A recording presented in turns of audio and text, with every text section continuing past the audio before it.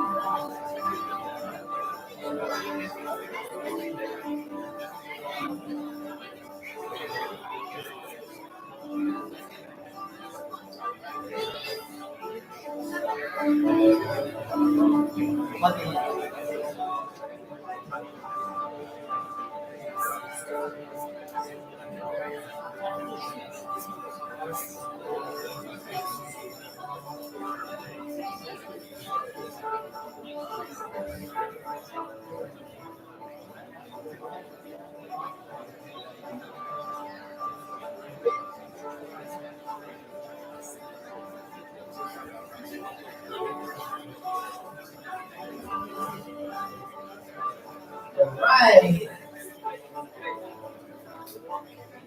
Good morning, everyone. Can I have the music to everyone? Hello, bedroom. Oh, bedroom is not me right now. Oh, there's no one in the bedroom.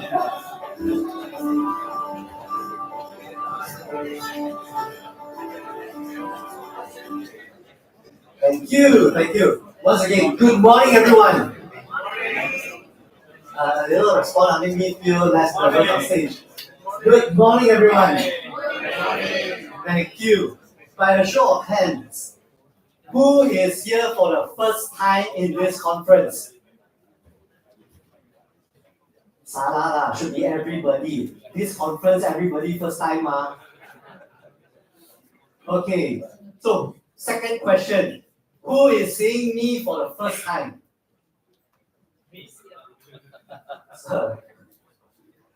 Thank you. Good morning, everyone. My name is Bernard. I'm very honored to be back here to be able to be your master of ceremony for this conference. For your information, this is the 4th year that we are doing this conference. It is not easy for IEH and the supporting organizations to put this together, but with all your support, I believe that this conference will go on year after year. Is that not correct? A bit limby already. Okay. Thank you once again for the support that you have been giving to this conference. It is a conference that really born out of a passion to be able to further the industry that we are all in and we are also passionate about. So this is where we will continue to be able to endeavor it and to be able to do it better and better. I'm just going to give you a small little surprise. We are already planning for our 5th conference next year, and there will be a little surprise at the end of day 2. So please stay till the end of day 2 before we release a little surprise for everybody. Is that all right? Yeah. Okay. I don't have a lot of time to do the welcome because if you see through the program list, it's a whole jam-packed full of speakers, panel discussions, and interactions for the next 2 days. But there are still a few things I need to go through. First of all, house rules. Simple thing we're all adults, right? Turn off handphone, don't talk too much. You want to do your own thing, just don't be too loud. Want to sleep, don't stop. We all know that. Okay, so those are house rules. Number 1, get out of the way already. Number 2, safety briefing. If not, we're going to hell liable if we never tell you. There are 4 exits in this auditorium, 2 in the front and 2 at the back. So in the case of the first fire alarm, 1 ring, stay seated, don't run first. 2nd ring, let's start running. No, don't run, walk. So exit through either of the exits, all of them are open. Gather downstairs, go out, turn right. There's an escalator that goes down, gather downstairs. So that's what we'll need to do in the case of a second fire alarm. First fire alarm, stay seated, relax, don't touch your first. Okay. Third one, have everybody collected your name tags? Yeah. Anybody don't have name tags? Anybody, when collecting a name tag, never get your goodie bag tag? But all haven't collected goodie bag, right? So later, who do not have a goodie bag tag one? I have been told that this tag is very precious, as precious as your MVP SG60 ticket. Without the tag, you cannot collect goodie bag. So what's going to happen is that you will be able to collect your goodie bag at the first break and for the rest of the conference. So no need to jump, no need first break all the way and jump to collect. Anytime during these 2 days, you can go and collect your goodie bag with your tag. No tag, no bags. Sorry. Okay? So if you lost your tag, you lost your bag. Okay? Simple as that. Next one. Signing of the SDU points, for the SDU points, is going to happen from the first break. Going to Kanchong and rush again. The first signing is going to be there until lunchtime. So it's open from first break to lunchtime. The second signing for the day is going to be at the end of the first day. Same thing for day 2. Any questions so far? Very good, very good. Okay. Third, the next thing that I need you all to do is look at your name tag.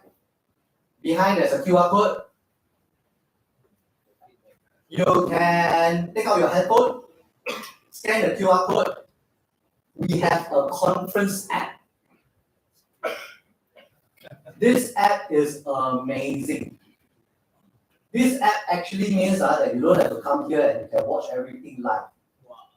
For this conference, first time ever, we are live broadcasting it on our YouTube channel. On the app has a link and you can actually watch it live. So if you have any friends who are really keen on any other conference or a full conference, send the link to them. They can watch it live on YouTube. All right. The app also has a few other functions. There is going to be a feedback function. There's going to be a live chat function. And there's also going to be a function where you key in the questions or the panel discussions. So this app is going to be absolutely useful for you to be able to refer and make references to anything and everything at all with regards to this conference. You are also able to go back to this conference in a day or two and download some of the slides that the speakers have presented. You will also be able to go back to this app in a day or two to view the photos that have been taken during these conferences.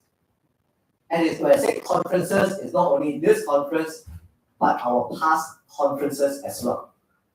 So keep this app useful. It's going to be there for this year, next year, and the years to come. All right. Quite a lot to go through. Okay. I cannot start this conference without acknowledging our friends from overseas who flew down all the way for this conference.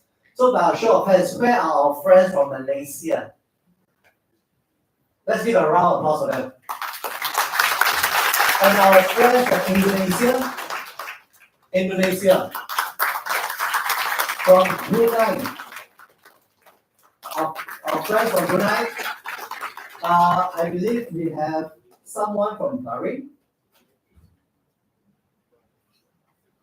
Did I miss out anyone from any other countries? Okay. Thank you for the support. Thank you for the support once again. This is truly our privilege to have this conference being spread out to in our neighboring countries. And that's really the vision that we have for this conference. Right, I've spoken a lot. Now I guess it's time to just limber up and warm up a little bit. Can I just request everybody to just kind of stand up a little bit? Come stand up, loosen up a bit.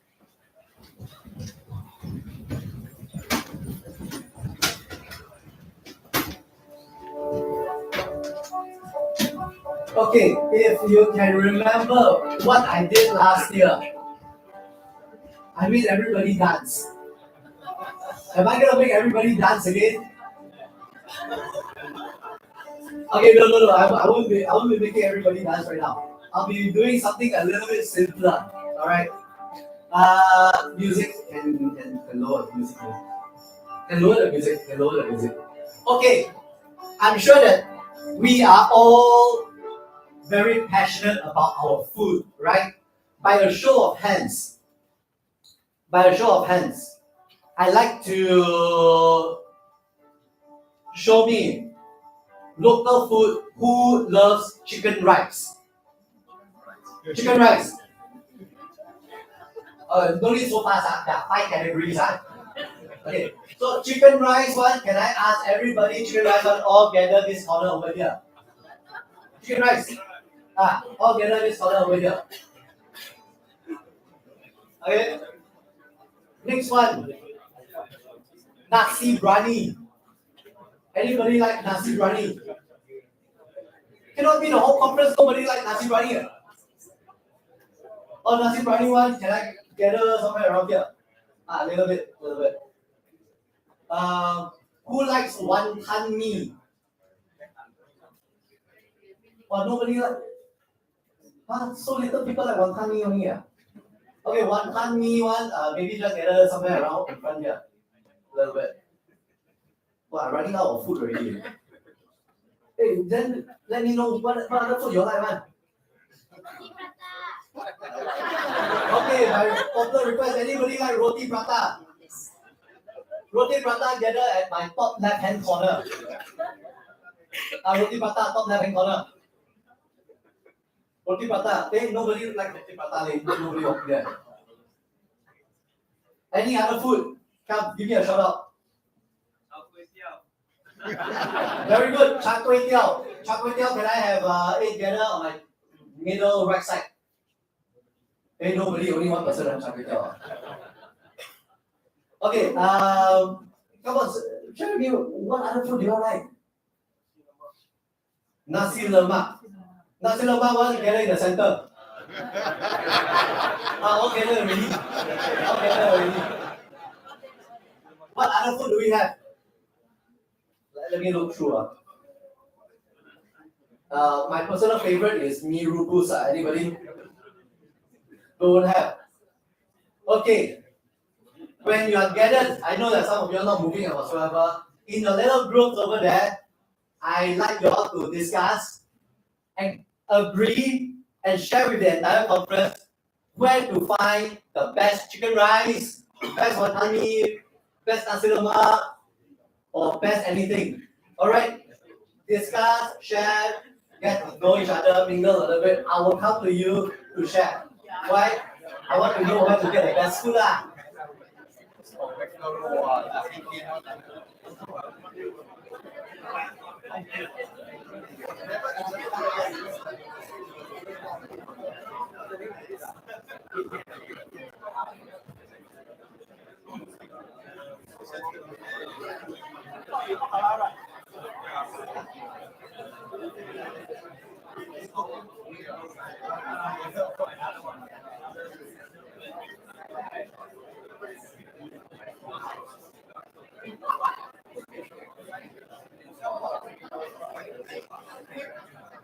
Okay, just one more minute, just one more minute.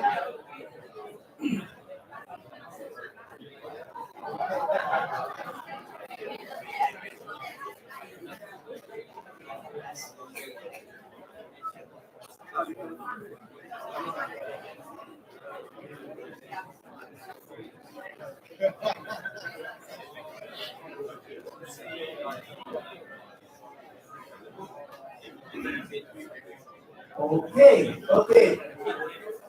Let's come back, settle down a little bit. Okay, settle down. All right. Let me just ask the team over here. This is nasi briyani. Okay, let's settle down a little bit. I know you're very excited. You know what this is. Settle down. Sorry, can I have a bit of a silence first? I'm gonna ask the team here to share. Okay. Can I ask a rep over here to share where you find the best nasi biryani in Singapore? The best nasi biryani in Singapore is Beach Road, Block 7.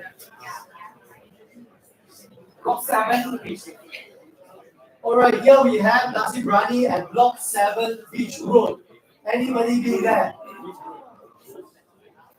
But not a lot of people. Okay, yes, nasi biryani. Thank you very much, nasi biryani team. You can take a seat. Yeah. Okay, this is chicken rice. Chicken rice, come, let's share.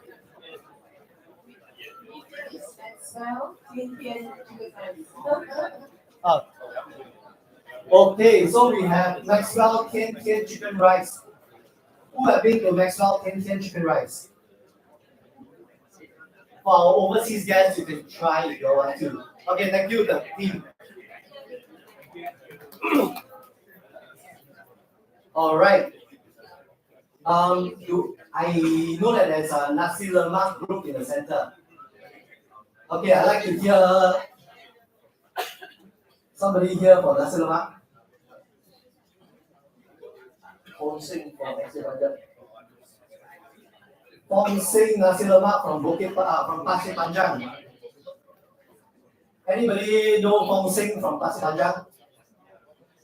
Yes. Talk about Fong Sing. I have a little story to tell on Fong Sing. And this is during my college years. We were doing a camp in NUS. There were 11 of us, I remember exactly 11 of us, that escaped our bunks, our rooms, in the middle of the night at 2 a.m. to run to Fong Sing to go and eat nasi lemak. But unfortunately, our seniors were there also. So we all got caught and got punished. So that was my little story on Fong Sing. All right. It's a little exercise. I didn't want to get everybody to dance because so much of a space around and all. Okay. So I just hope that with a little introduction over food that is so passionate to all of us, you all find out a little bit about culture and hopefully get to know about each other, get to make new friends as well, because this is what the conference is all about as well. It's about networking, it's about expanding our experiences and sharing our knowledge. So with that, I would like to invite our very handsome guest of honor. He has been with us every single conference, and it's our privilege and honor to have him back again to give an opening address. Mr. Amirali sir.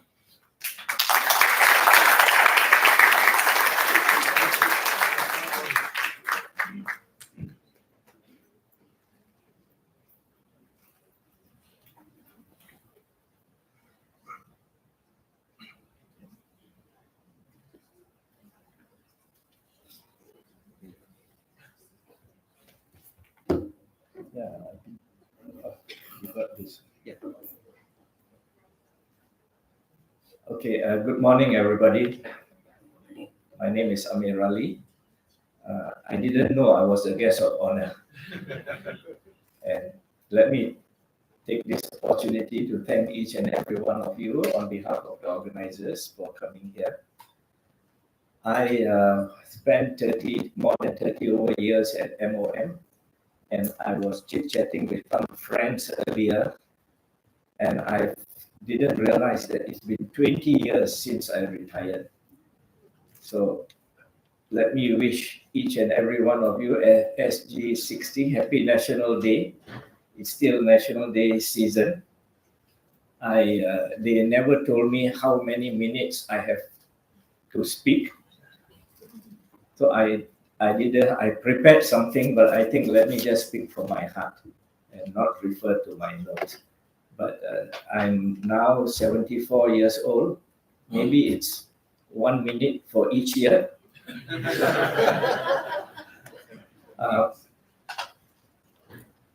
The theme today. Oh, by the way, I would also like to welcome everybody who came from overseas, from Brunei, Malaysia, Indonesia. It's so nice to have you all here. And let me firstly also do my duty and thank my dear good friend Zephan and Vernon for organizing this year after year. And I think it's growing, each year growing, and we're so excited to hear that next year there will be a fifth one. More success to you, sir. Now, usually the theme today is about health. I think focus more on health, innovating workplace health. So, all the while we were talking, when I present papers here and there, I talk about safety because my forte is on safety. And safety accidents are very dramatic. You remember the sinkhole accident? The whole Singapore was talking about it. And then we had the disasters of Hotel New World collapse, fires and explosions. They are very dramatic and we all remember it.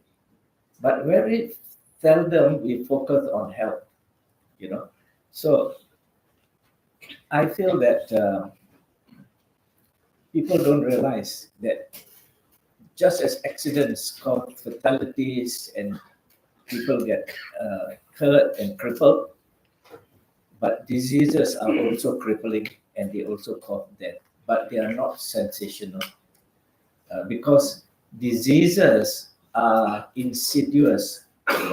They come in slowly, gradually, and one of it is maybe noise-induced deafness. Later on, people say, hey, why the TV is so soft? Make it louder. And then they realize that no matter how loud, it's not as good as before. So what happened is noise-induced deafness has come in. And there are also other diseases such as silicosis. In the past, we had sand and granite quarries. People suffered all these diseases and asbestosis, horrible diseases that happened, but now it's under control because sand and granite quarries are banned. So, what's sad? Accidents, straight away you can see, and surely you will. Everyone knows about it. You will get justice and you will get compensation. But diseases, unfortunately, they come in late in your life. And there are many cases where the diseases, like you feel a hurt in your lungs or some pain in your chest, and you go to a doctor, and the doctor says, oh, sorry, you got this asbestosis or silicosis, and there's no cure. I think that's very sad because that's the time you retire. You want to play with your grandchildren, you want to enjoy the twilight of your life, and you are told, sorry, you're going to go off. And even sadder, you can't get justice because the company that you worked for, that from where you extracted this disease and caused you so much suffering, is no more there. And it's very hard to get evidence to sue anyone. So it's just one of those things that happen to people. And I think all I want to say at my opening speech, let's not forget health. Just accidents, a lot of things are being done, but health, more things need to be done. Now, as I can see from the title of this conference, they are more progressive, People are talking about innovations. Now there is talk about AI, intelligence, artificial intelligence and all that, and how this is going to link with safety. You're talking about it. But this morning I was thinking, how did it all start? How did concern about safety start? And instead of going forward, I want to go backwards, to even the prehistoric days where people were there, what you call cave dwellers, I can't remember the name, but those type of people. When we human beings came into the world, we were gifted with something that no other animal had been gifted with, and that is to work together, to strategize, and to apply our brain power, the size of our brain was there. And we would honestly have become extinct if not for our ability to look after each other. For example, in the old days, safety means danger means being chased by wild animals, being chased by prehistoric mammoth and all that will chase you, and you will be killed. But then, what important is you learn from each other. This animal is dangerous. You don't eat these berries that are there because you eat the berries, you get stomach ache and you will die. So we warn each other and we learn, but that is actually the beginning of safety and health. Looking after each other, caring for each other. If not, we would be extinct today. That is how we have survived up to today. So I just feel that let's not forget that the need to look after each other must always be there. And that is what has kept our species strong and alive today and innovative. So I let me just refer to anything else I've written. Well, not very long.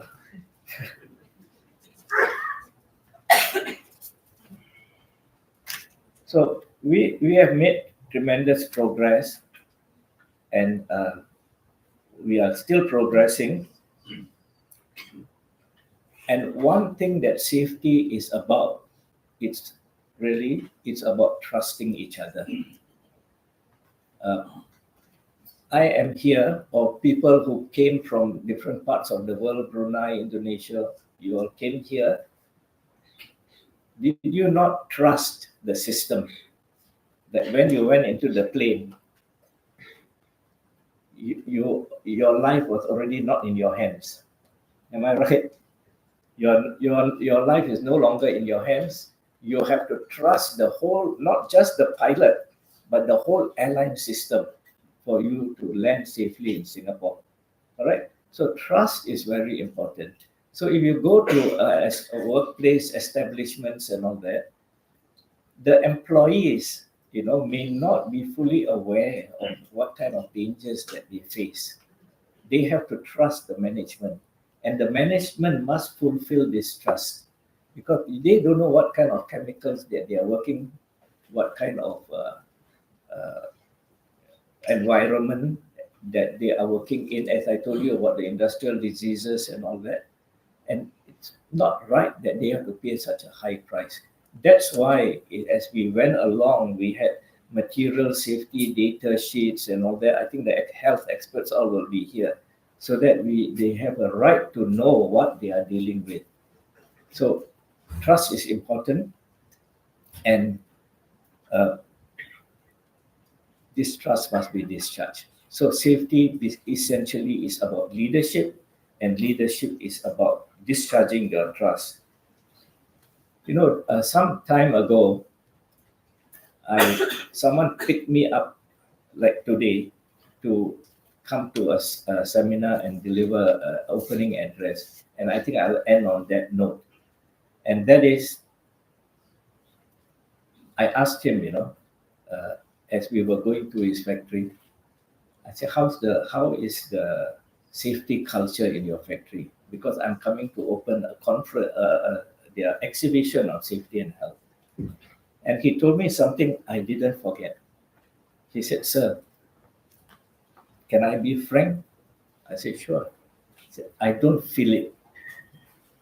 He said, "I don't feel it. I don't feel that I can trust the management because I just don't feel it. I don't know how to explain to you." But he made a very strong point because at the end of the day, safety is about feeling. So what I realized is you can't fake commitment. Leadership cannot fake commitment. it must be genuine and it must be real, because if it is real, the workers, the employees will actually feel it.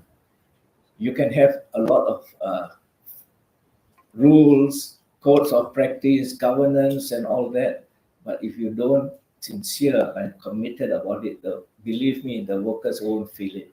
And if the workers don't feel it, they will not put in their best effort. They'll just hopefully one day that they can leave the country. And then I realized, yes, that's the key word. Feeling comes from trust.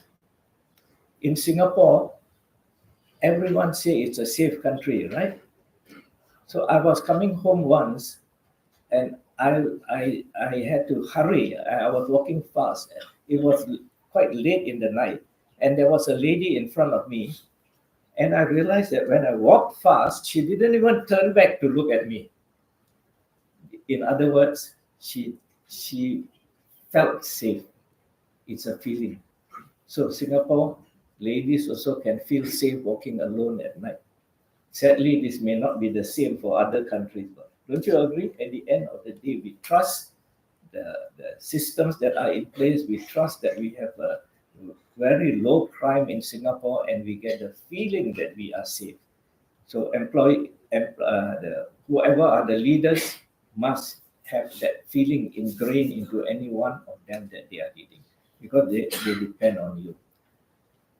And let me end also by saying that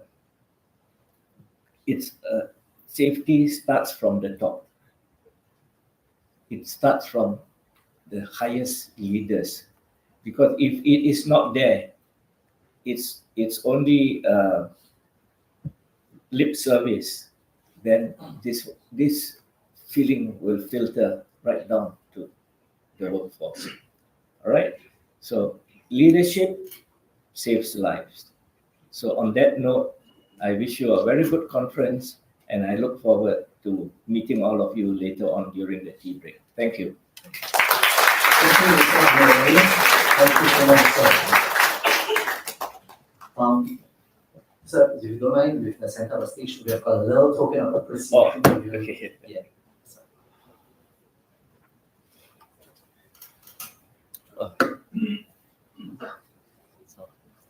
Wow, thank you. So kind of you.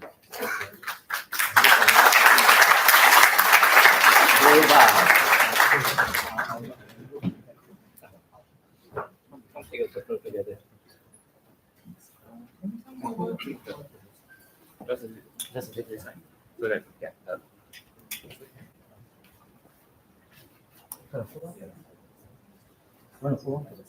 Oh yeah. 可以啦，随便啦。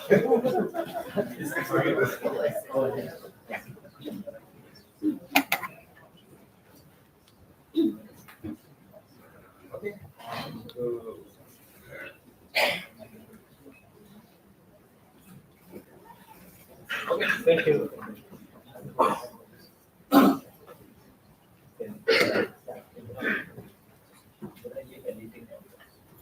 Don't worry.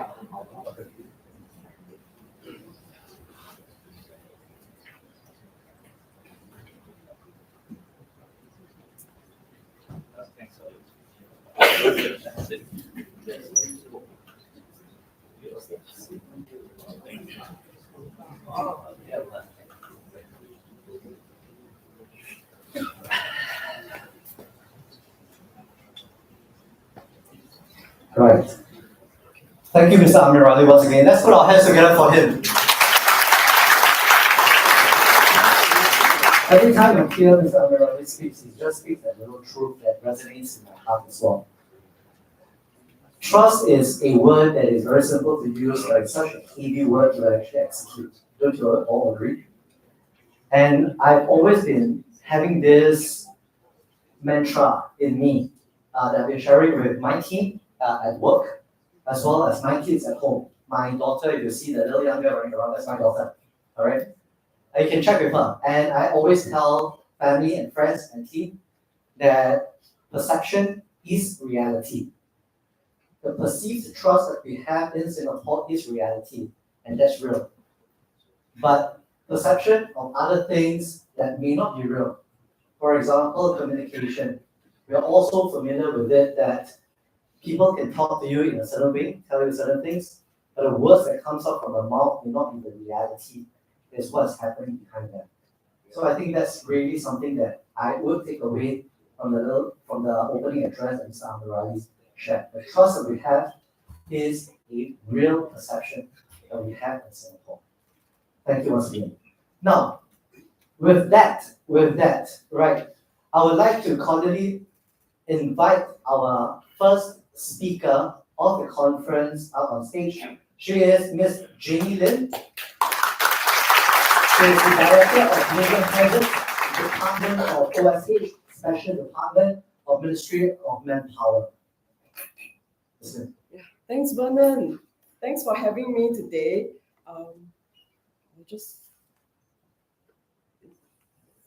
Sorry, I'm trying to advance the slides. Can someone help me with it? Yeah, thank you. So I will talk a bit about occupational health, and I will use the term workplace health. And I would like to share some of my views with you. And because we're in a room together with like-minded professionals, so I believe you will be able to, resonate a bit with me. So we will always talk about numbers. So stats is something that we look at every year, and the Ministry of Manpower actually puts out a report on occupational safety stats as well as occupational diseases. So as of last year, we had 899 reported occupational diseases. And just to let you know, once it's reported, we don't report again the next year because the person has already suffered that disease. If we accumulate, then it will be very huge numbers. Yeah, so we will just acknowledge and put in as a stat once it's reported for that year. So we had 899, and if you look at it, well, what kind of trend do you see from this? Any thoughts, any insights? How do you interpret the number of cases over the years? I'm sure you have some answers in your head. So apart from looking at the total number of ODs, we also look into some other details. So when we dive deeper, which is the key sector that's causing it, which are the top contributing ODs? And as usual, it's manufacturing. It's not a surprise. Manufacturing is a significant number in terms of the proportion of workplaces in Singapore. And if you look at ODs, the number one all these years has been noise-induced deafness, and it's no surprise. It continues to be the number one OD as of last year and the past years before. So if I were to go back, you will see that there is some kind of a dip around 2020. So that was when the COVID pandemic happened. So there was some drop in the business activities. So therefore, correspondingly, the number of cases that were reported also dropped. So with this, we also targeted mainly the manufacturing sector. We dive deeper, and currently we are looking at the metalworking sector because that has been the key contributor based on our stats so far. So we are conducting a sweep of all the metalworking companies in Singapore as of now. And for noise-induced deafness, so that is the one that we are also targeting for metalworking. And if you look at the national WSH report, this is what it says inside. It's very factual, 899 in 2024.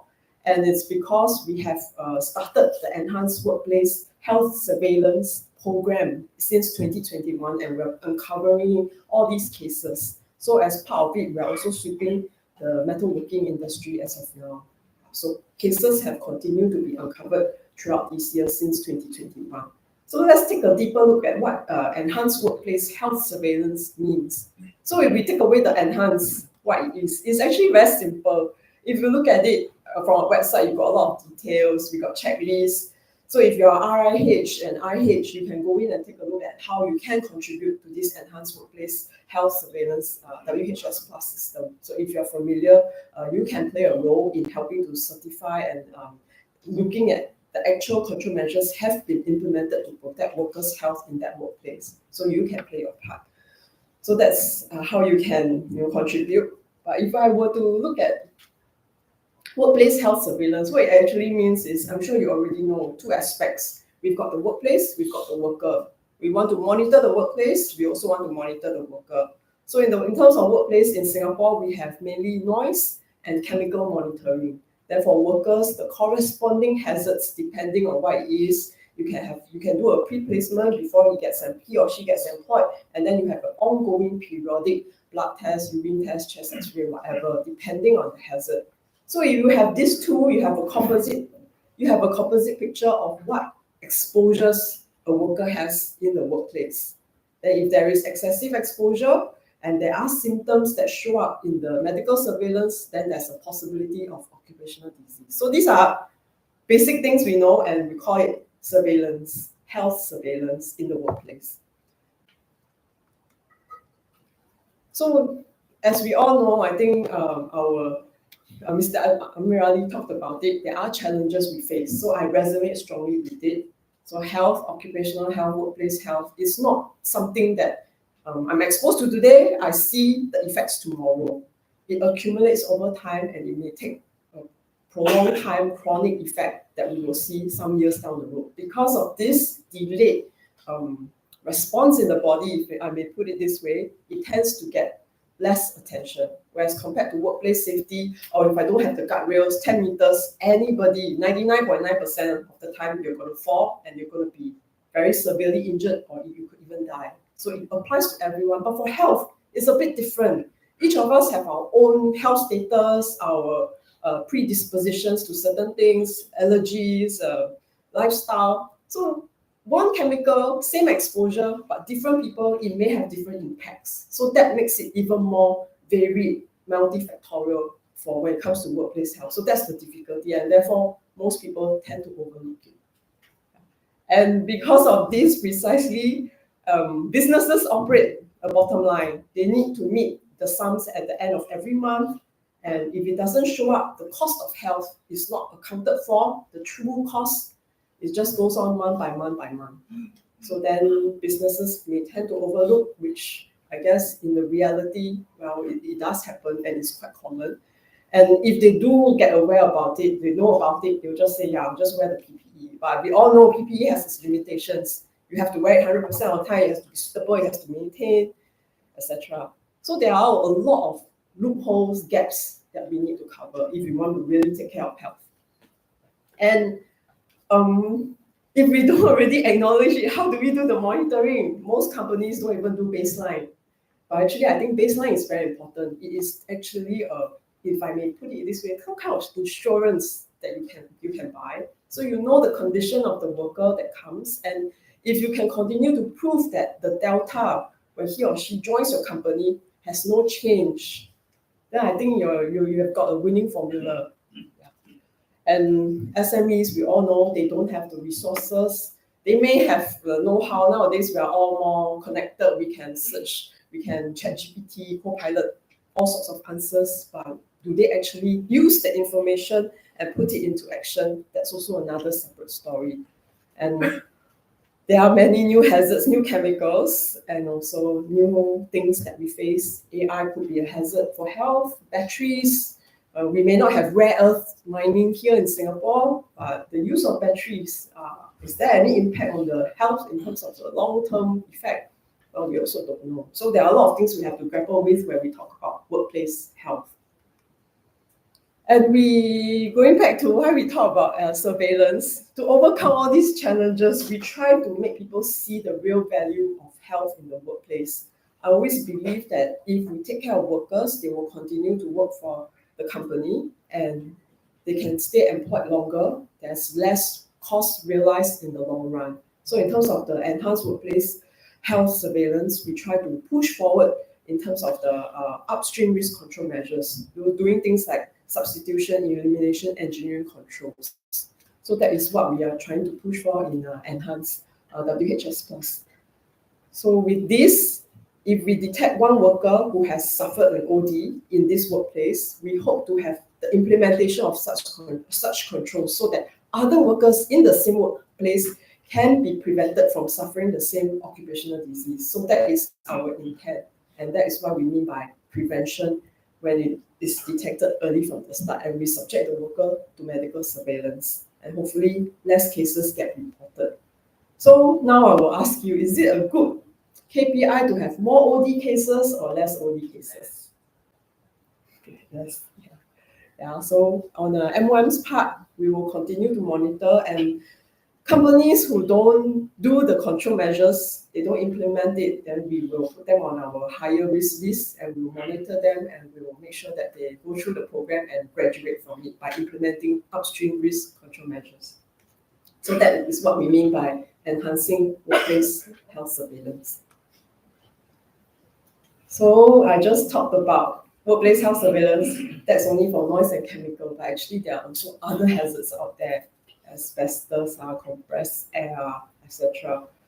So as professionals, we need to look beyond chemicals and noise because health is a whole composite of many things that come together. It's a whole system that make up our health, our bodies, our mind. So there are other things that we also have to look out for. It's not easy, but we can prioritize. We can see which one is the highest risk and then work down from the list. So starting somewhere is the entry point. So I just want to add further to the whole cocktail of different hazards. We also are faced with climate change. The rising temperatures are not going to relent anytime soon. In fact, it's only going to go up. So heat stress, heat-related illnesses while at work is a serious threat, and we have to look at it. So in MOM, we recently, last year, we came up with a revised heat stress framework. Mainly, if you want to tell people about it, is drink, rest, shake. And before they start work, acclimatize, and also be prepared when somebody has heat symptoms, be prepared to administer emergency response. Yeah. So for more details, you can go to our MOM website. So I'm not going to stop there. I'm going to expand it a bit more. Can you help me advance to the next slide? It's not working. Okay. So I'm going to push it a bit more. So climate change is not about rising temperatures. It's also about adverse weather effects. See, we have a global rising temperatures because of the warmer, of all the greenhouse gases. So with that, there's more moisture in the air. There's going to be more flooding, flash floods, increased lightning, heavy wind, strong winds that come suddenly. If you remember last year, I think around September, around this time also, there was a Sumatran squall that suddenly came, and then infrastructure were possibly compromised. People felt the effects. So what we should do is during peacetime, before it actually happens, we take a look and we prepare for it. If you have infrastructure that's probably not checked in a while, it's time to check it. I know it's a safety hazard, but it's in the workplace, so we can all do our part. So apart from heat, lightning, flooding, high winds, check equipment, check electrical stuff. Yeah, so it's a whole gamut of things that we have to grapple with. But anyway, we have some guidelines that are simple, easy to access. You can just look at it and have some inspiration and see what you can do. Again, prioritize risk-based approach, something sensible. Okay, so I went on from chemical noise, other hazards in workplace health, and then climate change. Now coming back, after it all, we are persons in the workplace. We have our health that help us carry out our work, but is our work also contributing back to our health? Can we think about it that way? Because work gives us meaning. It helps us contribute to society, helps us feed our families. But if we do continue working, it can also help keep us alive and vibrant. And can we do something about it so that we can continue to be productive for as long as we can? So health for work and working for health is a possible reality that we all can achieve. So with that, if we have our health, we contribute and we have economic means, we can live, work and play and lead meaningful lives. So like Mr. Amirali said, as part of work, yeah, we do give, but after when we want to step back, do we have that quality of life to continue for the rest of our lives? Something meaningful, or do we compromise our hearing or suffer from incurable diseases? What do we really want? We can make a decision now, we can take action now for the future. So with all this, we also help businesses continue thriving, because if workers, they're hard to come by, especially good ones, skilled ones, we can continue to protect them and prolong their productivity, longevity at the workplace. We can support them. So actually, it's a win-win-win. Why haven't we thought about this? It can be, it's not a zero-sum game. It can be winning for everyone. And just one last point I wanted to add is, for health, it's a long game.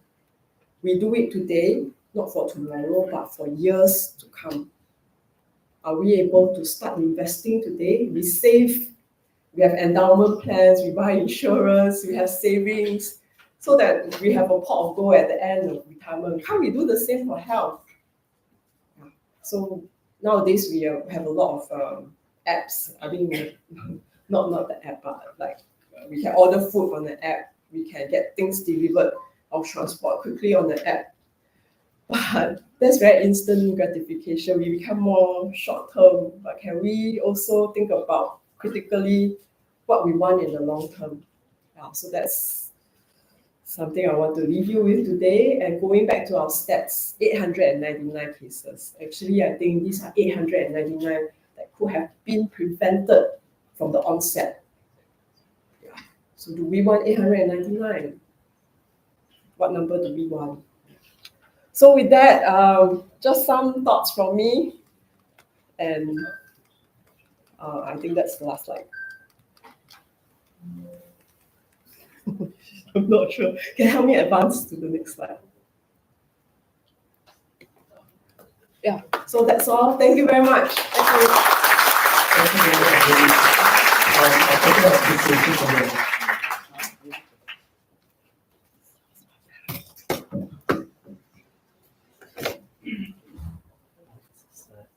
Thank you. Thank you very much. Yeah, thanks for hearing my views. Thank you. Right, thank you very much. Hearing what Jimmy has to say, I've just been actually shared a new information. In one of the work that I do, I've been told that there's this increasing risk that's actually from the US right now that hasn't really come to Asia yet, about some regulations with regards to this chemicals called PFAS.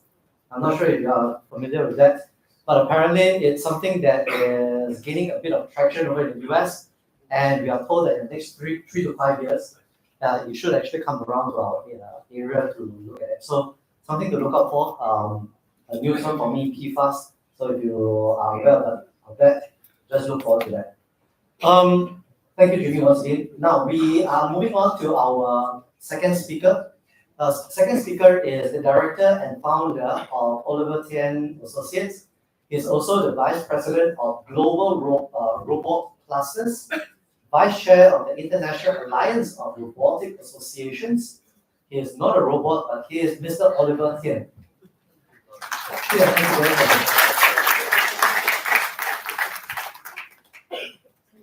Thank you. Thank you, sir. Thank you. A very good morning to all of you. Technology is my passion and interest. I've been playing with it for quite a number of decades. What I do today, actually, I do a lot of travel. If you look at the brief introduction, the Global Robot Cluster is based out of Daegu in Korea, and that is a network of 30 countries around the world, focused in looking at AI and robotics in the respective countries. In that sense, I do get a chance to travel to different countries, some countries that I don't think about, like Nepal. I've been to Nepal 3 times over the last 2 years to look at their interest in AI and robotics. And the International Alliance of Robotic Association is based out of Hangzhou in China. So in that sense, I do travel to China as well to look at some of the latest development that they have.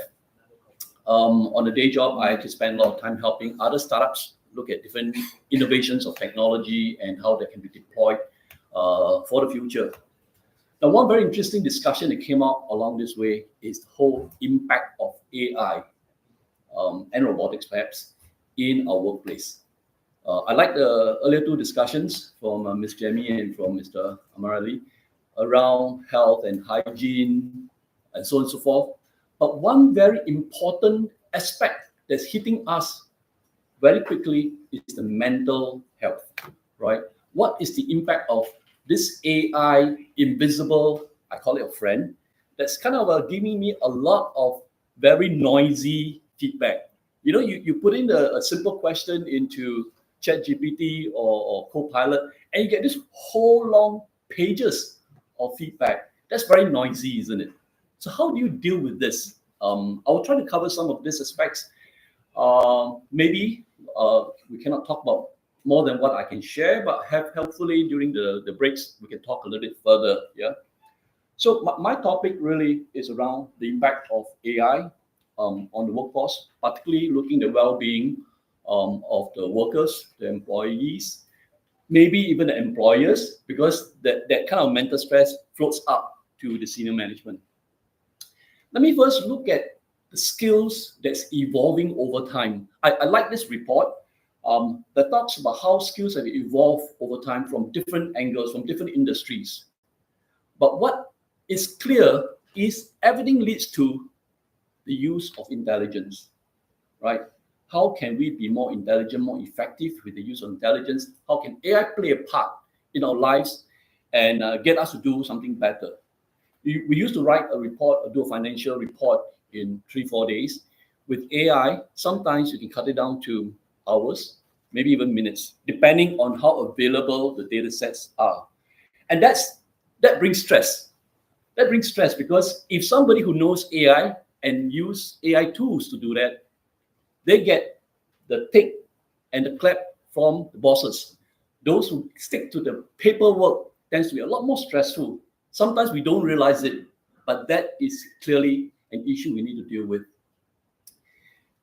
I think we need to figure out how we can bring out human brilliance, right? Like what Mr. Amarelli has mentioned earlier. The humans are smart. Humans manage to survive through thousands, centuries of years, right? Can we now leverage technology to continue to bring out the brilliance so that we can be better and continue to survive even more successfully? And the time is now. The time is now because in the last 2 years, we have heard a lot about AI. We have heard a lot about this magical, invisible thing that's coming to our life and affecting all of us. And what we should do is figure out how we can upskill, reskill, whatever word we want to use, but get to know AI so that we can leverage this AI, this technology to help us in the work we do, and we don't feel stressful about it. There are various aspects of AI that we need to know. Clearly, it affects a lot of our effort to solve problems. It affects our efforts to look at some of the issues that we want to deal with, and so on and so forth. And I can go on and look at many, many things. What is important is that AI is uncomfortable to some of us because we do not know what it is. The fact is, we better get used to this discomfort because it is here to stay. We need to know how or what this is and how we can turn it to our benefit. You see, what we do not know, we fear. And that's a big, big issue. What we know, we trust, and we are able to use it to our advantage. I was in Wuhan, China in June, and I got a chance, the opportunity to participate in a discussion with the Ministry of Education that is looking at how they can bring the foundation of AI knowledge to every graduate in China. I'm not sure whether you're aware how many graduates take place in China every year. Singapore has a population of about 6 million, plus minus. China produces 11.4 million graduates every year to Singapore, right? And that's huge, right? Imagine in 3 to 5 years' time, every single graduate from the universities in China has a foundation knowledge of AI. They will have a huge advantage over what we do. The good news is, yesterday I was involved in a Zoom discussion with a local university who's looking at exactly the same thing. How can we bring the fundamental core understanding of AI into every graduate of that university? I think that's key. What you know, you can trust. What you do not know, you fear. For me, I've been working with AI since the 80s. Maybe that gives away my age. But I wrote my first LIST program back in the mid-80s. And hence, if somebody comes to me and talks to me about the fear of AI, actually, I'm not too much afraid. Oops, what did I do? AI. How can I bring this? There you go. So what can we do about it? That's key. Let me talk a bit around the evolution of how AI has been. I think if we go back to the 80s when first computerization started to take place, we talk a lot about data engineering. How do you organize the data, put the data structure together, and then extract information from the database. And then a couple of years back, prompt engineering became a huge topic. Everybody wants to know, how do you ask questions? Now, of course, prompt engineering is a beautiful word, a beautiful phrase. But honestly, that skill has been with us for many years. How do you ask questions? How do you ask questions appropriately? Consultants do that very well. Lawyers do that very well. Now we're asking the engineers to do the same. And in fact, we should pass that skill on to every single workforce in our organization. Sometimes we gabra, right? We don't know what to say, what to ask. But moving forward, we need to look at how we can do solutions engineering. And what do you mean by solutions engineering? How do you take advantage of the knowledge you know, the experience you've gone through, and more importantly, leverage technology such as AI to help you formulate a solution to solve problems. We are in the space of trying to solve problems. Many things happen in our life after we graduate. But our key job, if something happens, we got to solve it. The question, how do you solve it effectively? For 3 years now, since the pandemic was over, I got a chance to work with HMK in Finland, a professor, and we talked about training in school and training after you leave school. One big challenge we have in our education system today is just-in-case learning. What do you mean by that? We learn a lot of information. You take a lot of courses just in case you need to know what they are, right? I did a lot of chemistry. I did a bit of biology. But as an engineer today, I use very little of the information. Most of it are gone. What we need is to train our next generation and even ourselves just-in-time learning. How do you learn just in time to apply the knowledge into a work program? Now, what do I mean by that? If today in the factory or in a retail business, something goes wrong, how do you solve it? You can't go to HR and say, I need to attend a class and schedule that 6 months down the road so that you know what to do. It's too late. You need to figure out how you can get access to knowledge to help you solve the immediate problem and learn along the way. Another phrase that experts say is learning in the flow of work. How can you effectively use knowledge in the flow of your working, apply it, and keep that knowledge in you, or perhaps share it with your colleagues so that we all can be successful together? So the issue is, how do you integrate the AI content into the business, into problem solving? Now, we think that when we send somebody to an AI class, we have an expert. But that's not necessarily true, because what you have built is the competency of one individual. The organization must come together to build sufficient capability within an organization so that together and collectively we can make a purpose. And hence, we need to understand how AI is going to weave into our organization, how AI eventually will become the substrate of strategy that we deploy, and it is going to be part of our nervous system in the organization. And hence, it is so important we understand what AI is, what we know we can trust. If we do not understand enough of AI, then the mental stress will be built up. It would be great if we can have a fundamental AI course for organizations that we all work in, so that we know and understand what this is all about and how we can leverage that to ourselves. I normally talk about Iron Man as a movie. Okay, I'm going to shift to Iron Man now. But why do I talk about Iron Man? Iron Man has got this invisible friend called Jarvis. Just another really very intelligent system.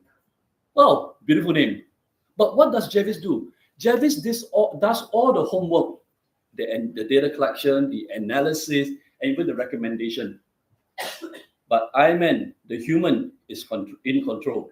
He decides what should be done or what should not be done. He decides whether further analysis is required or not required.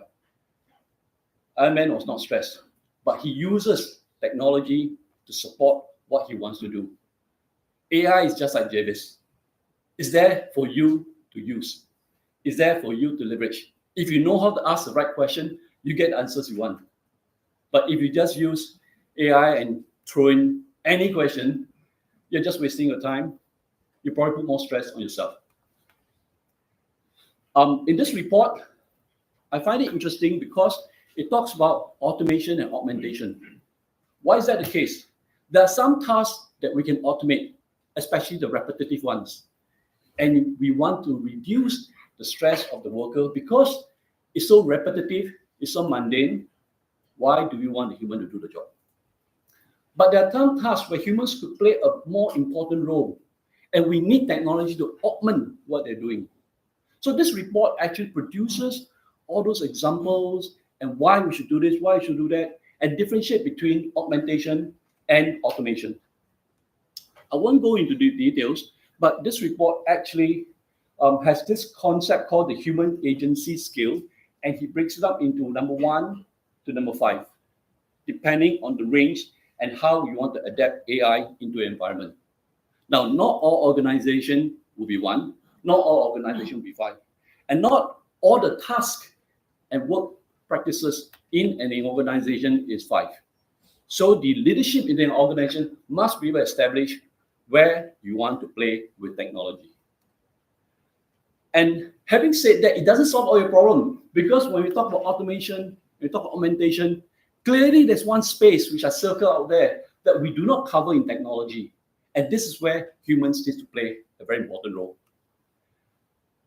I'll move on to the next part, but I think what's important is AI, artificial intelligence, and human intelligence can combine together to produce what I call authentic intelligence. And this is very key. Why? Because I ask this question to many of people that I talk to. Do you think machines have mind? Do you think AI eventually will take over the world? AGI, as some people will call it, will be that creature that takes over our well-being and do everything for us? I beg to differ on that. So let me explain why. I zoom in and look at reasoning, right? Makes sense. We do certain things, make certain decisions, there's a reason to it. And there are 3 levels. The first level is what I call deductive reasoning. Deductive reasoning is based on the fact that you have many information. You deduce what you want to do next. Forecasting comes a bit into that space. And that space, let's not compete with AI. Let's not compete with computers, because it'll be faster, it's got wider search, and you can do a better job. And today, AI performs very well in that space. The second is what I call inductive reasoning. Given all the information, can I surface up a broader model and apply it accordingly? The third space is where I believe AI and technology is not there yet. And this is what I call abductive reasoning. In any team meeting, in any board meeting, the chairman will always ask, so having listened to all your reports and comments, what is your best guess? You think a computer can give you the best guess? No. The human with an intuitive mind will say something that makes sense eventually, but not in the current data set. And this is the part where we talk about creativity, we talk about innovation, we talk about how humans can play a big role. And let's move our workforce away from the part where they compete with technology and become very stressful, to a part whereby we play well in adaptive reasoning. My next 2 slides goes a bit detailed. I'll just skip that. But what's more important is we need to understand the impact of AI in different ways. You can read through all that. But what is key is that there are positive and negative impacts of AI in the workplace. The positive side brings out the joy in working, reduces the stress in the workplace, and makes the employee a lot more happier.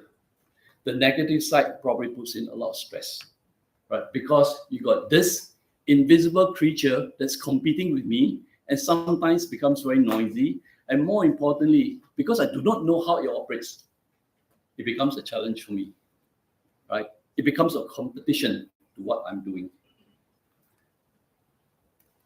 The fact of life that we are all going to see is that we need to figure out where we should invest in technology, where we should invest in humans. And that combination, that augmentation is going to be the powerful answer we have to move forward. And so doing, I hope we can address mental stress within the organization.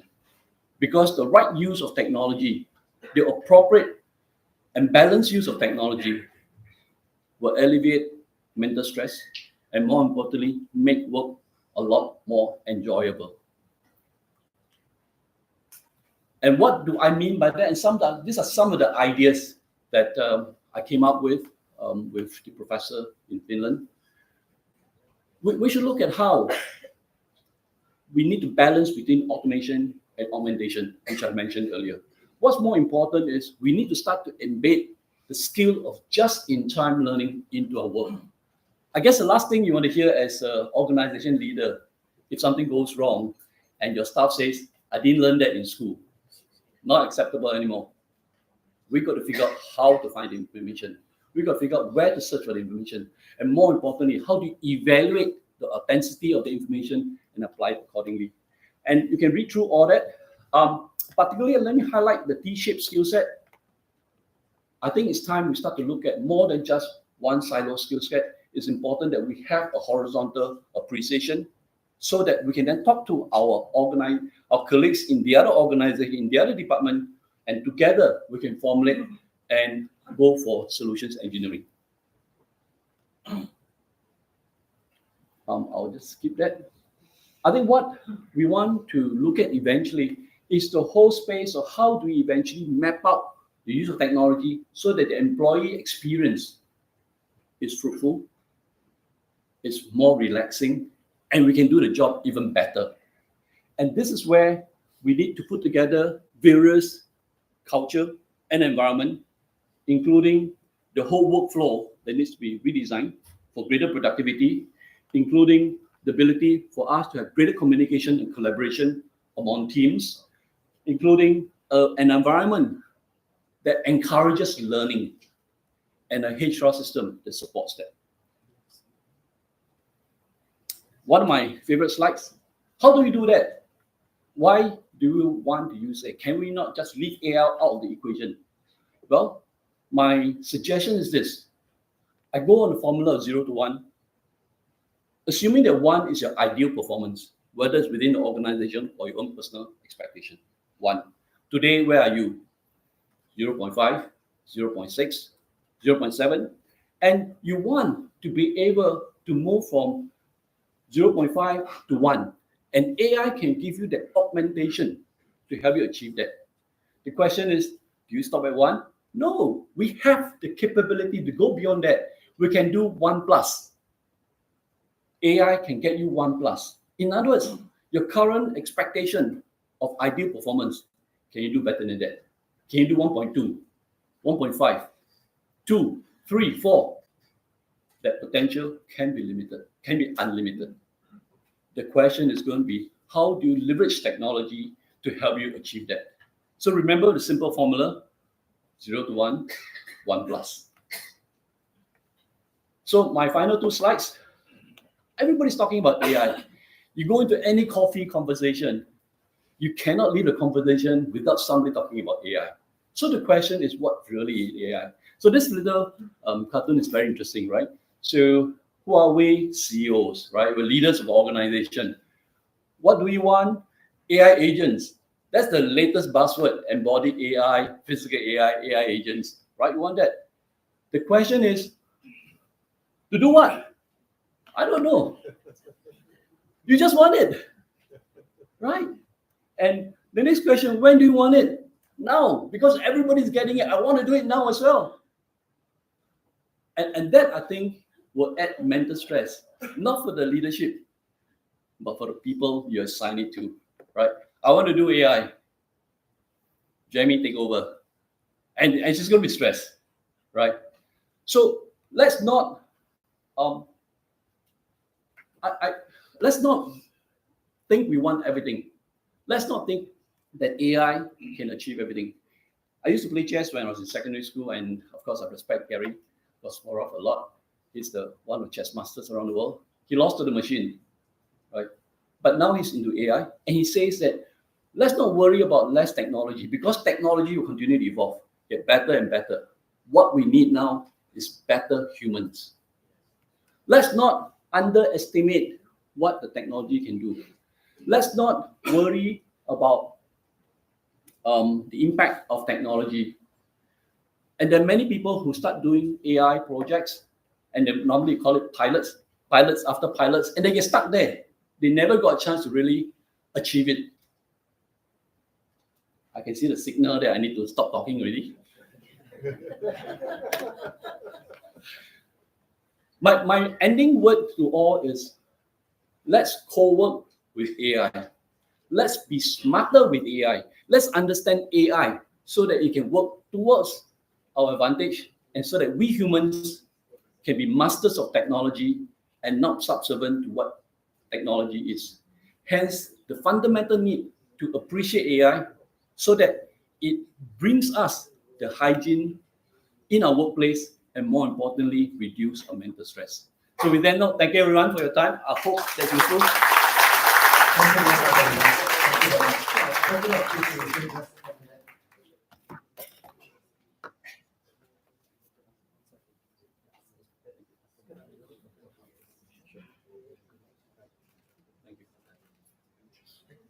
Thank you. Thank you so much. Thank you so much. Right. Just like to clarify, I wasn't looking at my watch for the timing and all. It just so happens that this is part of technology, right? Messages comes in through your smartwatch and you look at it and people think that you're trying to rush that. I'll blame AI for it. All right, actually we are doing pretty good with timing. Doing pretty good with timing. So I am actually standing between you and coffee right now. Just a few reminders. First of all, you can actually sign for the SDU points outside. You can collect your goodie bags outside. Again, there's no rush. You have all the time in the world until lunchtime for the point signing, and for the goodie bags, you have for these 2 days. Time now, just a quick time check on my watch, 10:19 thereabouts. Can I request that we mingle network, have a good break, come back in here, be seated by 11 a.m. But I request a small favor. There are empty seats in the center and all. I like to just kind of squeeze it out, push it forward a little bit. I need to leave the last 2 rows free. So if you could just kind of come down a little bit. If it's really all filled up in the front, then maybe at least the last row, keep it free. So that if some laggards that comes in a bit later, there are some commitments in the morning, then they're coming later, you still can find some seats. Okay, is that all right? Cool. Thank you very much. I shall see all of you at 11 a.m. later.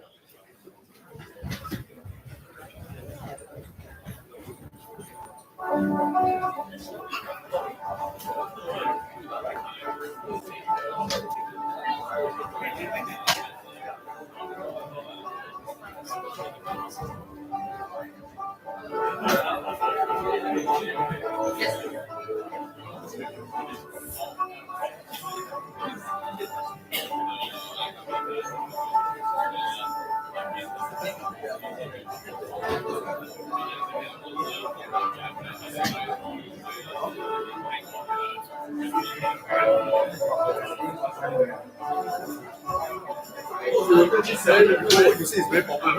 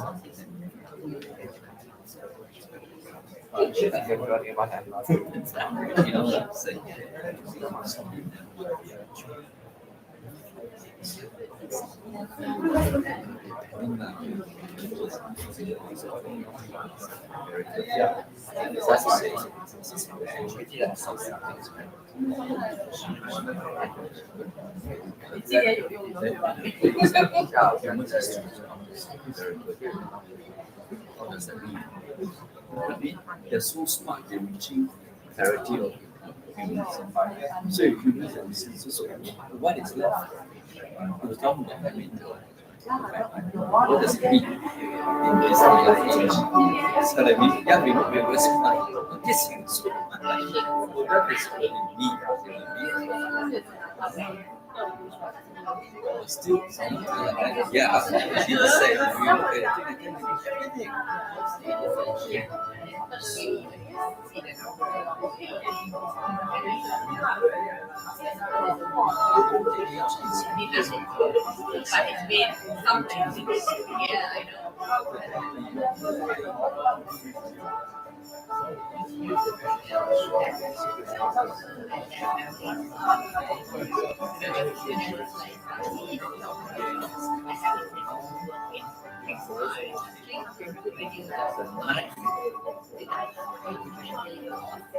But yeah, the night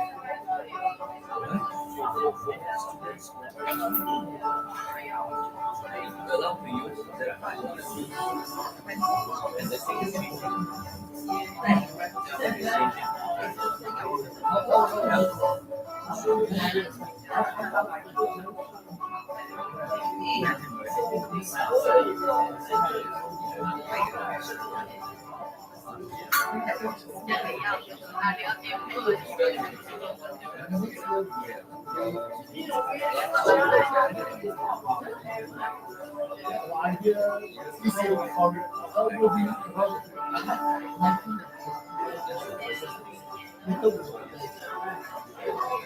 our idea is like easier for information. Trying to get all of how next year coming, what real success case, action, what are the challenges, what kind of measures. So it makes sense.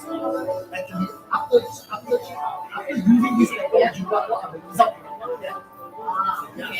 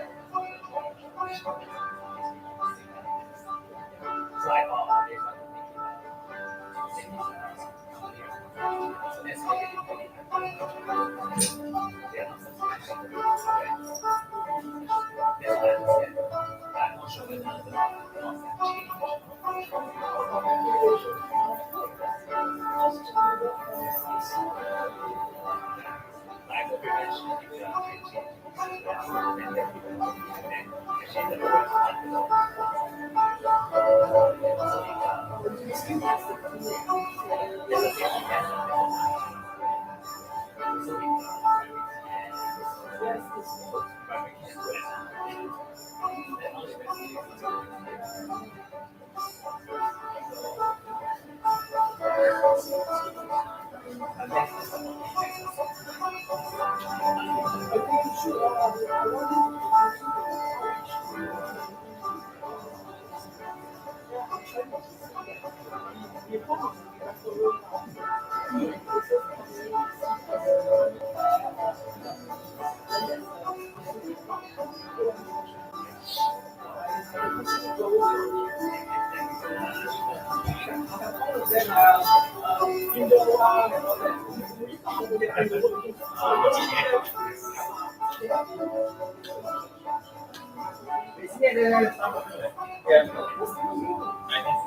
I'm sorry.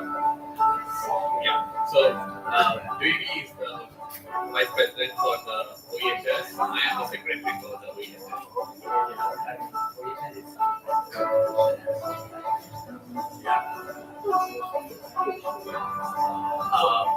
It was started by the doctors, but then Yeah, but then it's like a equal mix of hygienists as well as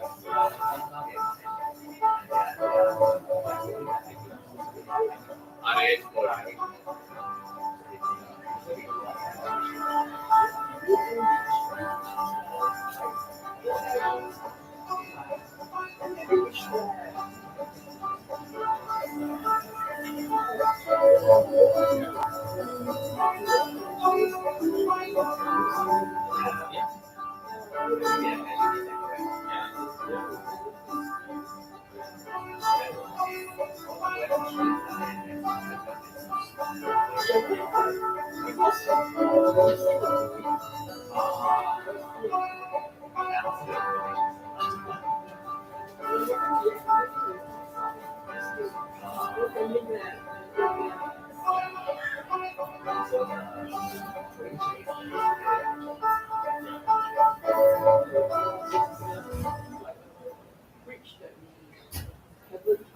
Yeah. Yeah, yeah, yeah. Now 33, like it's around 50 normally.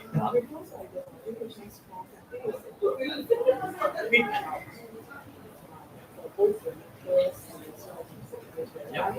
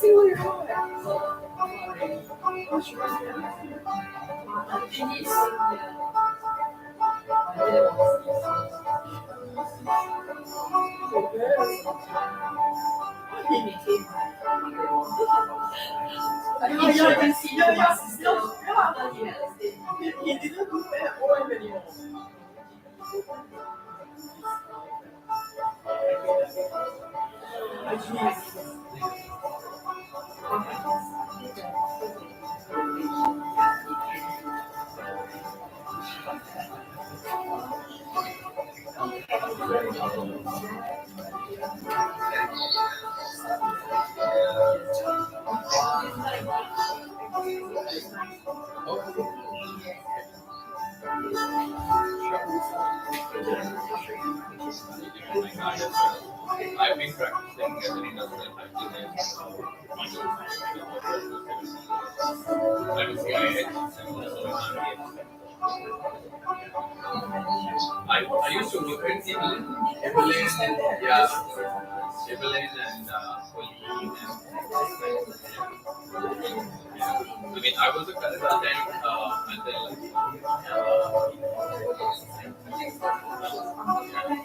I was working with Apple for the last 5 years, but I just changed jobs. I'm now consulting again.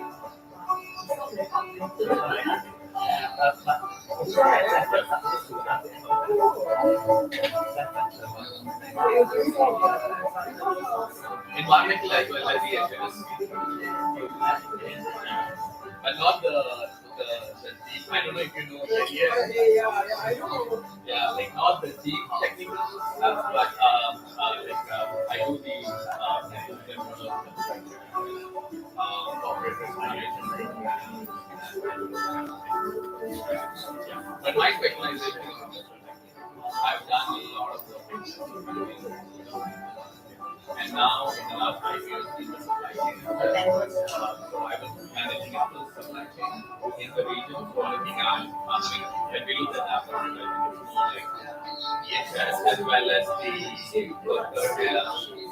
products which you can go on the implementation side, but more on the worker well-being side as well, worker rights, labor improvement rights, because like factories are like 30,000 workers, 40,000 workers, like these are big factories, and how do you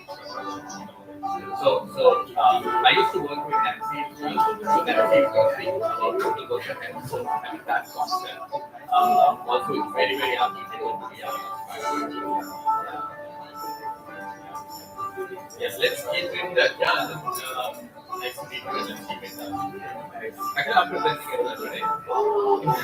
Yeah, just before lunch.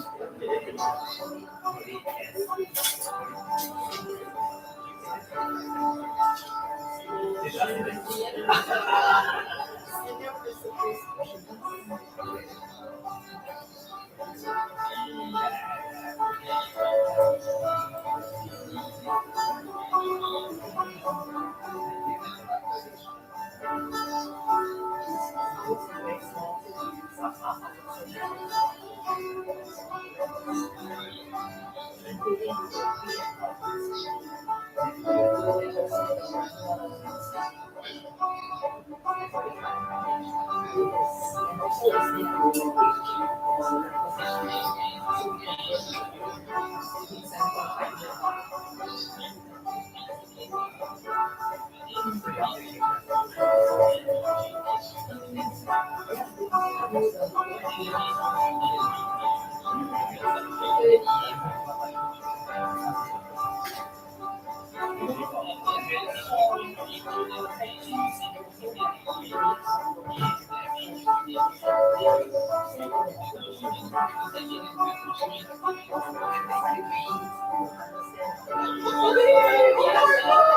my god.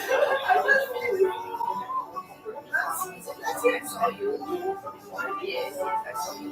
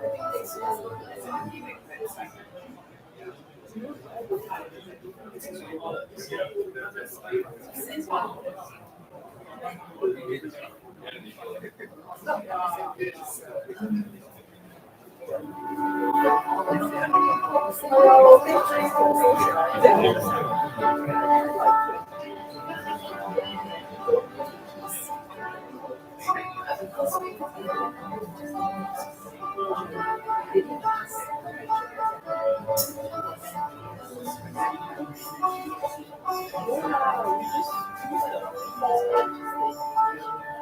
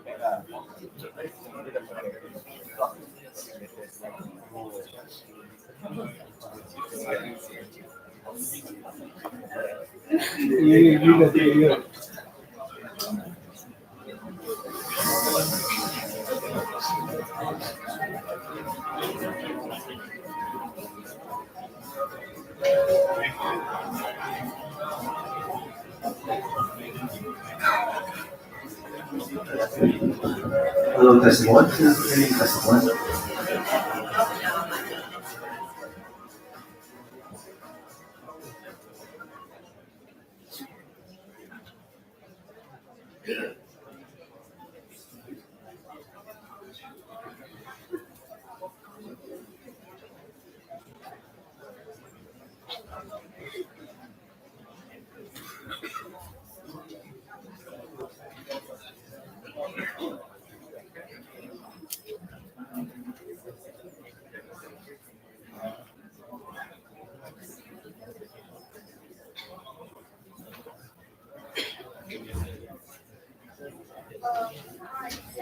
Okay, thank you. Thanks for coming back on time. My watch says 11 a.m.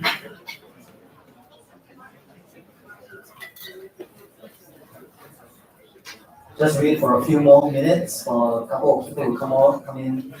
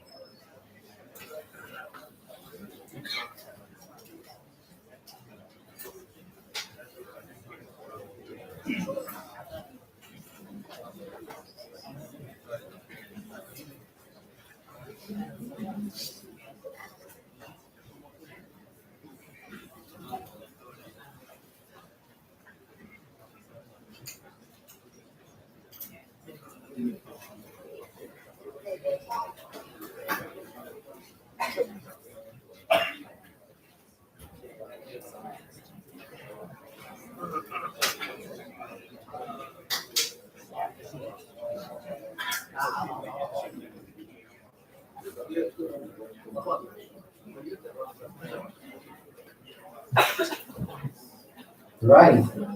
Thank you everyone for coming back on time. Really, really appreciate that. Okay. On screen right now, you are seeing Miss Nancy over there, but we're not going to have Nancy here with us in person, unfortunately. But before we actually put her recording on, there's a request for Mr. Amarali to actually speak on something that just kind of hit him, reminded him that he needs to actually share it with the rest of us. So just if we could give him a couple of minutes and he would like to share something that's very close to his heart. Mr. Amarali, sir.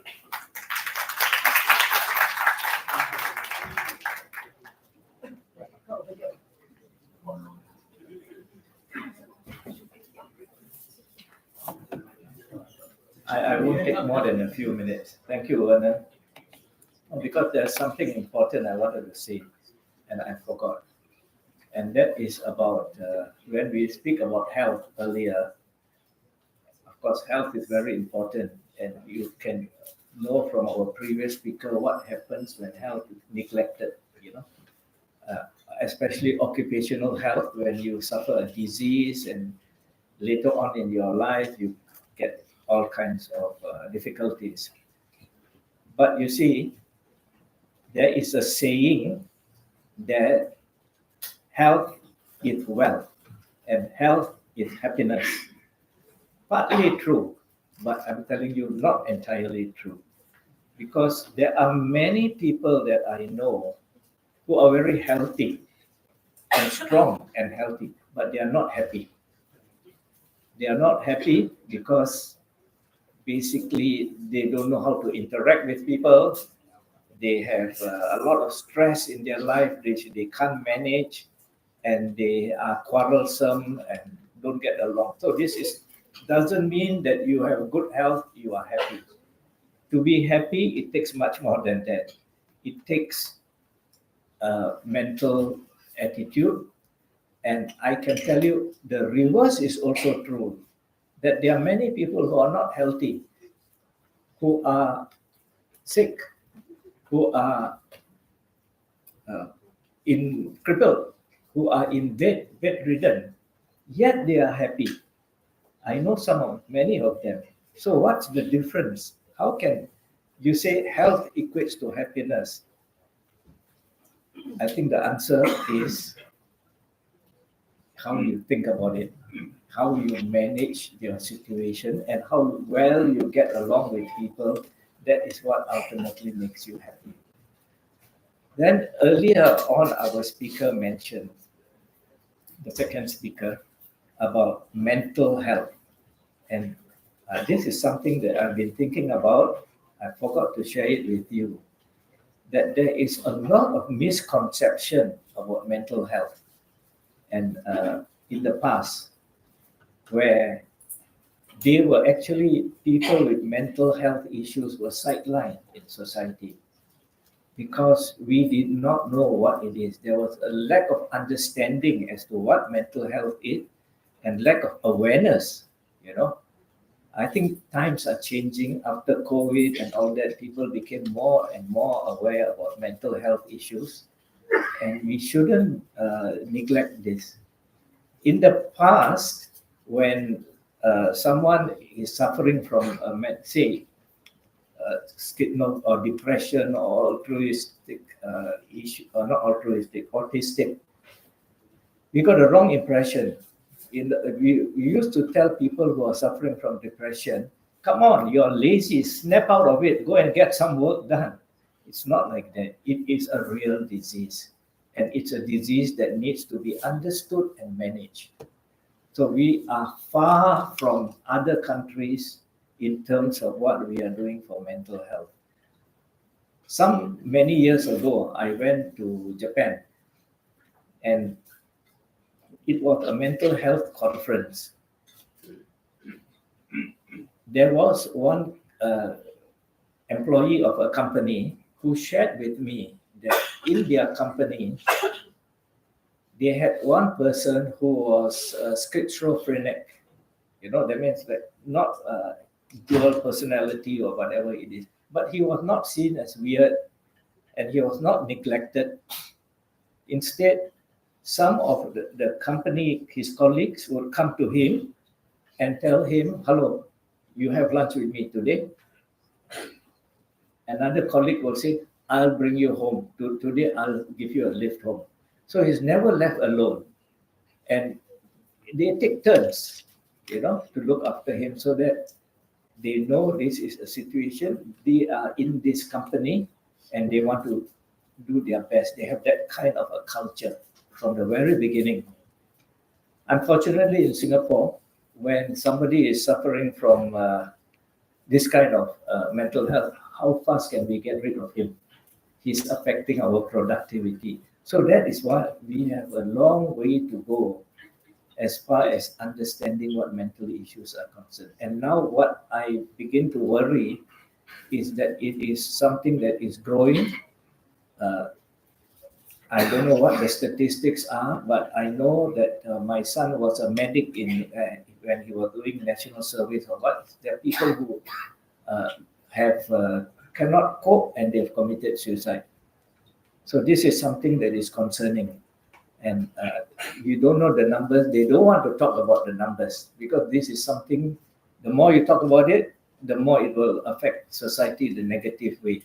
But it's a reality. And we just have to do our best to focus more and more on this situation. So never take mental health as a handicap, and this is one area of society, we just leave them alone. I think do our best to integrate them into the mainstream of society, understand them, keep them company. Okay, so I thought I wanted to talk about this, and I didn't get the chance earlier because I put my notes, I wrapped up my notes, and I just thought I'd add this part of it. I was talking to my colleague who was the third gentleman. Yeah, he completely agreed with me, and this is something that we should all push forward. So, Bernard, maybe your next conference focus on mental health and all that, because this is part of the bigger problem. So, with that, thank you very much.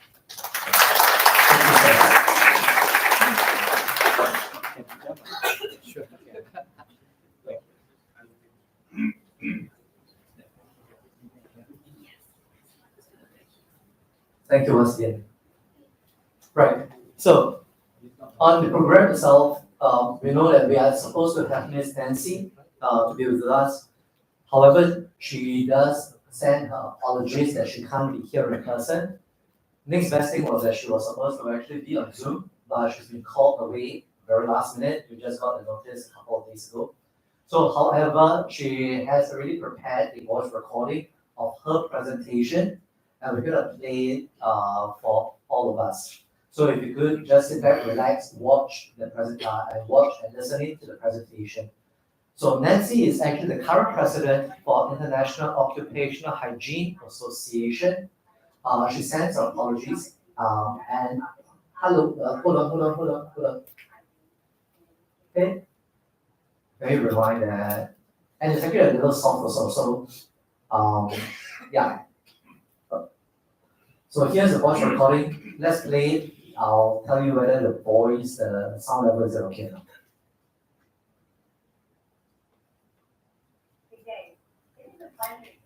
Louder.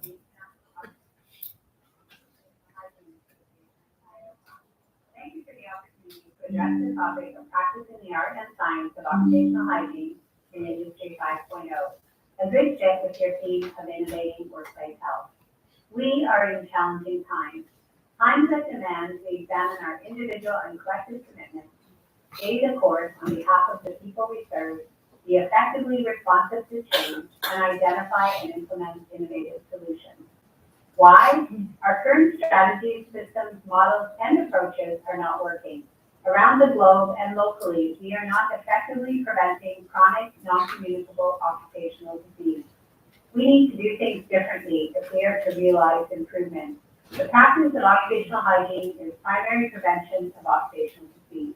Anecdotally, I began my practice in 1987, likely with the same motivation as many of you, to help workers and workplaces, and to advocate for health and well-being, and to make life and the world better for someone and perhaps many. And you know, since our journeys began, we have been doing things the same way, using the same models, approaches, systems, and with limited success.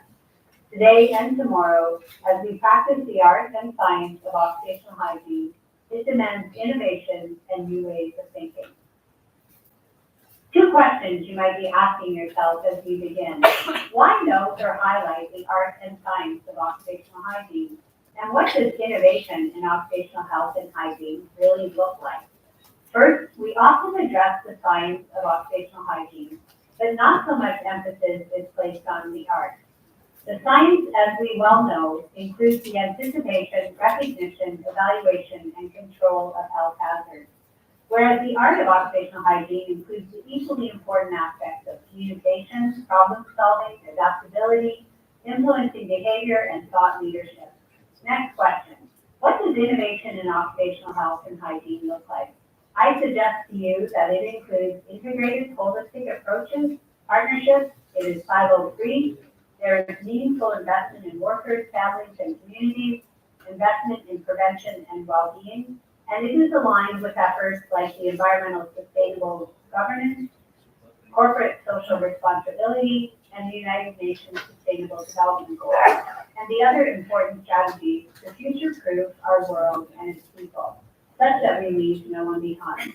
IOHA, the global network of occupational hygiene, is currently focused on building and strengthening meaningful partnerships, suggesting that we embark on this journey together.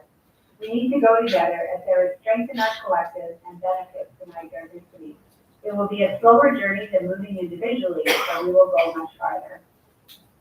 With those important questions addressed, let's begin by looking at the risks and opportunities for occupational health, safety, and well-being today and tomorrow. We are not doing a good job at preventing chronic non-communicable occupational disease. The world, workplace, and workers are changing, and rapidly.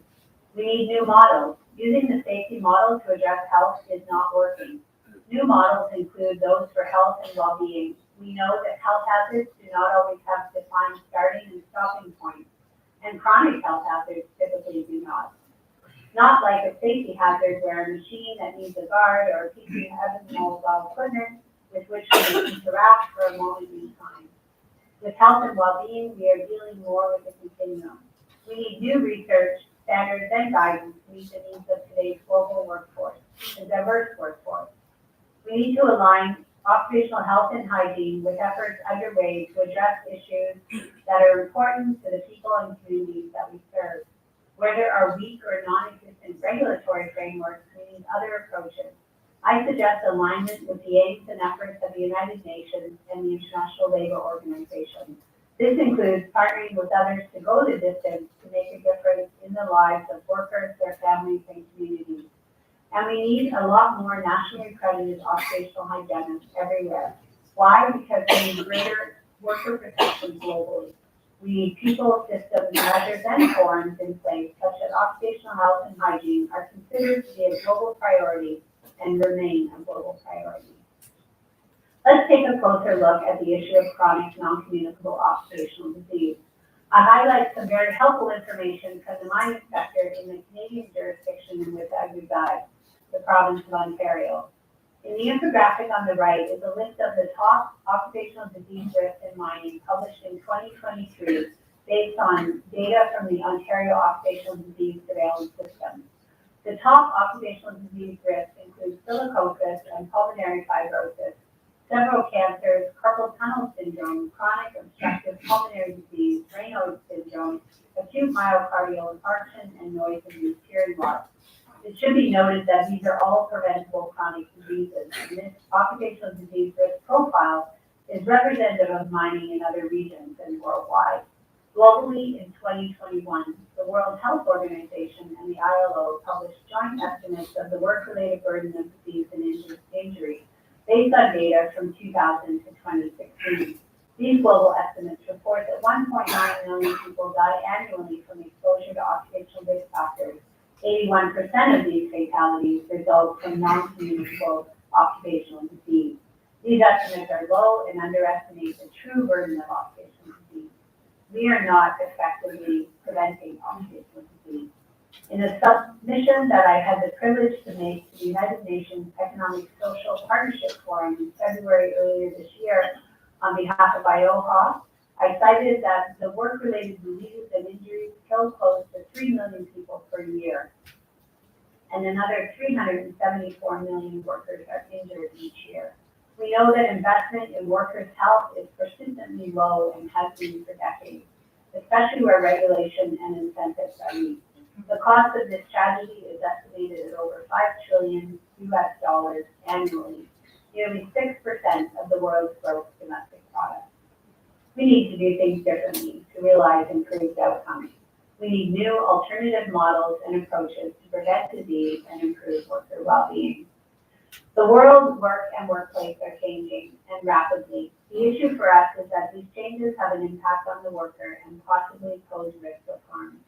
Let's look at the timeline of industry as we know it and the paradigm of Industry 5.0. The first industrial revolution was triggered by the invention of the steam engine, the second by the invention of electricity, the third by the invention of the microcontroller, and the fourth by the development of information and communication technologies and the invention of the Internet of Things. Each industrial revolution altered the risk profile for organizations and for workers. With Industry 5.0, there is no technological invention. It is being triggered by the transition to a green economy with COVID-19 global pandemic and UN Sustainable Development Goals, and complex and pressing economic and societal changes, such as climate change, biodiversity collapse, and scarce resources. Occupational hygienists use technologies such as AI and the Internet of Things to monitor workplace conditions, analyze data, and predict potential hazardous exposures, enabling more effective and proactive risk management. The good news is that occupational hygiene is positioned to support organizations and Industry 5.0 due to its focus on art and science, human-centric values, health, safety, and well-being, and integration of technology to improve work environments and protect workers. Next, the global workplace and workforce are facing fundamental change due to megatrends and macro-environmental drivers. Megatrends such as rapid technological advancements, pressure to work and produce responsibly, and rising demand for support for the low-carbon transition. These trends have significant implications for workers, their families, and communities, as well as for economies, sectors, businesses, governments, and operations. Macro-environmental drivers also impact the worker. Globalization, technology and automation, income inequality, and shifting labor demographics. These realities need to be managed not just with resilience, but with anti-fragility. This is different than resilience. Resilience is the ability to recover from or adjust to adversity, returning to a previous state. Whereas anti-fragility is the ability to not only withstand stress, shock, or volatility, but also to benefit from it, growing stronger and more capable as a result. Anti-fragility transforms challenges into opportunities. Before I leave the issue of rapid change, I have a deep concern about our ability to anticipate, recognize, and control. It is the silence. Let me use an example related to my current work in the mining sector. Mining is an industry with a workforce that works hard, is very proud, and often willingly endures difficult working conditions. Mining, like other sectors, is undergoing rapid change in technology, pressures to mine more responsibly and produce materials required to support the transition to a green economy. Like other workplaces, these trends and drivers or stressors are negatively impacting the health of workers, their well-being, and their mental health. Mining's remote work, intensive labor, shift scheduling, and macho culture make it very high risk for poor mental health and high rates of substance use and abuse, addiction, suicide, and marital divorce. I suggest to you that we are not hearing the silent cries of the worker. We are not aware of them. We are not seeing them or feeling them. We are failing to anticipate, recognize, and control the impact of psychosocial and physical hazards associated with today's changing workplace, and the changing worker. We have much work to do to support and care for workers, their families, and communities. In May 2024, the Lancet Public Health published a global study revealing stark differences between females and males in major causes of disease burden, underscoring the need for gender-responsive approaches to health. Next issue. There is need for research standards and guidance that are representative of today's diverse global workforce related to the occupational health hazards that pose risk of potential injury, illness, and harm. Note that the majority of occupational health research is based on reference man, someone that is male, 25 to 30 years old, Caucasian, and weighs 70 kilos. This reference man does not represent women, nor most of humanity. Consider a British Occupational Hygiene Society 2023 report that points to urgent need for measures to protect women from becoming ill due to their work. The report indicates that more women than men suffer from worsened health due to exposure at work. The report highlights that women carry more of a burden of occupational disease than men, that there is an alarming gap in monitoring, measuring, and reporting on the true problem, and notes that immediate action is needed to address the crisis. There is a dearth of research standards and guidance relating to the occupational health hazards and exposures that pose risk of potential injury, illness, and harm to women. And while I focus here on gender as an example for your consideration, diversity also includes race, ethnicity, age, social class, physical, and cognitive disabilities, along with many other demographics. And we lack the representative research standards and guidance required to support effective risk mitigation, assessment and mitigation in our practice of occupational hygiene. Next, risk and opportunity. It is futile to repeat the same actions without adjusting the approach when one is not getting the desired results. We need to do things differently in order to expect and to realize improved outcomes in occupational health and hygiene. We need to identify and implement new models for improved worker well-being and the prevention of disease and injury, including psychological harm.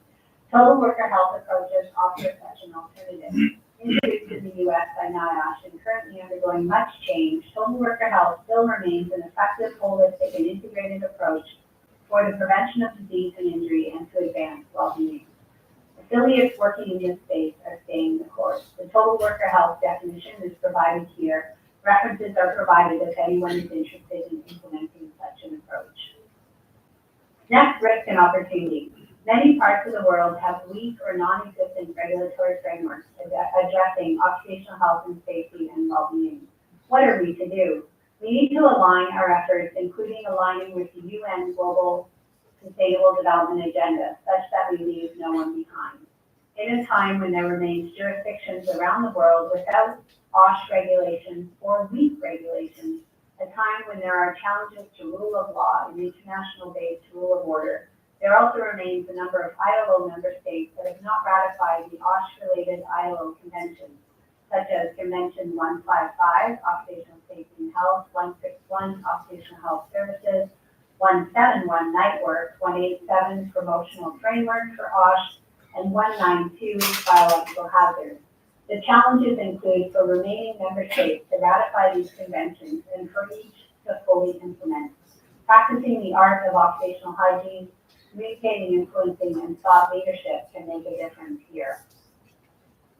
Next, risk and opportunity. If we want to improve OSH for all, we need the professionals to lead and support the effort. As IOHA president, I need to tell you about this 2 ppm slide. What is 2 ppm? Well, 2 ppm is the 2025 ACGIH threshold limit value time-weighted average for acrylonitrile, and the same for a host of other select chemical constituents. But what is it really? How unique is 2 ppm? It is 2 seconds in 11 and a half days. 8 dots in the painting a Sunday afternoon on the island of La Grande Jatte. And a certified or accredited or registered occupational hygienist is 2 ppm based on our world population of workers. That is 2 occupational hygienists for every 1 million working people. And that's assuming a homogeneous distribution around the globe, so some geographies are served by even less than 2 ppm. If you are a nationally accredited and recognized occupational hygienist, you are unique. And I don't mean because your family and friends have no idea what you do, although you tell them all the time. No, in my context, you are unique because you represent 2 parts per million. So back to the issue. That's not enough.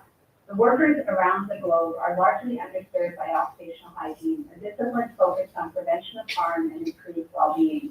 We need this number to increase and fast. I suggest that each of us here can contribute to overcome this challenge and be part of the solution. IOHA is committed to the growth of occupational hygiene around the globe and supporting and equipping our member associations, our affiliates, and other groups in doing their part in making this happen. There are established training programs and pathways to support those wanting to become occupational hygienists. The IOHA National Accreditation Recognition System recognizes national occupational hygiene associations that offer certification exams and are deemed to meet or exceed the IOHA's model certification program criteria. This recognition ensures a global standard for occupational hygiene certification. We cannot address any of these risks and opportunities alone and expect the outcomes for occupational safety, health, and well-being to improve. We need effective, impactful partnerships. Together, let's communicate, adapt, influence behavior, and be thought leaders. IOHA is exploring and pursuing partnerships because they are important for the sharing of knowledge and they build capacity and give rise to innovative thinking. In occupational hygiene, we have many opportunities to forge meaningful partnerships. I encourage each of you here to look for opportunities to partner further with IOHA within our fields of expertise, places of practice, and sectoral groups. We need to build strong, diverse partnerships and networks to be successful. Featured here are some of the partnerships that we have been focused on in 2025. I highlight one specific partnership in which IOHA has been investing over the last year, the Global Occupational Safety and Health, or GOSH Coalition. Established in 2024, now comprised of 22 international associations and non-governmental organizations, the GOSH Coalition meets regularly to address the need to raise awareness of occupational safety and health worldwide and the call for greater protection for workers globally. Please contact me if you want further information. So how can you help? What can you do? Improve occupational disease prevention. Partner with sectoral and educational groups to deliver research standards and guidance that are representative of our diverse global workforce of today and tomorrow. Do things differently so that we can expect different, improved results. Implement integrated, holistic models for safety, health, and well-being to improve prevention and advance worker well-being. Align with the efforts of the UN and the Sustainable Development Agenda, such that we leave no one behind. And for ILO member states, let's collectively work to advance ratification of the CITES Convention. And please answer the call to action for more occupational hygienists. We need a lot more nationally accredited occupational hygienists everywhere. We need increased prevention of occupational disease, and we need greater focus on occupational health and well-being. Let's build capacity to serve workers today and tomorrow, globally and locally. And finally, let's practice the art and the science of occupational hygiene. Innovate, communicate, problem solve, adapt, influence behavior, and practice thought leadership as we anticipate, recognize, and evaluate and control hazards. Here are a list of references.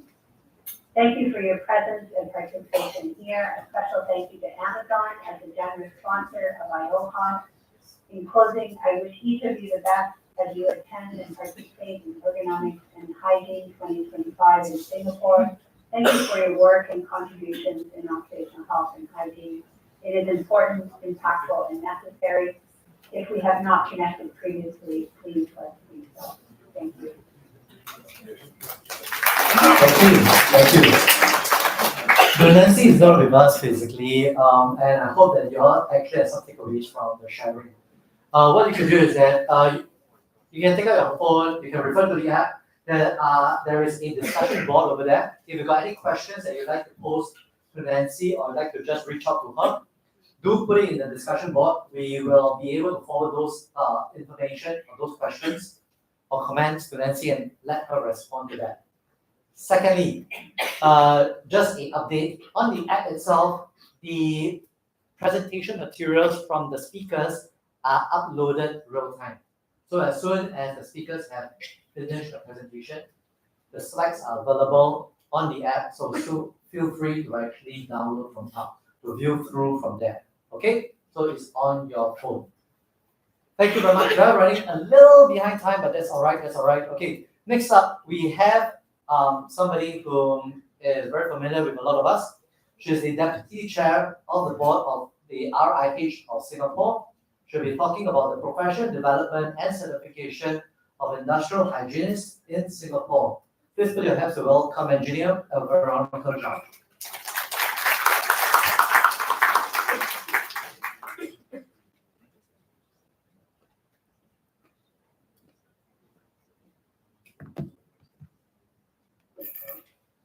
It's good to be here for the second time, I think, and it's good to see a lot of familiar faces. Thank you for the introduction, Vernon. And of course, thank you, IEH, for allowing OEHS to have a little session here to share. So I'm here to sell koyok. Are you familiar with this term, koyok? So I'm going to sell to you the Industrial Hygienist Professional Scheme, yeah? So allow me a couple of minutes of your time. I'm going to walk through with you this wonderful scheme of ours. All right, so the aim of this scheme, really, we are trying to recognize and promote registered industrial hygienists, RIH, SG, and also RAIH, which is the associate scheme. Yeah, so there are two schemes that we have, and we are trying to improve our IH, industrial hygiene practice in Singapore, as well as to raise our IH standards. You may have caught when Jamie talked about the enhanced workplace health plus surveillance program. She was looking for one of these persons, the RIH, to do this piece of work. Yeah, so I found it very apt to be the speaker, the next few speakers after she talked about her vision. Yeah, and well, we want to encourage continual learning. Yeah, that's why most of us are here to learn about workplace health, attending this health seminar, and also to foster professional networking. Yeah, in the RIH, SG membership, to enhance the image of you if you are an industrial hygienist, and of course to promote IH as a viable and respected career. And the last bit is really to get all of us together, if you have the IH role, to be part of this wonderful career that you are having in Singapore. Well, a lot of us may be doing industrial hygiene work, and a lot of us do have professional education certificates, yeah? And most of us in Singapore, well, we went through our education route, O-level, perhaps a diploma, perhaps a specialist diploma in occupational hygiene, perhaps a degree in science, in engineering, yeah, or SHE, or perhaps a master's in public health, or master's of science, yeah, or master's of OH, occupational health, yeah. Some of us are industrial hygiene officers, yeah, having some form of IH-related work. Some of us are industrial hygienists, yeah, where we deep dive into industrial hygiene topics. And some of us have degree in engineering, or even a recognized post-degree in IH, or maybe you have completed certain industrial hygiene topics, yeah, perhaps in NUS, maybe. And when we started this wonderful scheme some 12 years ago, yes, 12, this scheme is not new. It's been around for a pretty long time. Yeah, we kind of take a look at what's going on in Singapore and what kind of membership that we have in Singapore, right? The membership, say in professional bodies in overseas, in the US, the AIH, AIHA, ACGIH, or even the local professional body, yeah, OEHS, ISO, SLP, IOSH, IES, yeah. We noticed that there were, well, right now, there may be about 30 CIH in Singapore. Are you familiar with this term, Certified Industrial Hygienist? Anybody raise a hand that you're a CIH? Yeah, take a look, yeah, take a look around the room. These are your CIHs, yeah, thank you. In Singapore, and perhaps they are practicing IH, yeah, in consulting, in manufacturing, in the private sector, in the public sector, yeah. Well, The administrating organization that is doing this scheme is actually OEHS, yeah, the Occupational and Environmental Health Society. We administer this scheme. This is a certification scheme, and they appoint members to be in the board, right? The RIH board. So the RIH board, by the way, we are all volunteers in this board, yeah, the RIH board. We manage this certification scheme in Singapore, and we evaluate the candidate when you apply. Yeah, you're the candidate. We take a look at your competency, yeah, in managing workplace health hazards in your workplace. Right. We are also a member to IOHA, yeah, the International Occupational Hygiene Association, which is, you have heard earlier, Nancy talked about that. She's the current president, yeah, of IOHA. IOHA is a global umbrella organization representing National Occupational Hygiene Association. And across the world, there are about 42. Yeah, OEHS is one of them as a member. And in IOHA, they have this wonderful scheme called the National Certification Scheme that recognizes, and OEHS, our RIH scheme, is being recognized there as well. So this is a painful slide. Yeah, it's got all, we try to, when we did the guideline, we try to give you more information, right? And it's very wordy. And you can see the RIH and the RIH. It's very painful, but we try to list down what is it. Yeah, you may want to take a slide deck, take a picture of this. I don't intend to run through this, yeah, because lunchtime is almost here, right? And the key point to note, the RAIH, they are kind of doing risk assessment of workplace health, right? Whereas the RAIH, they are looking at risk management. Yeah, you know the difference, isn't it? I'm sure you do. All right. Let's take a look at the eligibility. Yeah, if you want to apply to the RIH scheme, this is what it looks like. All right. So let's take a look. If you have been working for 4 years full time, yeah, doing IH work, deep diving into IH work, perhaps you may be in route 1. You have a recognized degree from the university, yeah, and perhaps you may have completed this wonderful diploma, the SDOH, or maybe you have 150 hours of coursework, yeah. You have completed diploma, you look at the coursework, and perhaps the board, when we assess your application, we say, oh, I think you're okay. Let's get you in to talk to us about the projects that you have done in terms of industrial hygiene, right? And if you pass, here you are, you're registered as a RIH, okay?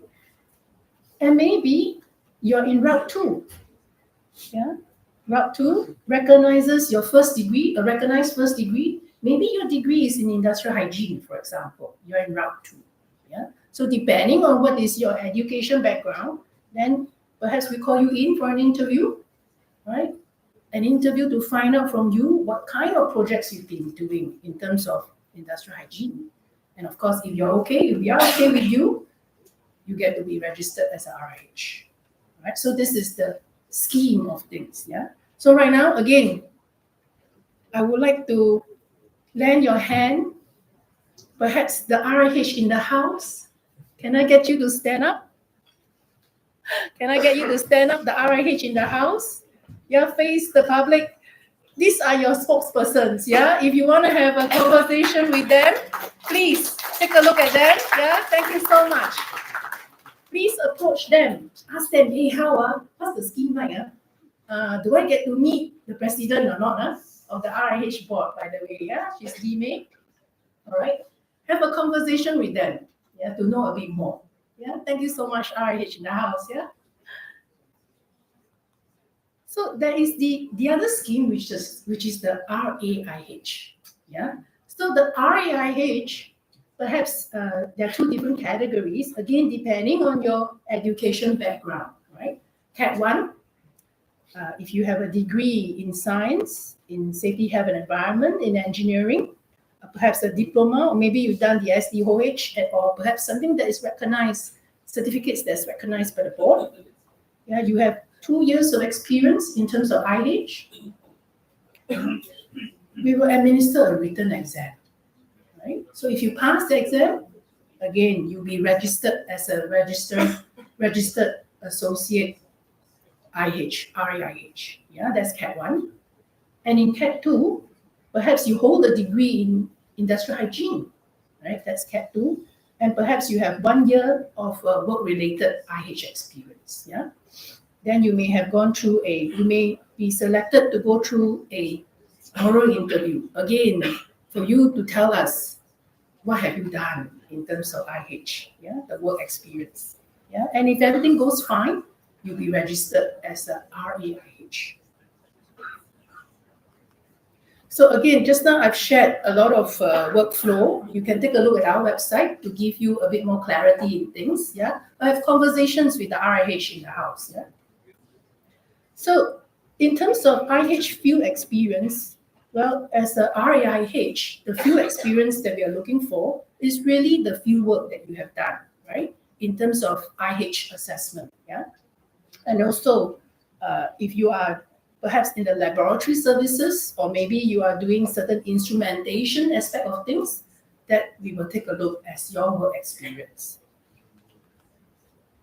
So some of you may be thinking, hey, if I'm going to take an exam, what does it look like, right? So this is an MCQ exam which covers such topics, yeah, the rubrics of IH, yeah.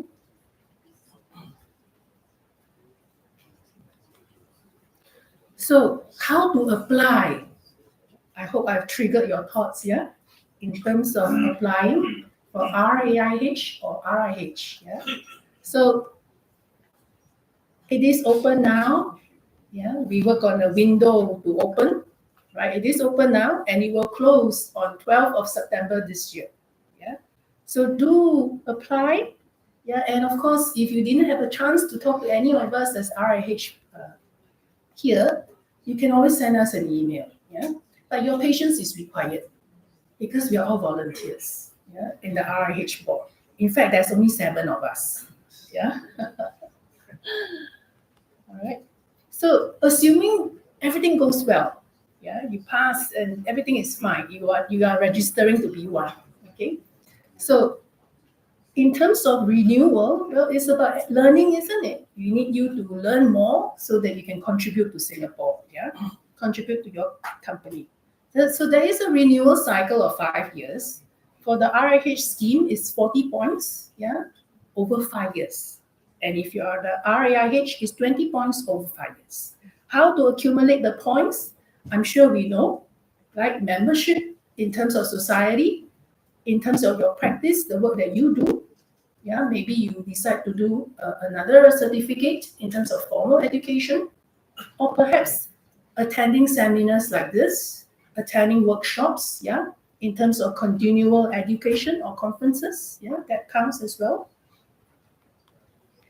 So what are you waiting for? Can I encourage you to take a look at our website on RIH? Yeah. And if you have any queries, please drop us an email if you wish to. All right. And that's the RIH scheme that I'm trying to sell to you. Yeah. And the other aspect that if you wish to join us, yeah, we are the OEHS. We are a non-profit organization. We're promoting occupational and environmental health in Singapore. Yeah. And our mission is to promote and advance the health of all at work. So there's a little website again. If you wish to find out a bit more about us in OEHS, please feel free to do so. All right. Thank you so much for your time.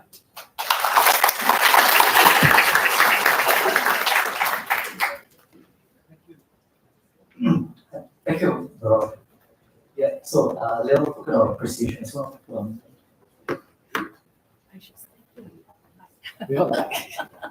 Okay.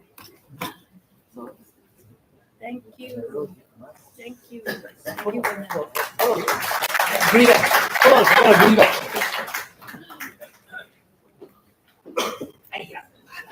Thank you so much. Thank you. Thank you. Thank you. All right. Thank you. Thank you.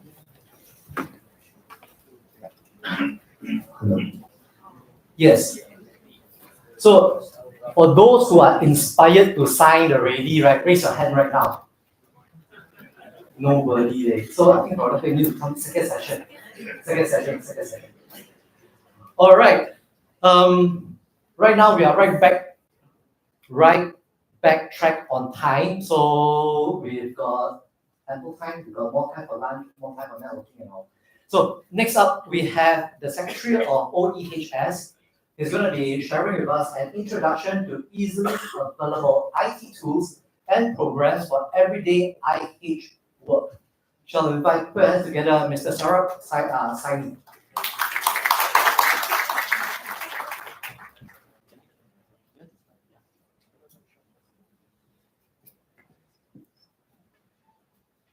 Good morning, everybody.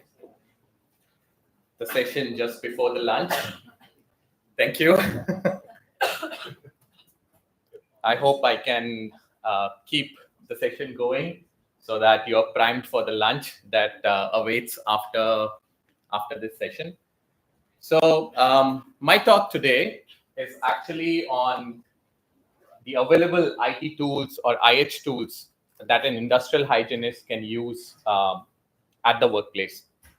So I just want to give a little bit of brief about myself. I was an industrial hygiene consultant. I practiced for almost 12 years in the consulting space, and then following that, I worked with a private company for managing the risk management for them for almost 5 years, and I'm back to consulting again.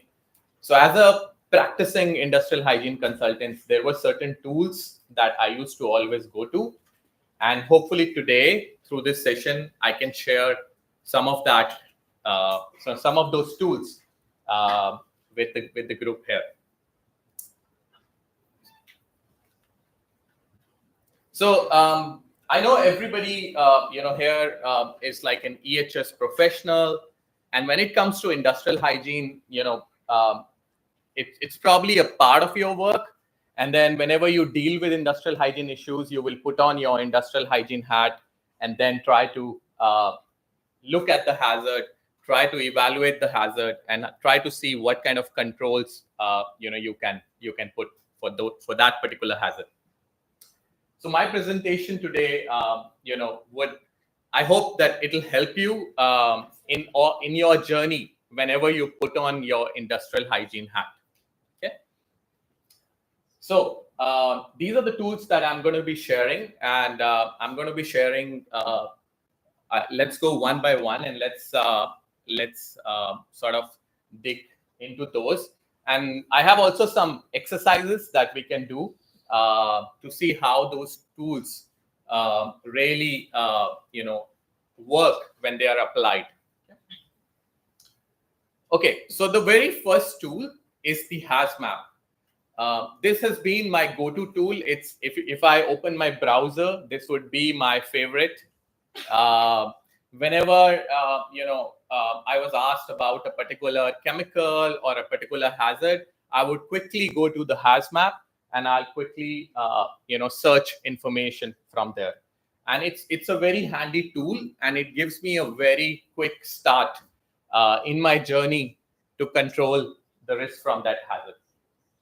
So this tool is actually developed by a person called Jay Brown, and he's actually a board certified occupational medicine specialist. And what he's done is he's actually looked at the chemicals, and he's also looked at the occupational diseases, and he's kind of linked them together. So when you have a chemical hazard, what kind of occupational disease does that chemical hazard lead to? And he's kind of made that linkages. And apart from that, he's also done some additional linkages in terms of the job tasks where that hazard would be present, the industry where that hazard would be present, and so on.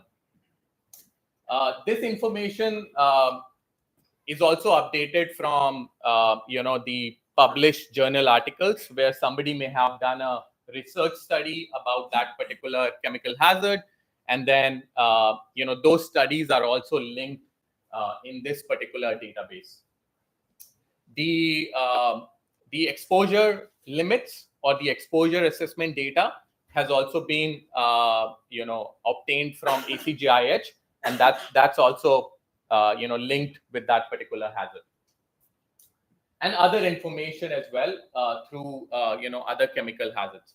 So this particular tool is my go-to tool, and if you go to HazMap, go to its website, this is how it looks like. This is where this would be the start page, and what you can do is you can basically go ahead and put in your chemical, like any chemical that would be of that you are trying to evaluate.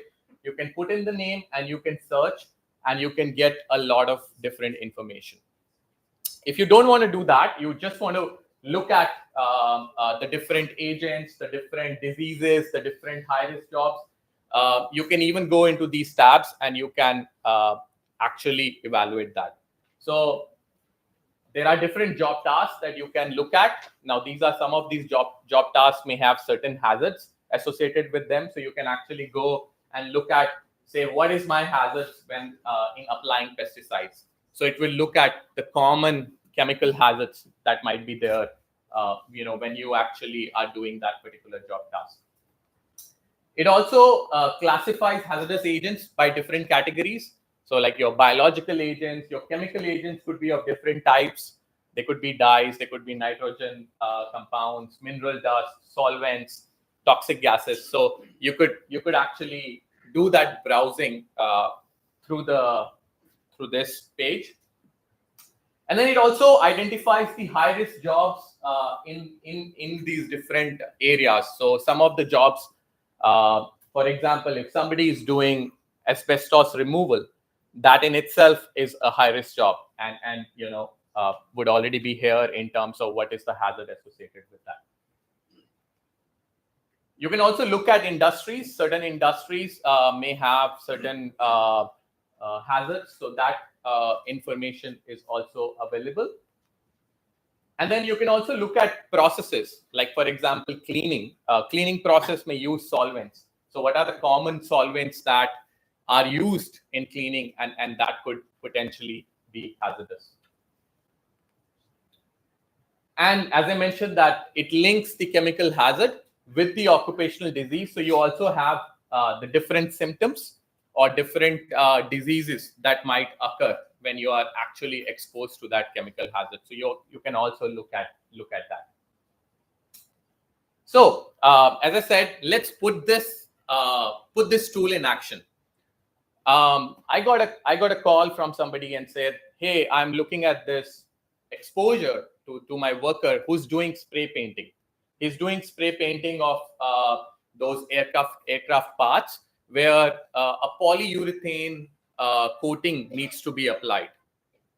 Now, I looked at the STS of the paint, and one of the chemicals there is toluene diisocyanate, or TDI, right? So I don't know anything about it. I can read the STS. It can give me some information. And in my next step, I go to HazMap and I say, okay, let's search for TDI and what comes. And by the way, you can actually you can search by the common name. So certain chemicals may have a common name and not their actual chemical name. You can actually search by the common name as well. And more importantly, you can actually search by CAS number. In the STS, you will always have a CAS number, and you can actually input the CAS number, and it will show you what are the different agents that are associated with that particular CAS number. So I go here and I key in TDI, and look what I get. I get a list of agents. These agents are actually linked with the name TDI, and I was actually looking for toluene diisocyanate, and some of them could be isomers. So that information is also there. And if you look at the top, it also shows me diseases. So there is a particular disease that is associated with this particular chemical, TDI. It also gives me the industry, the kind of industry where TDI may have been used, and also the job tasks that are associated with TDI. So when I go in and I click toluene diisocyanate, it gives me the information about this hazard. So it may give me a lot of information like the synonyms by which it is called by. A lot of chemicals may have different names. Some of them would be a mixture. So you can identify that. You can also identify the commercial name. Sometimes certain chemicals, SDS is known by the commercial name, and you can also identify that. What is the category of this particular chemical hazard? You will get to know that. And also, it gives some information about how it looks like and what's the typical odor like. So that's a very good information as a hygienist, because we are always going to workplaces and smelling around, right? What do I smell? So that piece of information is very handy to me. Okay, so what else does it give? Actually, it gives a very good summary of comments. This section I really like because it gives me a very good snippet of information that can be very handy. So the very first information it gives me is that it's actually used as a mixture of isomers. That's commonly how it's used in the industry. And then what are the typical hazards? It's an irritant. It can cause skin and respiratory sensitization. So that's a very key piece of information, that this particular chemical is actually a sensitizer. And then it also tells, like, if I have an excessive inhalation exposure, it can cause severe irritation, it can cause decreased lung function and other issues. So this information is very handy to me. Sometimes it also gives me safety related information. If by an accident I get exposed to a very high concentration, what can happen to me? What is the organ system that would get impacted? So that information is very useful. So these comments are very useful. It also gives the exposure assessment. So if you go down on the page, it actually will give you the exposure assessment. And as I said, these values are obtained from the ACJIH. So ACJIH has this threshold limit values that gets published. So you can actually see the threshold limit values. You can also see some toxicological information, such as the lethal concentration that's been obtained. And then it also gives you what is the basis of this TLV. Sometimes it also gives very useful information. For example, it tells me that this particular chemical has a biological exposure index. So what it means by having a biological exposure index, which is right there on the top, is that you can actually evaluate the exposure of the worker by taking some biological samples and analyzing them in terms of whether the person is exposed or not.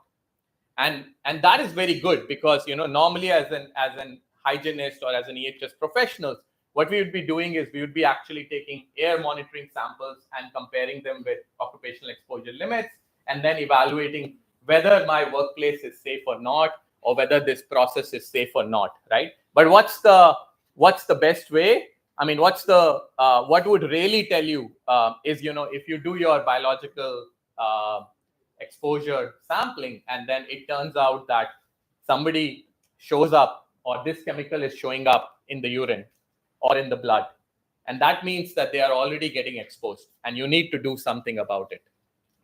So this kind of information is available for you, and you know that, okay, there is another way through which I can actually do my assessment and confirm that my control measures that I am implementing are working or not, right?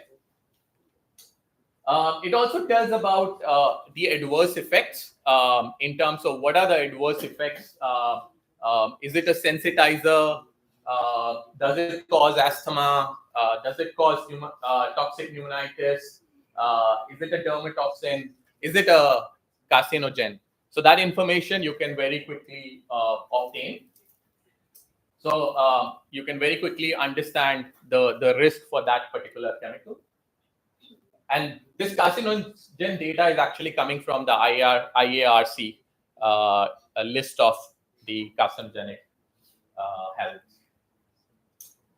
So it also, as I explained, that once you've looked at it, you can actually look at where this particular chemical would have potential for exposure in what kind of job task. And as you can see, it actually shows 5 job tasks. One of them is actually manufacturing, when you are manufacturing, say, polyurethane paints. Another is when you are actually spraying that polyurethane paint, and that's where I started, right? I started by evaluating my what are the chemicals that are involved in this spray painting task. So you can actually look at that as well. And then when you go into that, it actually tells what is, and this is again the comment section. This is actually very useful. Again, it tells me that, hey, for those workers who are exposed to this, they may potentially get occupational asthma if they are exposed to this chemical at a higher level. And then it also causes this hypersensitivity pneumonitis that's linked with isocyanates and some other information as well. So that's another good piece of information that I have handy. And then if I go next, if I go to the diseases, I can also look at what is the disease that's associated with it. So there's an isocyanate hypersensitivity pneumonitis that is actually associated with this particular chemical. And it'll give more information about, what is the type of occupational disease is it, how long it may take for somebody to get sensitized to this sensitizer. So that's also a very good piece of information for you to understand what's going on with that particular hazard. So it really helps you understand your hazard really well, so that you can apply your control principles. You can design your controls, you can design your exposure assessment strategy much better if you know your hazard really well, right? So important to note, there are some limitations to this tool as well. It is updated by Mr. Brown.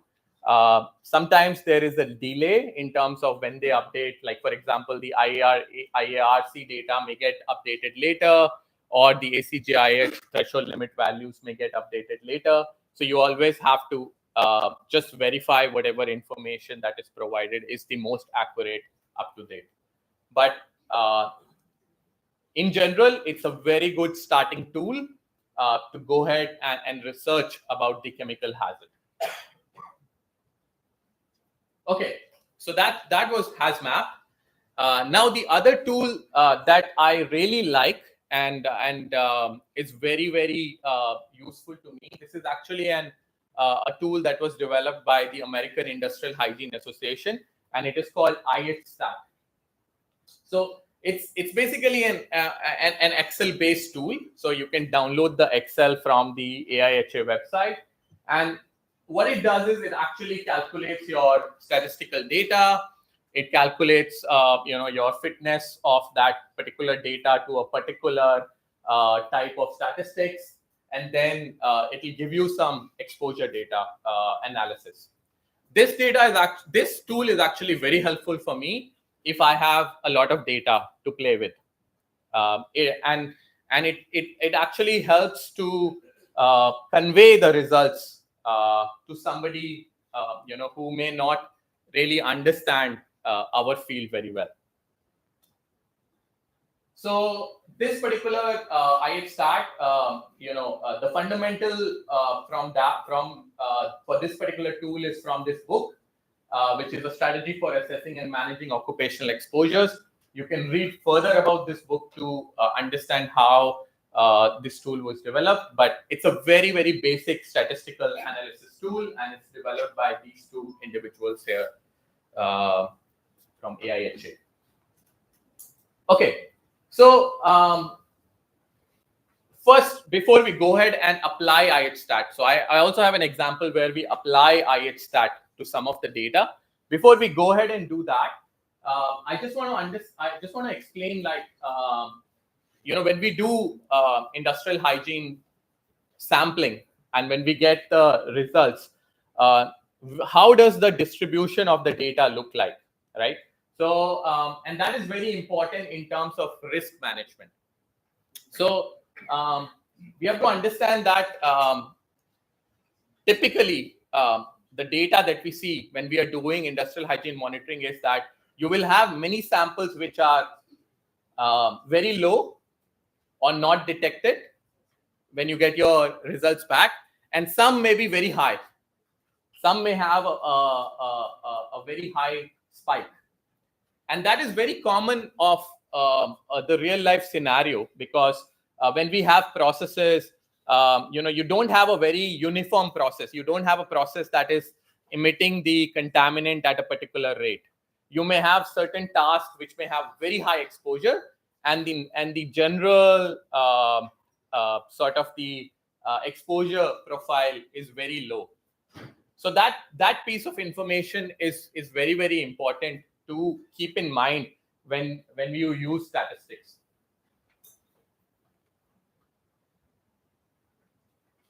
Right. So either you could have a normal distribution. So normal distribution means you will have a average value, and your remaining exposures are, both lower than that and higher than that, and it follows a normal distribution curve. And it's kind of representative of a continuous emission, continuous stable emission, and uniform worker activities. So that's when the data that you get would fit the normal distribution curve. But in real life, most of our measurements are like very high, and then some of the measurements would be like very, very low. And that's kind of representative of, situations at the workplace where worker activities are not uniform, where processes are not stable. They always have fluctuations. And in those cases, the data actually would fit better in a log normal distribution. So the main difference is that when we have a normal distribution, we use arithmetic mean and standard deviation to calculate what is my spread of data, or what is my exposure profile. Whereas in log normal distribution, you actually use geometric mean and geometric standard deviation. So I'll show you by an example. Okay, before we go ahead and dive deep into the example, I just want to highlight, this is from the Workplace Safety and Health Guidelines on Hearing Conservation Program. And it just tells you that if you have a similar exposure group that you have identified, how many samples you actually need to take so that you are confident, 95% confident, that this group of samples actually represent the top 20% of the exposure profile. So it tells you that if the number is less than 6, so if you have less than 6 people in your similar exposure group, you have to at least have that many number of samples. So if you have 5 workers in your similar exposure group, you actually need 5 samples to be statistically confident at this particular level. And as your numbers grow, number increases, the number of samples may be lesser for you to have enough confidence. So this is very important when you actually do your sampling, so that you can apply your statistics. If you have too few samples, your statistical results will also show a very wide variability. Okay, so how does IHStat looks like? IHStat looks like this Excel sheet. Right on top is your OEL. So you can actually fill in your OEL. Say my OEL is 100%, and I put my OEL there, and then you can put in all your sample results. And it will actually show you the general statistics, like how many number of samples, what was the maximum value, what was the minimum value, what's the range like, what's the mean like, what's the median value, what's the general standard deviation, what is the geometric mean, geometric standard deviation. And what it does is, is actually checks whether this particular data that you have, it fits the log normal distribution or does it fit the normal distribution. So normally industrial hygienists always use the log normal distribution because, as I explained earlier, log normal actually is more fitting to the kind of situation that we see in the workplaces, and it basically has a higher safety protection when you actually do the statistics. So it will actually graph out what your distribution looks like, and it also plots your OEL. It also plots your 95 percentile, and it will also tell you what percentage of your data or exposure profile is actually above the OEL, which is identified here, right? So this is how you just have to enter your data, and you would get this nice graph prepared, and you will also be able to visualize how does your exposure profile looks like. So it does statistical analysis, tests for distribution fit, log normal parametric stats, normal parametric stats, and the idealized log normal distribution. Okay, so now, as I said, I actually have some data, and let's input this data and see what kind of results we can draw from this. So this is the data from actually a manufacturing facility where there is basically what they are doing is they are making mosquito coils.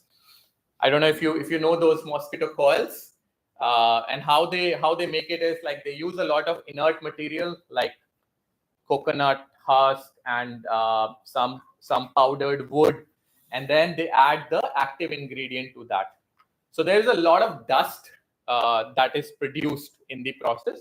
So here we have almost 6 samples whereby workers are doing the charging, unloading, and at different parts of the process. And these are the sample duration. This is the inhalable concentration, and this is the OEL. So you can see that the inhalable particulates value is actually always lower than the OEL.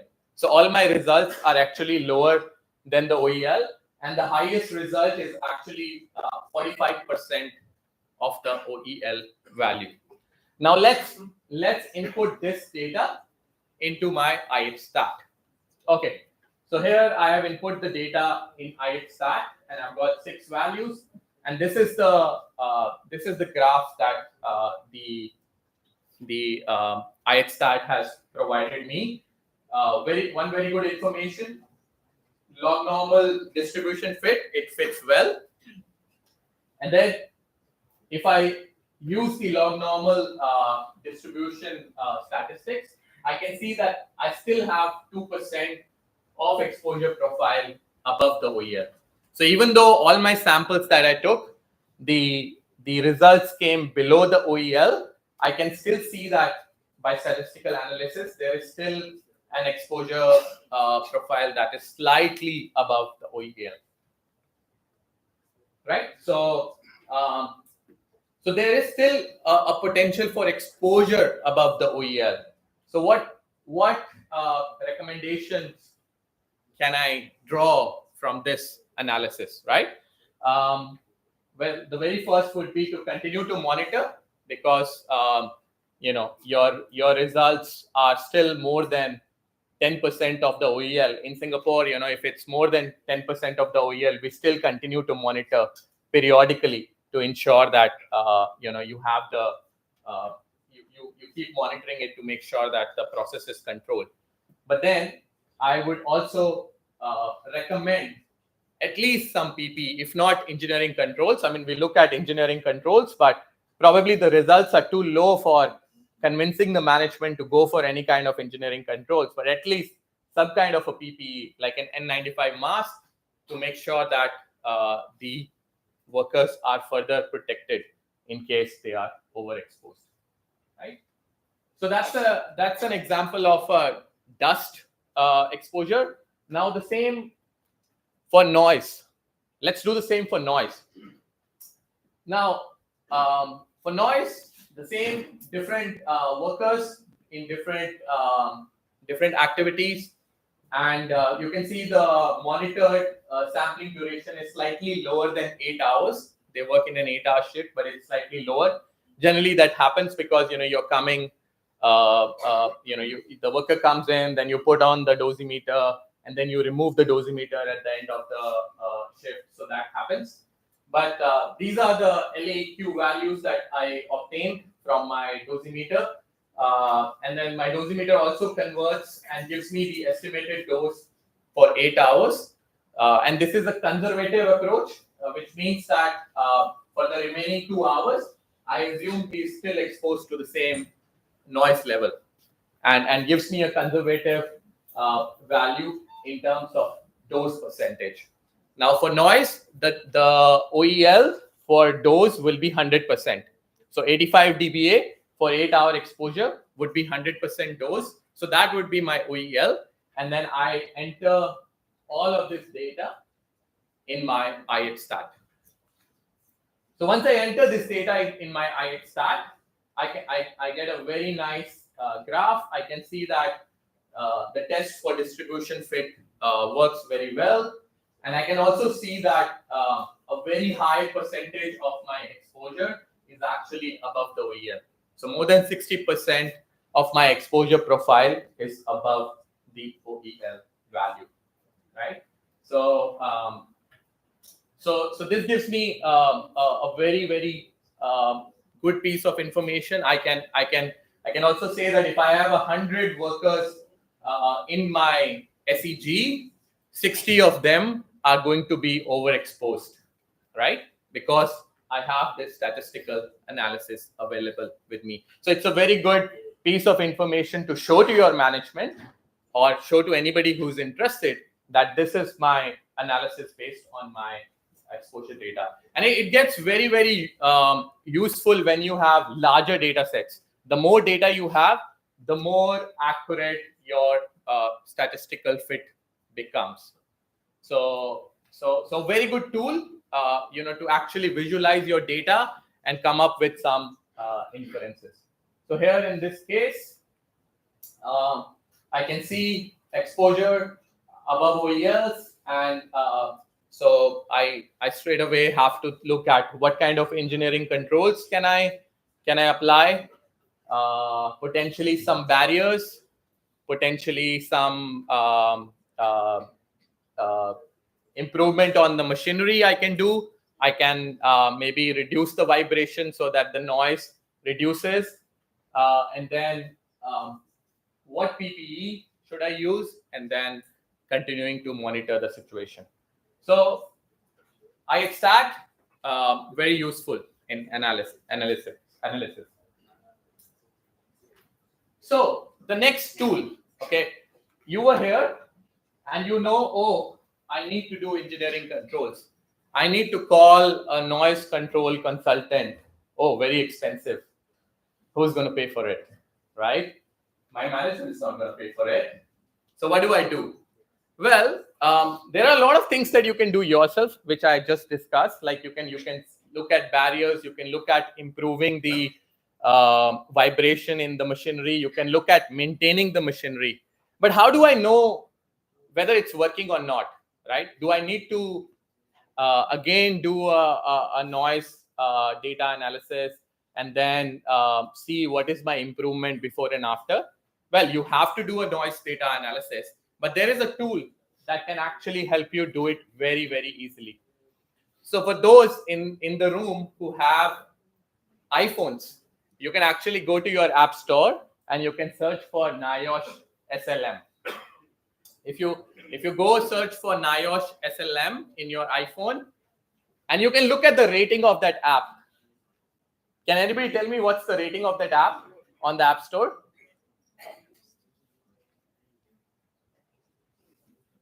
Anybody can search on the App Store and tell me what's the rating of that particular app? 4.3? Yeah, 4.3 is a pretty good rating. And that means that a lot of people have used this app and they have found this app to be very useful. So this app has been developed by EA Lab, which is the who have designed this app, and then also NIOSH in the US. They have actually helped with testing this particular app. And what it does is it actually makes your iPhone as a sound level meter. So you imagine you're doing your site walkthrough, you have your iPhone, you can actually record data, and you can even make a note. You can even do like pre and post. Like you can measure your noise levels, make some adjustment or make some changes, and then review what are the improvements after in the noise, and all on your iPhone. So the app actually is accurate within plus minus 2 dBA. It can also meet the type 2 requirements, but you need a calibrated external microphone. But just to note, this app is not for compliance purposes. So not to be used for compliance purposes, you can still use it for your data gathering, for your data analysis, for trying out your improvements and seeing what works and what does not work. It can actually generate very good reports, HTML, PDF reports that you can easily share. And it can provide you LAQ value, TWA, noise dose, projected dose. All the three major weighing networks are also available on this. But just note that it is only for iPhone or iOS devices.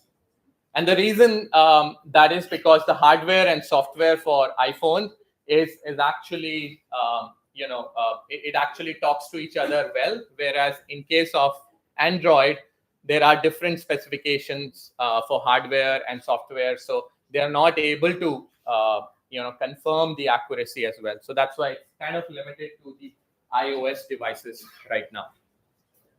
So what does it look like? So if you open and if you run it, and it kind of gives you this kind of screen where you can look at the runtime, you can look at your LAQ value, you can look at your peak value, you can look at your dose, and also it actually gives you an option if you want to use an external microphone. So you can use your iPhone and attach an external microphone to it, and also calibrate that microphone with an external calibrator.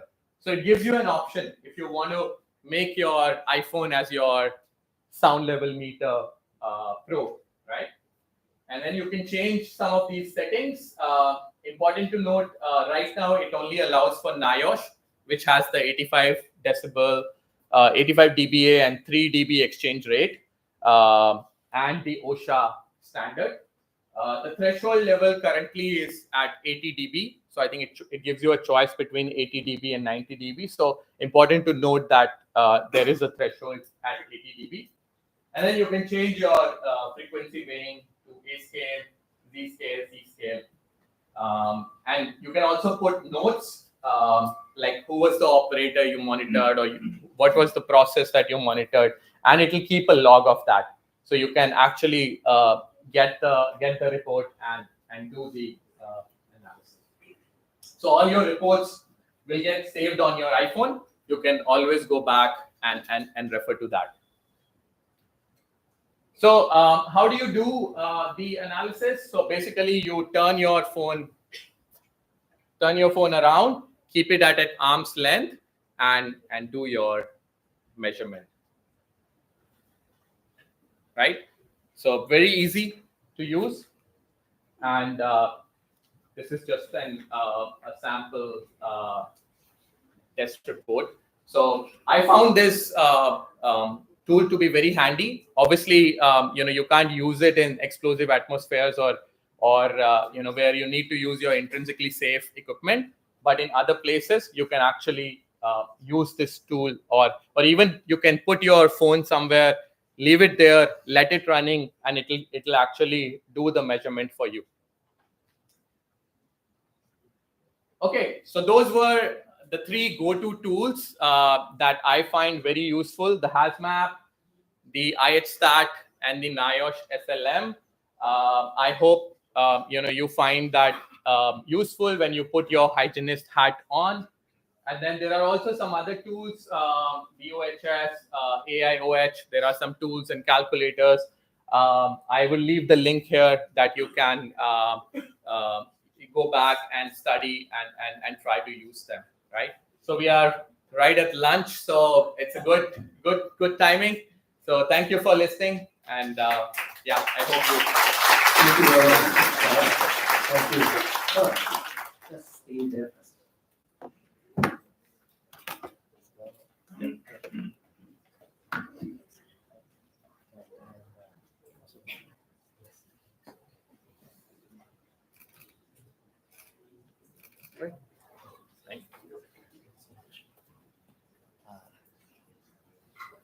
Yes.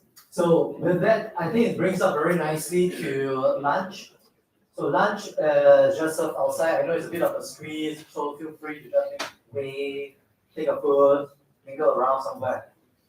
We will come back to the auditorium at 1:30. At 1:30, we are going to start a panel discussion. So get ready with your phone. You can actually go into the app. There is a panel discussion tab for you to post questions to it. Then the moderator will actually choose certain questions to be answered and so on and so forth. If there's any burning questions and then you want to come to the mic to speak, feel free to do so as well. We'll let the moderator be able to facilitate that as well. All right. So with that, thank you for your patience this morning. We hope that you had a good session. Afternoon, I'll see you again at 1:30. Have a good lunch.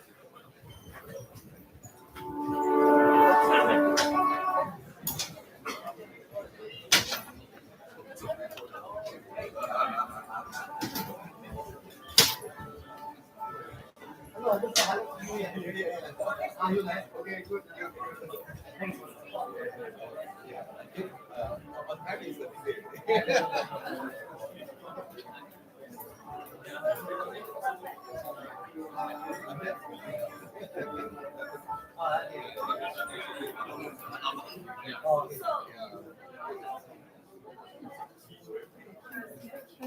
Oh, because it's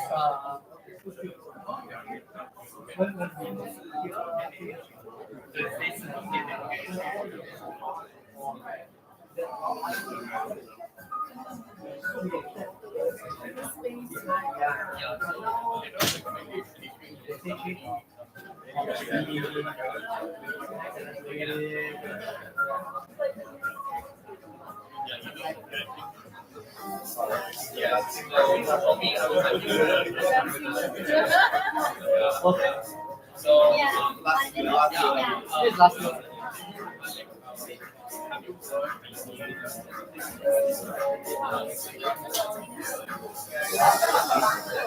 Yeah, 因为这边就是那个不 Q 的，没办法，外面是死的。哎，对啊。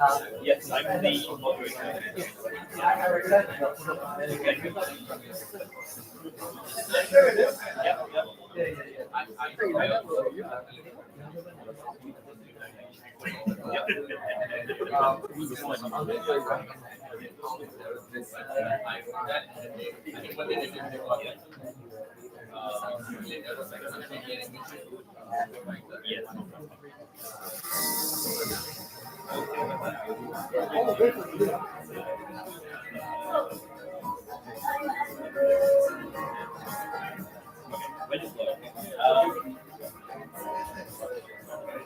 One thing about this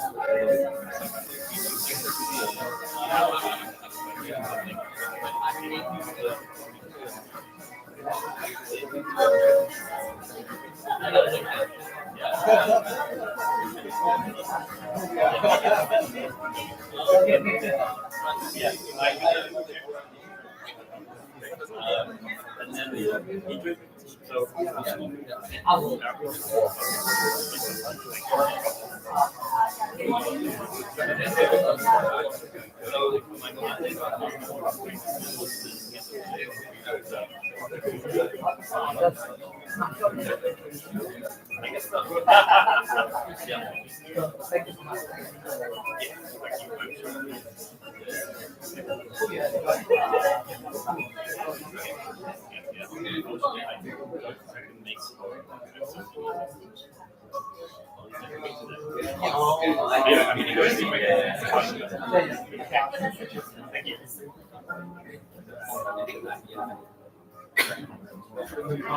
So yeah, I mean, I had to understand that, but I think depending on where you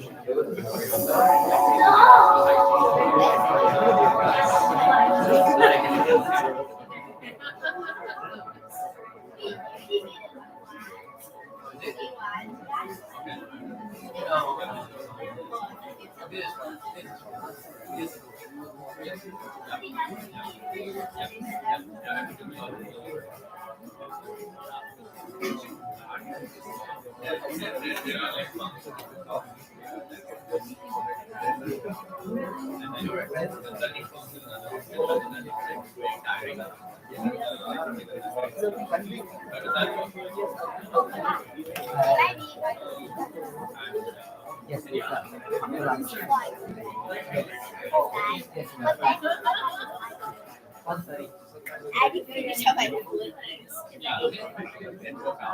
Now I will wake up.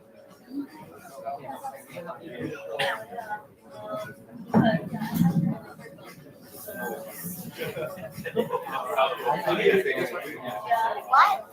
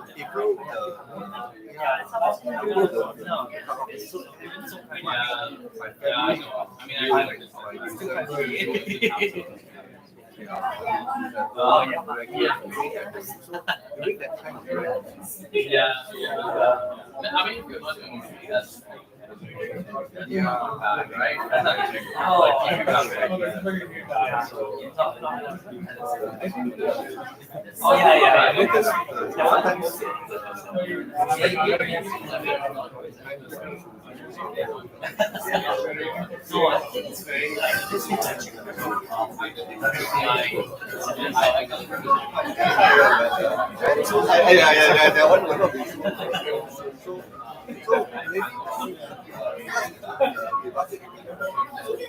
This is.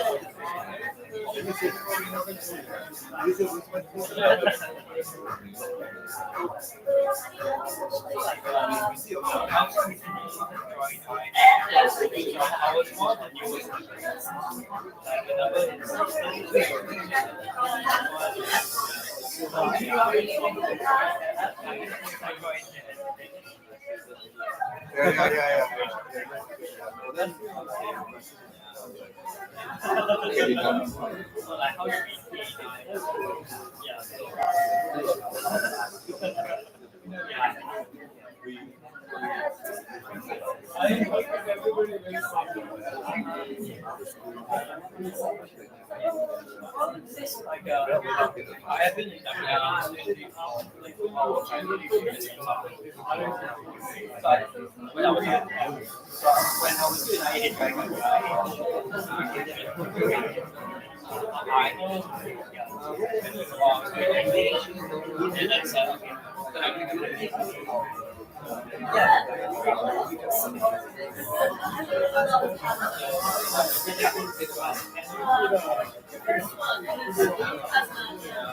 So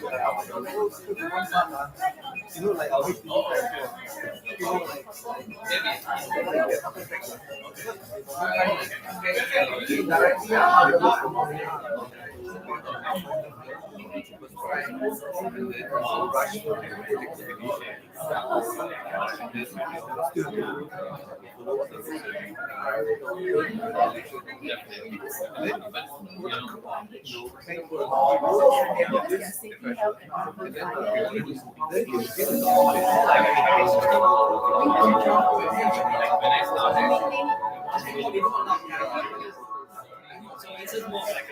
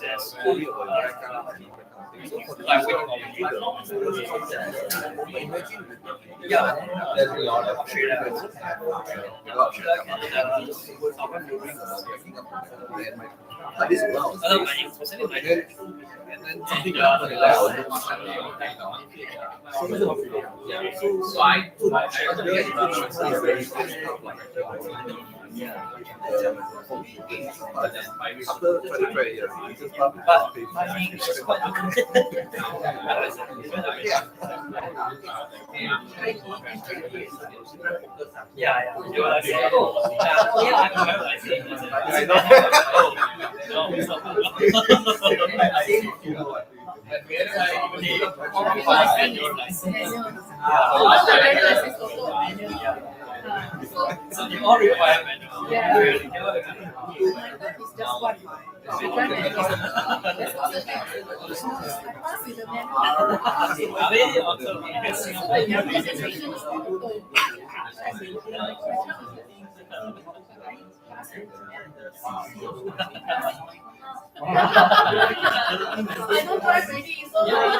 I mean, try out. That's the thing.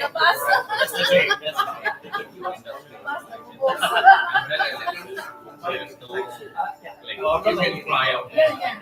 And then you can do it towards you never know what's going to be down the line, right? So, the membership where they want to have, they just take it from the hygiene kind of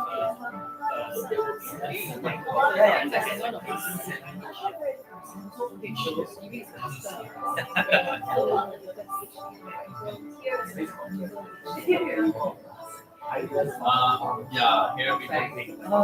Right now, I am actually our chief for but it's because of practicality. I don't know. Teaching, so I actually just look at that. You don't want to get shell the extra we are moving on. Yeah. Right now, it's just yeah.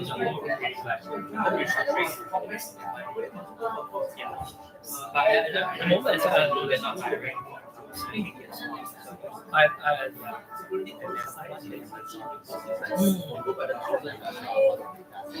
Yeah, I have quite a few experience in data centers. Yeah. Yeah, I was like kind of Yeah. just in the cake and also doing a master's something. No, I haven't. Yeah, it's the Harvard extension. Only for the capstone. This is a capstone like if you're doing something, which is rare.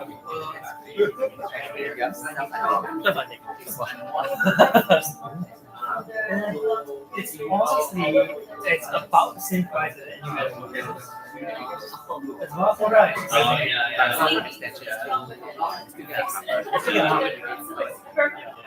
It's a Harvard extension school. It's one of the 12 branches of the Harvard system. So you still get a Harvard degree. It's a master's of economics. Yeah, but it's sustainable. Yeah.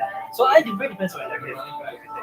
Yeah, it really depends on. So I'm kind of like figuring out climate science, climate change, green financing. If I wanted to transition less to focus more on umbrella. Beautiful place, small and There's like it's quite interlinked, right? So I was thinking, I hope it's very specialized. Very generalized a bit. And focus on that. Yeah, it's crazy. And So it's but I mean, eventually you can start something. Yeah. That's kind of the yeah, but like it's kind of because it's kind of or I can do it full time right now. It's okay. Because it depends on how much. How many? Up to 5 years. No, it's quite long. It's quite long. Like average person takes 2 to 5 years. Nothing to do. So it's based on assessment, based on project, or based on So you do finish one.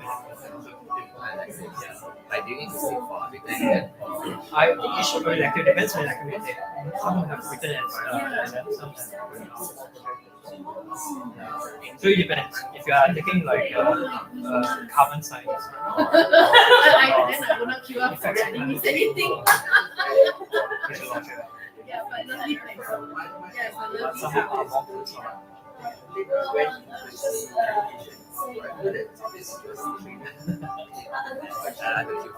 I'm sorry. Sorry, Yeah, you always You welcome like me. PhD, right? Right. Yeah, just look for another career. Straight away you can dive into the RH.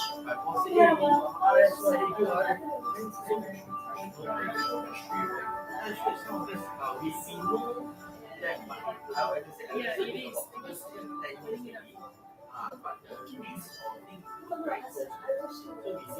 Emotion work and then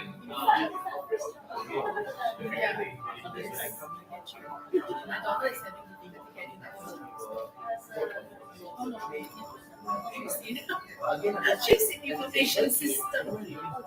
It's computing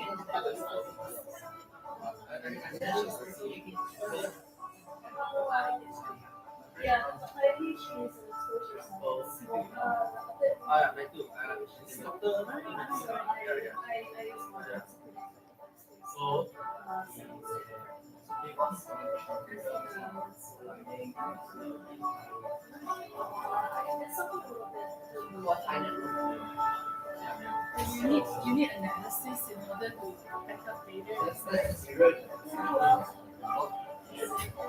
Sure, you do well. Then you become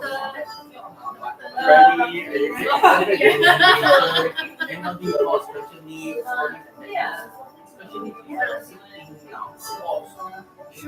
good.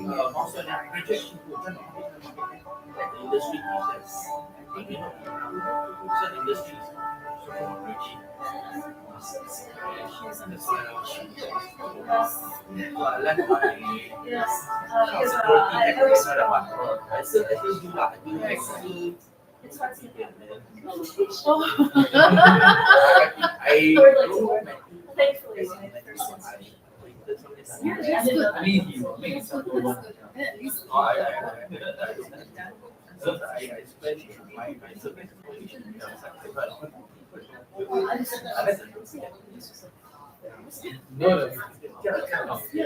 any expectation you have,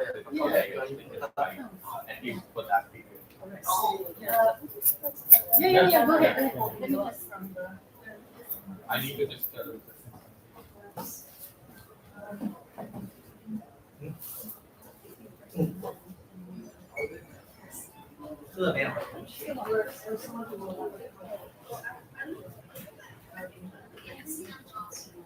Like what industries? Veronica, every sign up for IEH will take a 10% commission. Sorry, say that again. Any sign up and whatsoever, IEH take 10% commission. Sign up of what? Membership and membership. whatsoever. Okay, I'll tell the RH board that, okay? Don't worry. Noted with thanks. Noted with thanks. Illegal. I know you are, but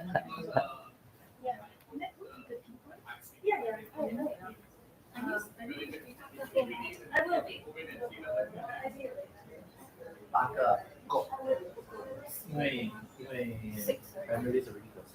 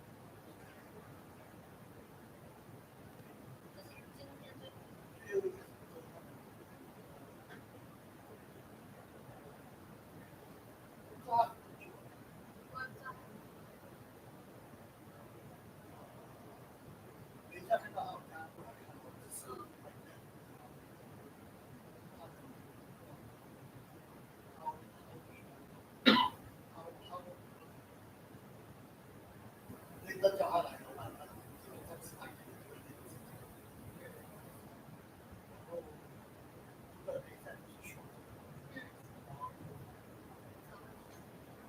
你还是要把你传输的，明天就是等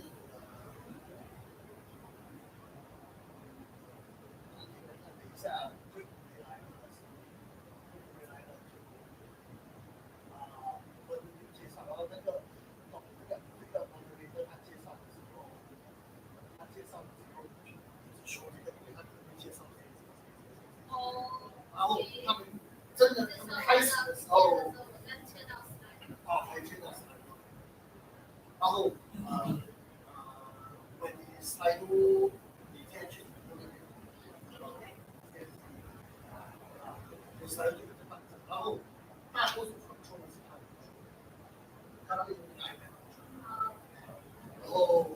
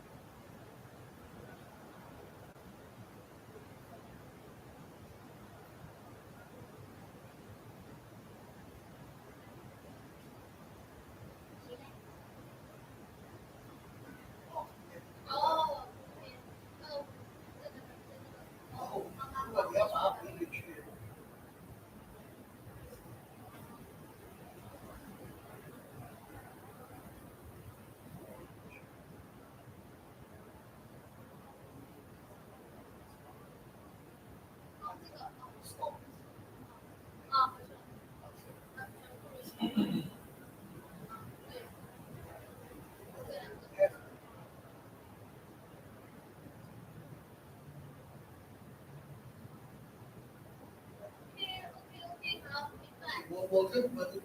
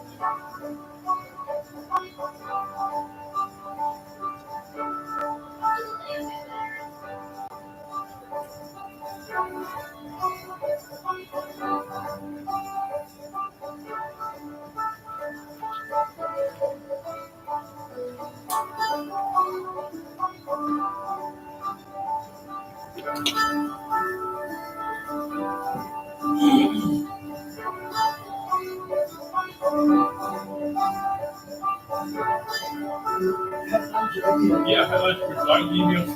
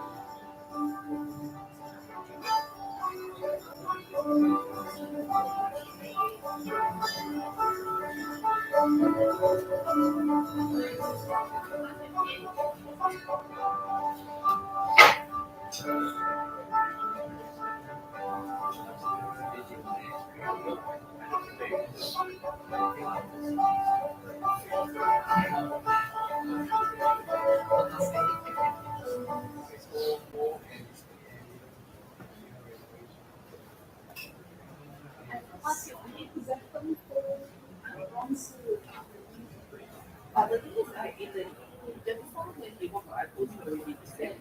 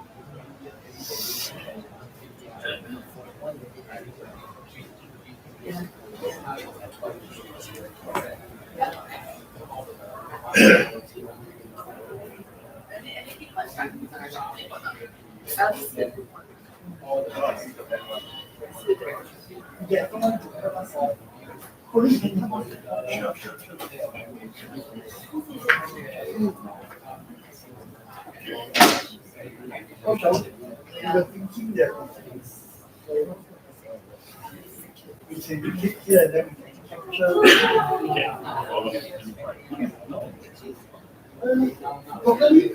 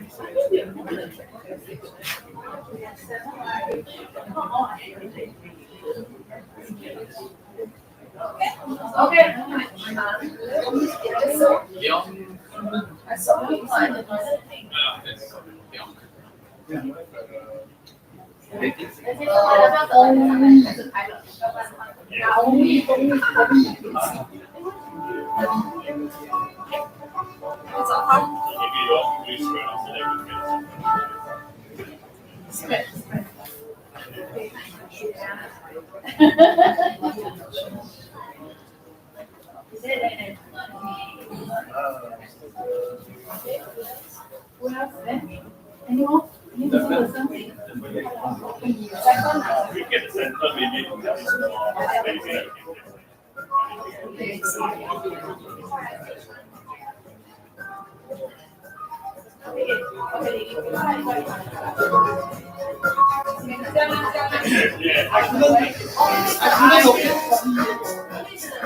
Oh, yeah, I can go in.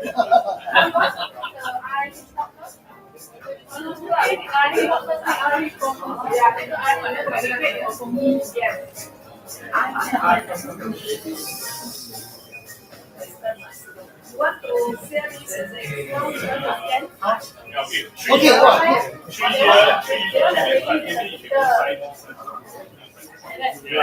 oh, then you can see all the. Sorry.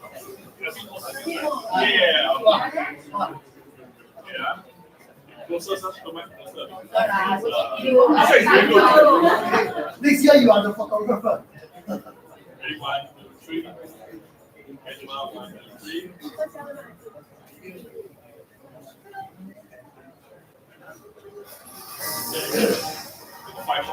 Okay.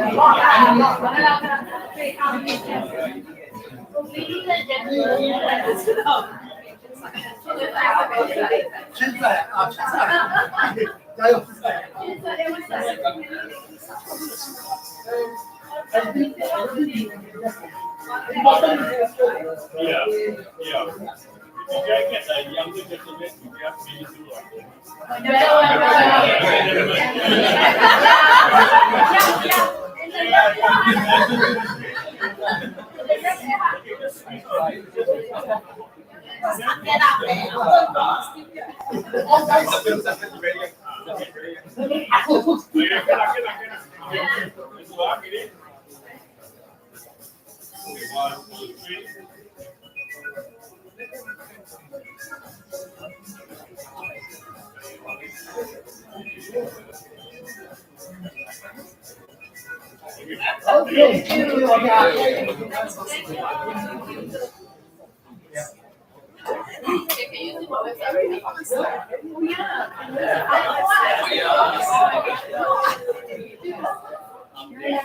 thank you.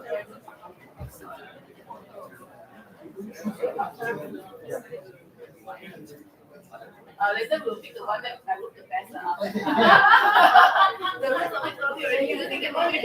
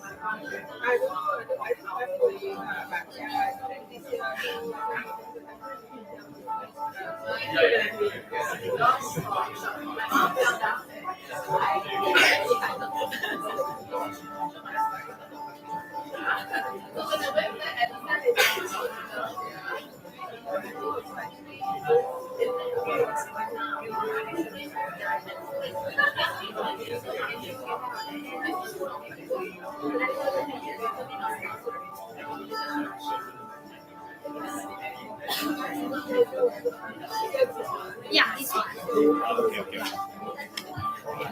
I don't know whether the yeah, this is the slide. Okay. This, I think I suppose because all the question has come in. Okay. So we're waiting to fill these or not? Those are the fresh. So these are some of the questions that I don't think is related. Yes. I will just answer them, say that they're answered. Okay. Yeah, let me just Oh, that's just a question. no. And then Perfect. Thank you. I will update the MC. The MC will announce them because some of them will get pose questions for others. And we'll put it as so you are familiar. I think I can work it out. It didn't show up. I can say yes. they are in some way this will be synchronized. Okay. But the person in the back of the house will still can also help you to highlight. Okay. Right, Thanks. Thank you. I think do you think you all just will really get seated for the MC to bring on? You think the MC should actually bring your Yeah. Be a bit more casual about it, I guess. Okay, so take a seat or get the MC to start. Okay, fantastic. Would you be introducing them or do you want the MC? Because we actually don't have detailed profile. So I think the MC will just say this is a session and then we just leave it. Yes. Thank you. And then we will get the photographer to take photo. Casey told me to take photo. Yes. Yeah, please. Thank you. How do you where do you use it? I guess I'll pick one. And then thank you for coming on the podcast, I guess. We have 2 wireless mics. I'm sure I can switch on. You're going to be the first up, right? Well, the first question is going to be mainly you, but everyone else is going to... Yeah. This? Okay, we'll use this one. These 2 as far as I know is good ones. They're currently switched on. But we have 2, so that's good. So I was expecting them.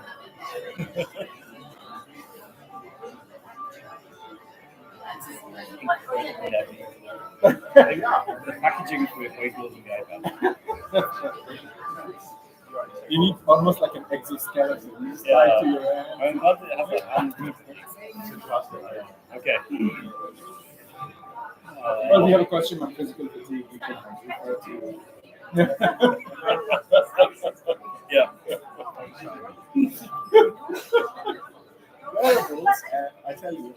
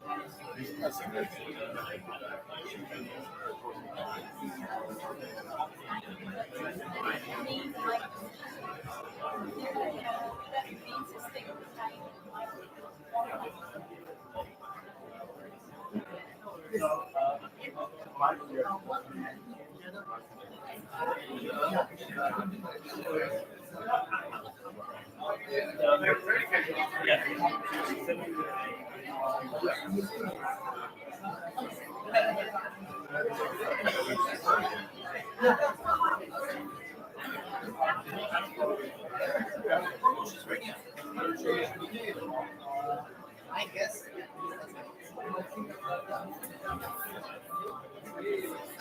All right. That's it, right?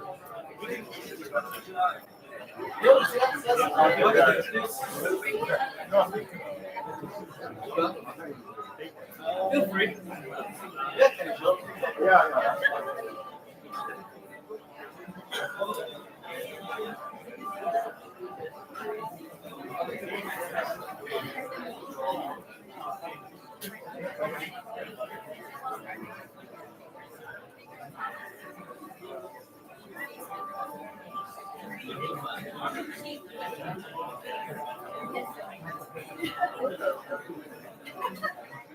Too many, right? Let's go. Continue.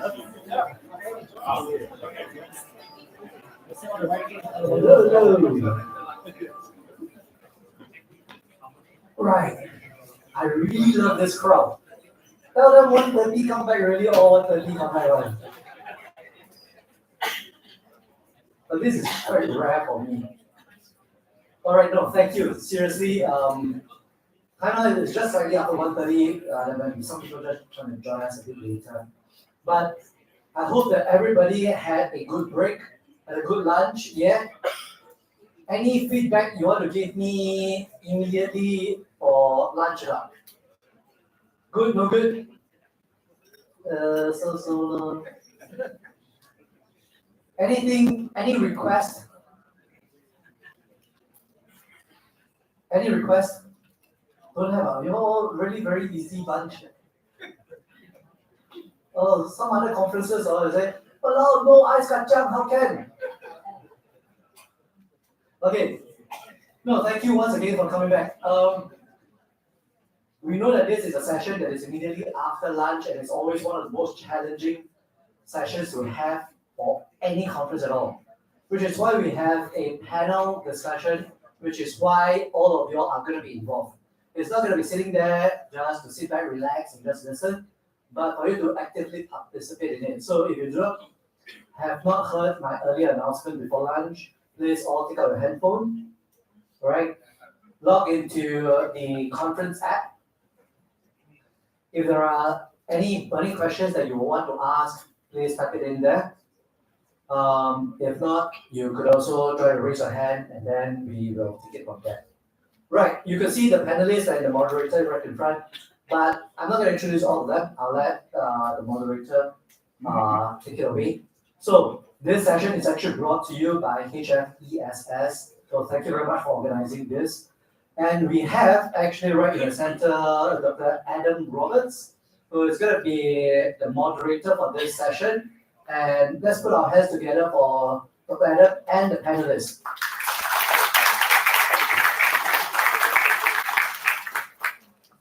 Okay, thank you all. I'm very glad that you came back after lunch, and hopefully you're still awake and not in the food coma. Now, in the morning, we've heard a lot about health at work, mental health, safety, and the impacts of new technologies on the workplace. And so this session today is going to be kind of focusing on a specific type of new technology, and that's sensors in the workplace, and using wearable sensors to examine how our workers are coping with work. And so in the panel, we have one missing panelist who I hope will show up in the next 5 minutes. We'll see how it goes. I'm joined today by these fantastic panelists who I will get to introduce themselves momentarily. We have George Christopoulos from Nanyang Business School from NTU. We have Shang-Ching, and he's from Duke in US. We have Jean from SIT, and we have Navraj from the Singapore ETH Center. Okay, now we have a kind of a plan of questions that I'm going to ask, but I would also like to hear your side, your questions. So I have an iPad here. You have the ability to ask questions on your phones. They'll pop up for me, and then I can also ask the panel. Okay, I'm going to pass over to George now, just to give a very brief introduction about who he is and his interest in sensors. Hello. So very quickly, as you can see, I'm in the business school, but it's an accident. I'm actually a neuroscientist by training.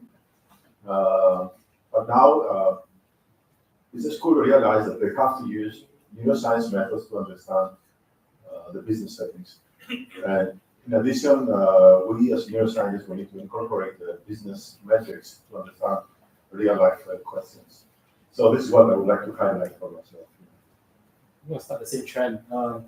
So I'm SQ Lin, I'm a friendly neighborhood human factor specialist. It's also by accident. I'm in a medical school.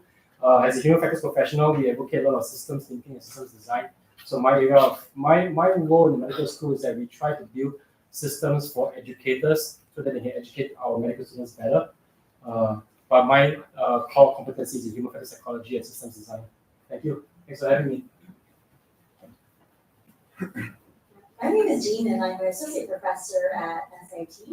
My area of research is social neuroscience. So how do we understand, psychophysiology markers to understand emotions and well-being?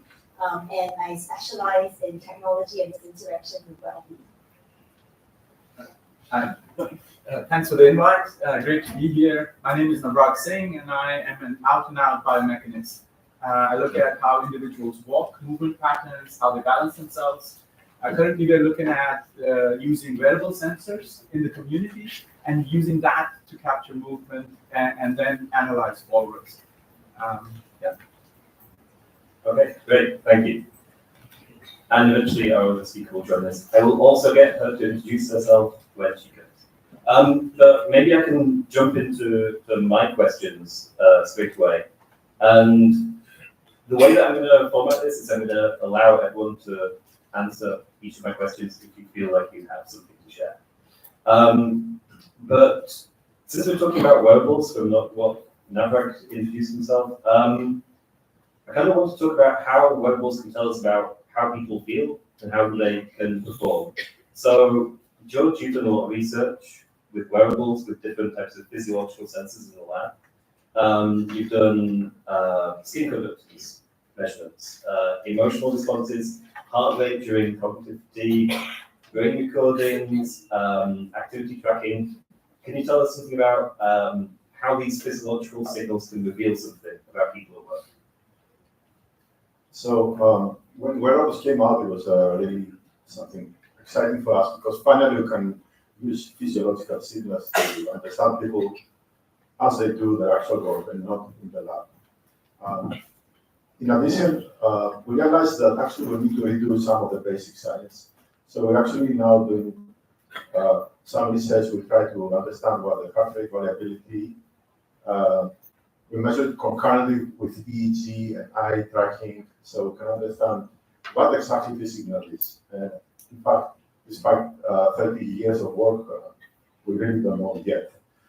Concurrently, we want to apply, we actually apply this in real life settings. So we are giving wearables to hospitals, truck drivers. Recently, we received a request to use wearables in call centers in the Philippines, and some other applications. So it's getting more and more exciting.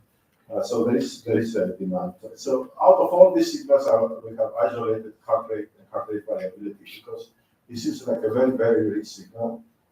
I actually started with skin conductance, but I find it a little bit noisy and not exactly appropriate for mental fatigue, maybe for subconscious responses, but not for mental fatigue. Now, maybe I would like to highlight what the problem is. The problem is that there is a misconception that there is a generic signal for fatigue or for stress or for anything, you name it. And I actually blame Fitbit and Apple Watch that they think that the more you wear it, you can give direction and say what the person is feeling.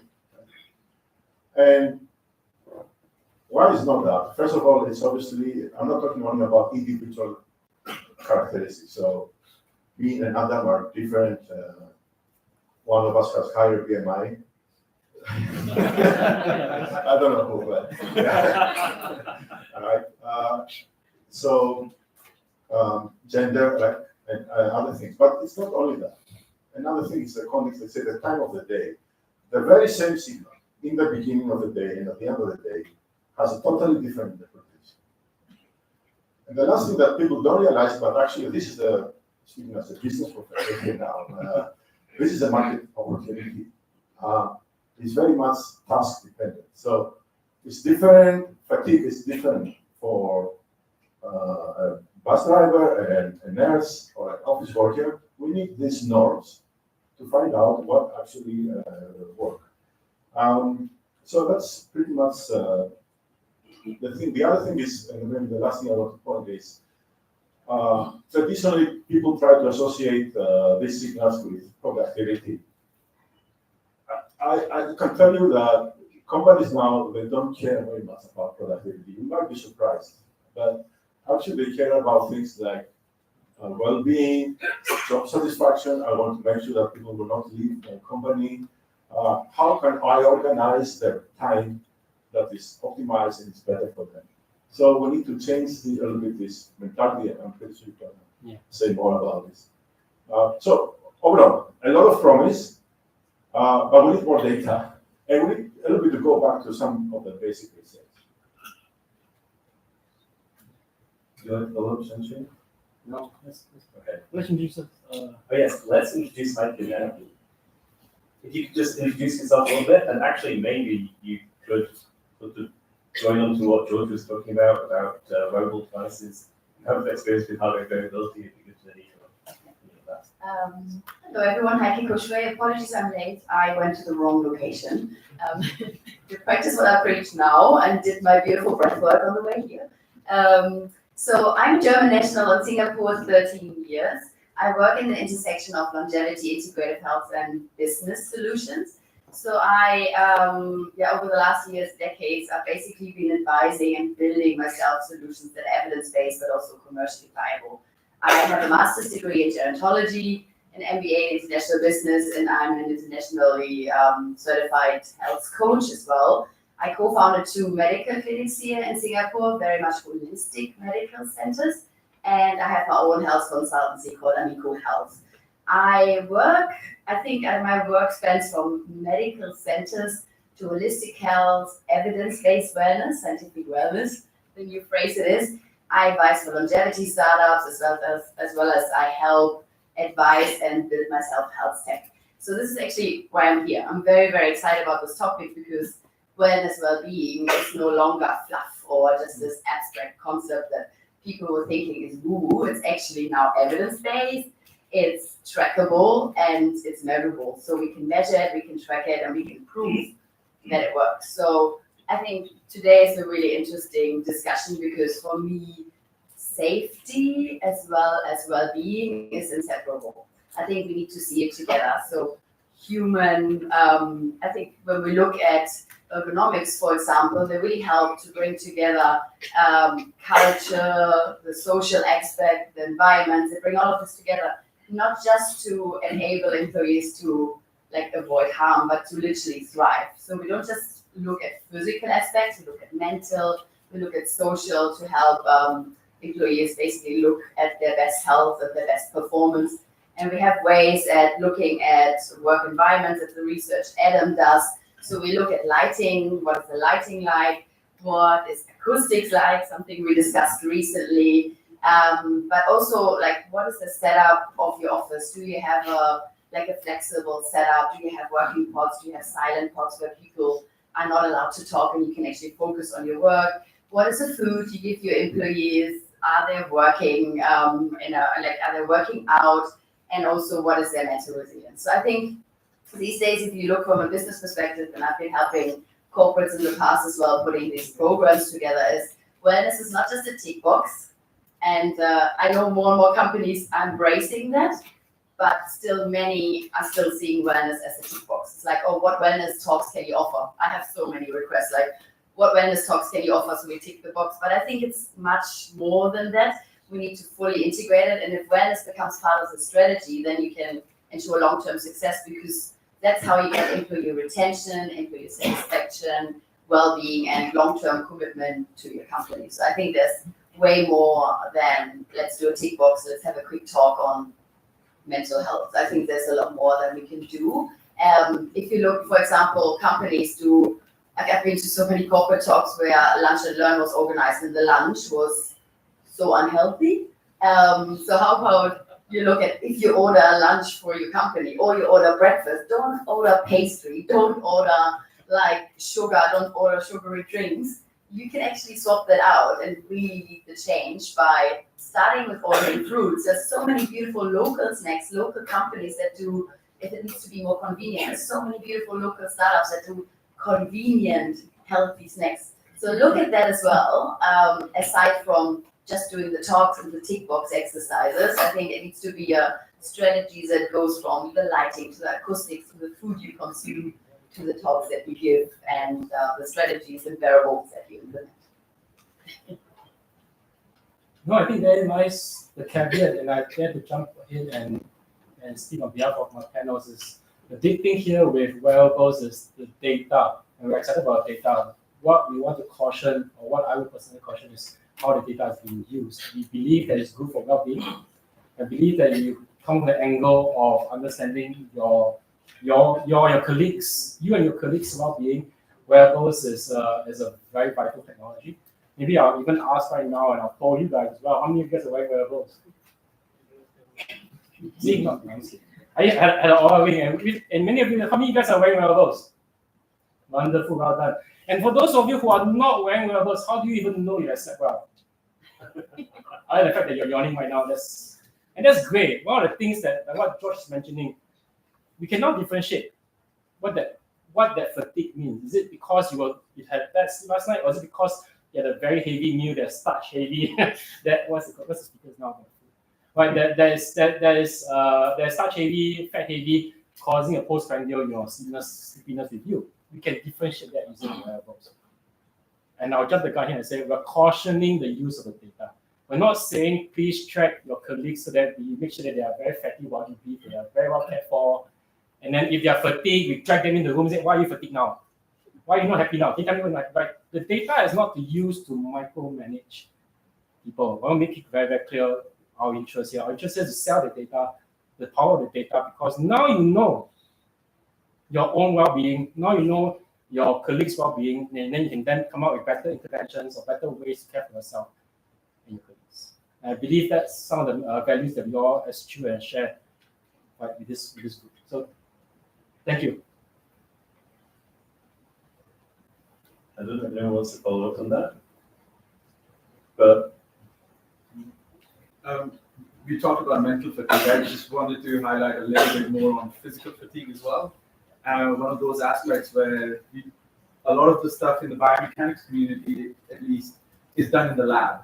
And taking this outside in the field is where wearables are helping us a lot these days. And we're looking at which signals we can take and which signals we cannot take outside in the lab to monitor individuals, whether that's construction industry, heat and humidity, how for an entire period of the day. How is your well-being in the morning versus after lunch? Some of you I see are yawning, but and beyond towards the end of the day. And those not only mental fatigue but also physical fatigue plays a big role in your performance and how you are able to effectively perform. since everybody has spoken, I'll chime in on my spiel. I think just sharing everybody's my message for the audience would be that we tend to silo about technologies, right? To say that that's just wearables. When actually, if we think of the bigger predictive analytics space, we will probably get a much better picture. And I'll give you one example of what I'm talking about. I work in a space where we look at how stressors affect people's physiology. And so, if we look at something that is a social stress, I go and make you do a public speech like what we're doing now, okay, then that's a very, very nice profile of physiological signals. For example, you'll see cortisol levels rising, it's stressful doing this, you see the heart rate rising, blood pressure rising, it's very clean, it's a very beautiful picture if you want to measure social stress. But on the other hand, I do a lot of work where we ostracize people, and most people will find ostracism terrible, right? Imagine whether it's you leave your colleague out, you just say sorry, we're going out for lunch, we're going to leave you behind. People find that horrible. Or if right now I take out my phone and I use it in front of you, we call that phone smelling, loving. It's hard. It's as a researcher, I cannot track any physiological markers from that reliably. So, sometimes you kind of go like, but it was such a horrible experience, but I can't see it in the physiological markers easily. So, that tells you that, hey, people can be feeling bad, and it may not be tracked up in their wearable sensor or data that you're collecting. And so, but however, you might see that in other aspects, right? How the person then behaves later on, their facial expression. So if you have a fuller, bigger picture, collecting many different signals, not just from wearable, I think overall that gives you a bigger picture. Okay, over to you. Yeah, thank you. And I guess kind of following up on that, there's this concern, I think, that's been voiced by everyone here that we were collecting data and we were potentially measuring stress from people, and then it's what to do with that, right? So how can we make sure that what the data we collect from workers, it's more supporting them, it's not undermining them, it's not reducing their well-being, it's not reducing their autonomy? Let's start. So I think with the change of philosophy, so the idea is how the data help the individual. Actually, it's how the data help the organization. So we do some studies and we examine different types of leadership. So what is a major source of stress? It's not it's not the light, it's not the amount of work, it's your boss. And so I can change a lot of things. If your boss is who he or she is, not much to do, all right? But you'll be surprised, the leaders, the good managers, the reason they are not good managers is because they cannot get the feedback. Right? So we did some studies that you can, incorporate like different types of leadership. So there's charismatic leadership, there's more social leadership, there's more leadership that only helps you, like task-based leadership. So we don't say like good or bad, but the way you lead the people. And we find that it has an almost immediate effect on heart rate variability within 20 minutes. And we ask participants to do a group study. They try to solve problems together. And actually, the type of leader and the performance, the group performance, is mediated by the heart rate variability. So what does it mean? It's a useful signal for organizations to understand what is going on to their organization, beyond what is about the employees themselves. So if you have a hospital with 20,000 employees, or you have another hospital with the army, right? You have 10,000 newly recruits, and you want to know what is going on. Right? You cannot go every day asking how do you feel, right? But with this wearable, you can get immediate feedback on what is going on. So that's, I think, something that can be used, like much data instead of individual data. If I may add on to that, very interesting perspective. I think all of that also comes down to communications. If you put something that huge in place, do it in a gentle way. Also, there's a big move towards gamification of data now. So I think that's a really good way, putting proper challenges in place, like having a little bit of a team spirit that comes in. People ideally have a bit of an opt-in, opt-out. I'm not sure how doable that is in the military, for example, but having an opt-in, opt-out solution, I think for staff is very useful. But communication is key, and very much like in my previous corporate career, I was leading up communications for big international corporate, and honestly, like communication was so often not valued enough, but it's absolutely key in employee well-being. If they feel included in the decision, as they are made part of, like, if rather than really top down, if they're asked, if they feedback is taken into account and they informed about decision before ideally the press is informed, that makes such a big impact. I also believe people don't leave companies, they leave their bosses. I believe that too. So I think there can be a whole support system around it. But coming back to, if you implement variables, it's not just about implementing variables. Now we stick an O-ring on all of you and we test you. What are you going to do with that? So you need to offer the all-around support, because not everyone is happy to dive into the AI agent and say, oh, how can I implement all these little bits and bobs? So what can you do as a company to support different nuggets that literally it's about habit tracking. So you won't go from today to the most perfect sleeper tomorrow, but there's little bits you can do, and maybe one little habit every week you can introduce in order to improve. And that's something that can be set up as a company-wide challenge, for example. So there's definitely ways we can do. We can change this and implement it in a more gentle way. Communications. Okay, and kind of coming off that, okay. I was going to say, based on the questions that I've seen coming in already, it seems like there's a lot of people who are wondering about how this is put in practice. So I was wondering if you could share maybe case studies, examples of how you've interacted with companies that are using wearables, or maybe some findings from these. Like, did it work? Did it not? Is it something that they're going to use full time? Okay, because you read my mind. I was going to share some case studies. I will share two, where one is a successful sort of story and one not so successful, or situation that didn't work out. Let's start with the bad one first. So we have one study where we're looking at wearables, which is basically sort of eye watches, IMU sensors that monitor movement.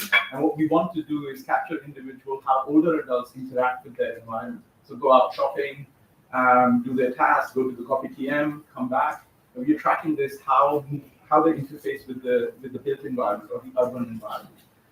In this particular case, what we want to do is we provide them the sensors for up to 7 days, and we want to monitor how, what is happening.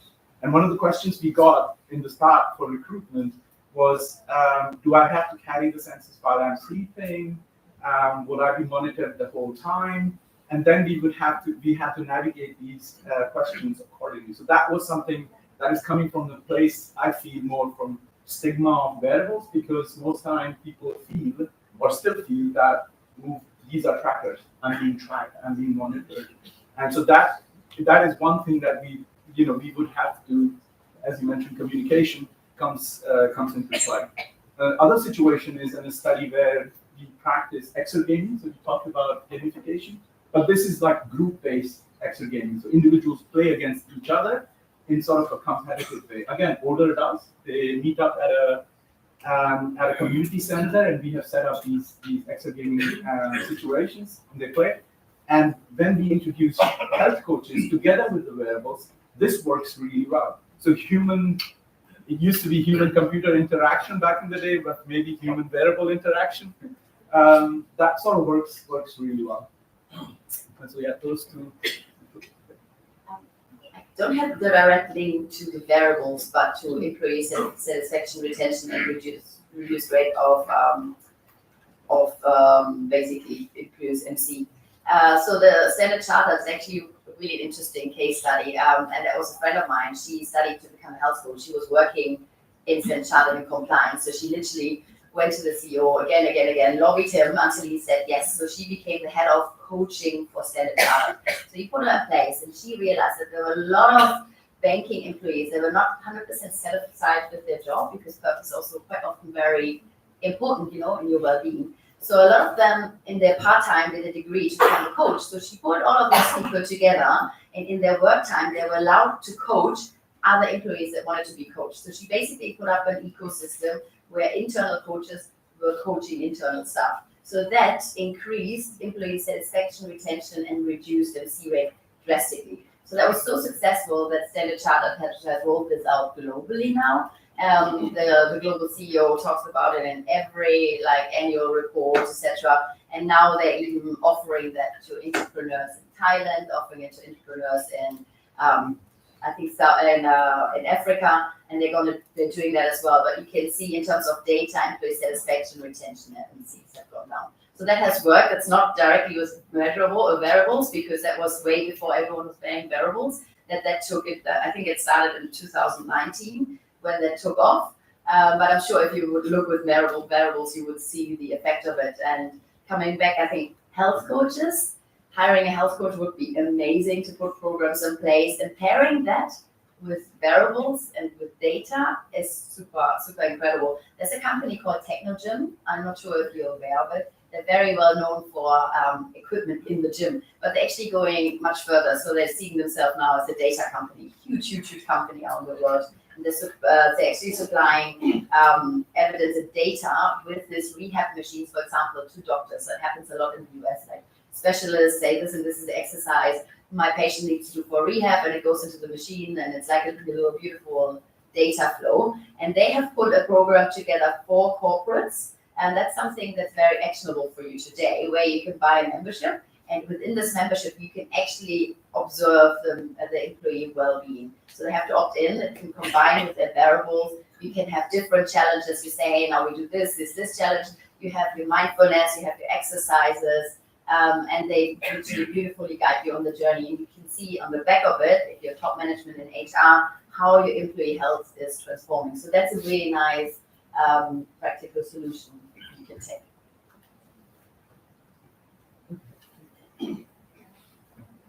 I think another case study is that you can use the trackers to evaluate how effective your interventions might be. So before I started my own lab, I was part of a research group that still doing this kind of studies where they try to give watches, Oura rings to everybody in the entire university, for example, in the US. And so sometimes we get very surprised that we think that at the institutional level we are starting classes later, we are doing some things to help you increase your sleep, and then we look at the data and realize, oh, actually, you didn't sleep more during that time. So I think wearables also gives you an opportunity to evaluate whether the programs that you think are going to boost well-being, are going to boost health, are actually doing that.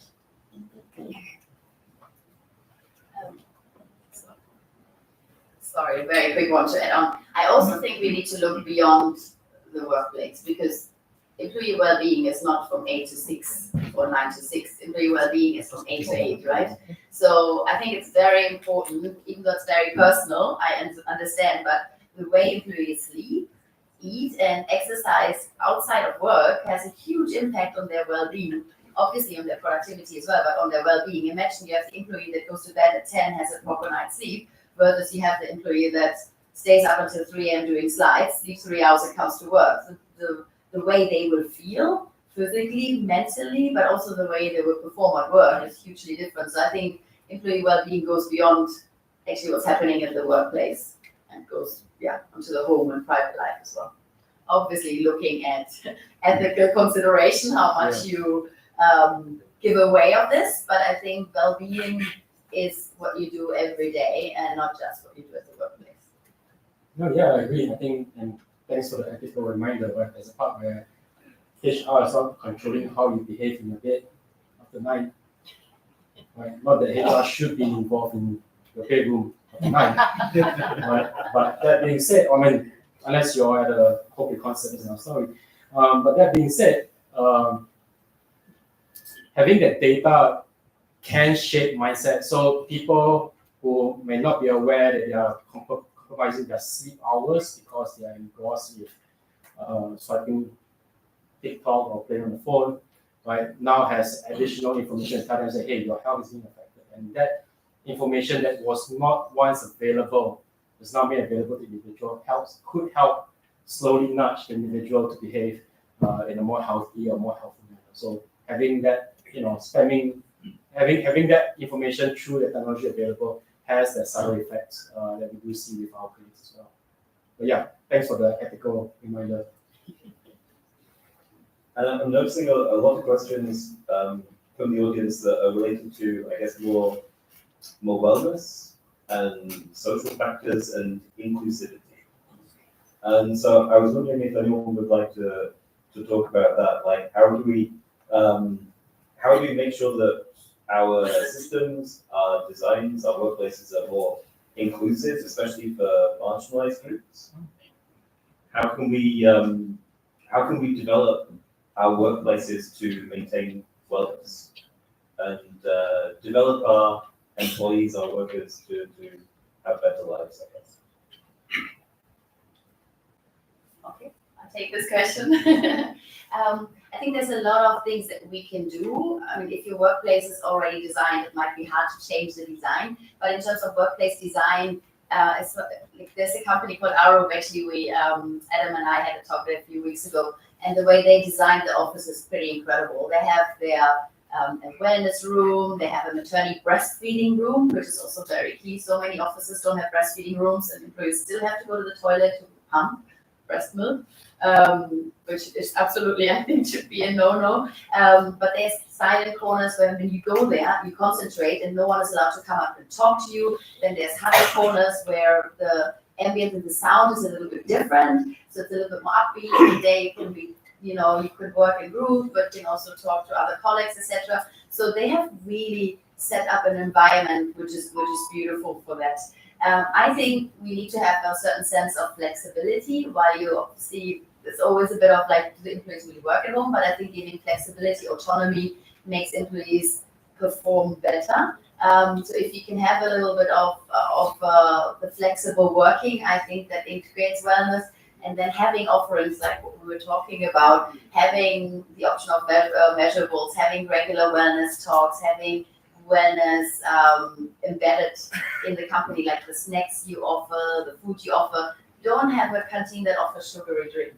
These, because you will have the sugar spike and you have the sugar dip. So there's things like this that you could do. You could even do little health challenges and teach people how to. So for me, for example, 3 times a year, I put a blood glucose measure on. And I think it's an absolutely essential health tool. Everyone should be doing regularly to know what happens to the blood sugar spikes, because that's eventually what leads to all the chronic diseases, dementia, etc. So having a little challenge without seeing the data from everyone that basically tells them this is a little tricks and tips that you can do in order to work, to go not through the blood sugar spikes, but to stay stable. Things like that is what you can do in a really easy way. But maybe engaging a health coach, maybe employing a health coach that can drive these programs together with better measurables would be a very, I think, reasonable investment to do for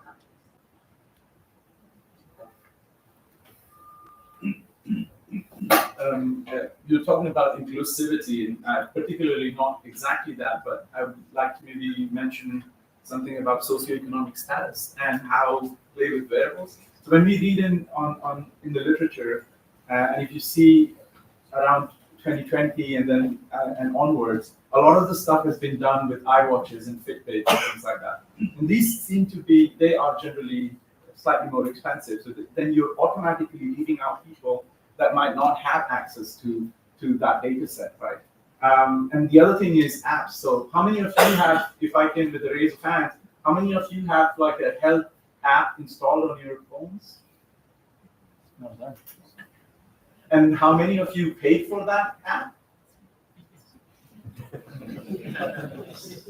That's one of those things that kind of becomes a big factor. So as we roll out these wearables and have metrics that are supported by the wearables, we have to be incredibly cautious that if we charge them or if they are too fancy apps, they will not be sustainable over the long period of time because people are careful in paying for this, and not everybody can afford that.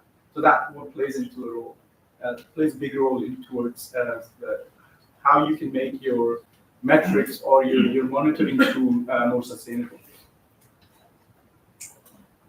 Okay, well, I also noticed from the questions that a lot of people are asking about different types of sensors. So we talked a lot about heart rate variability, measuring sleep, measuring stress.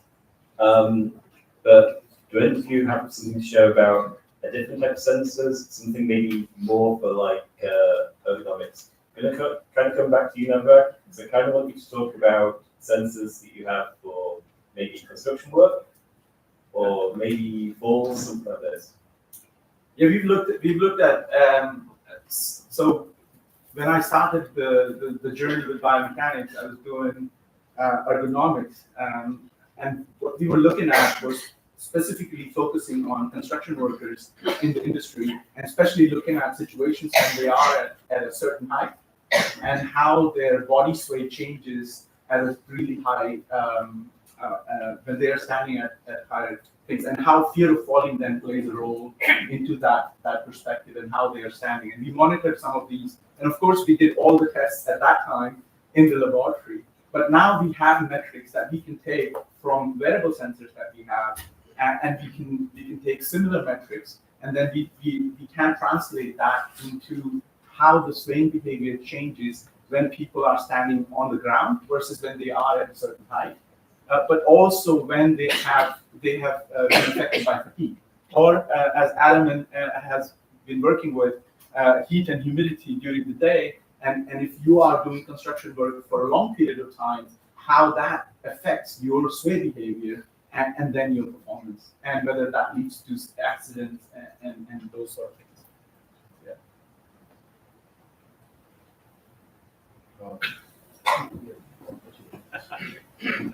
I think the technology is becoming, will be very exciting. It's becoming cheaper and cheaper, easier to use. We're going to have work, we have like patches, you can measure hormones, your sugar levels, this already exists. Can even measure, take blood samples every hour and analyze it on the spot.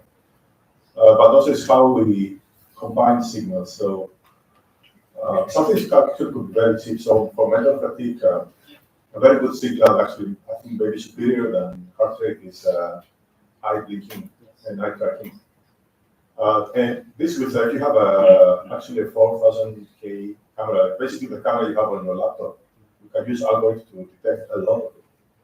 Now, what we found actually is if you combine this with heart rate variability, so very loosely, if you blink on the time that your heart beats, is a good signal of whether you're tired or not. So it's not only the sensors, it's also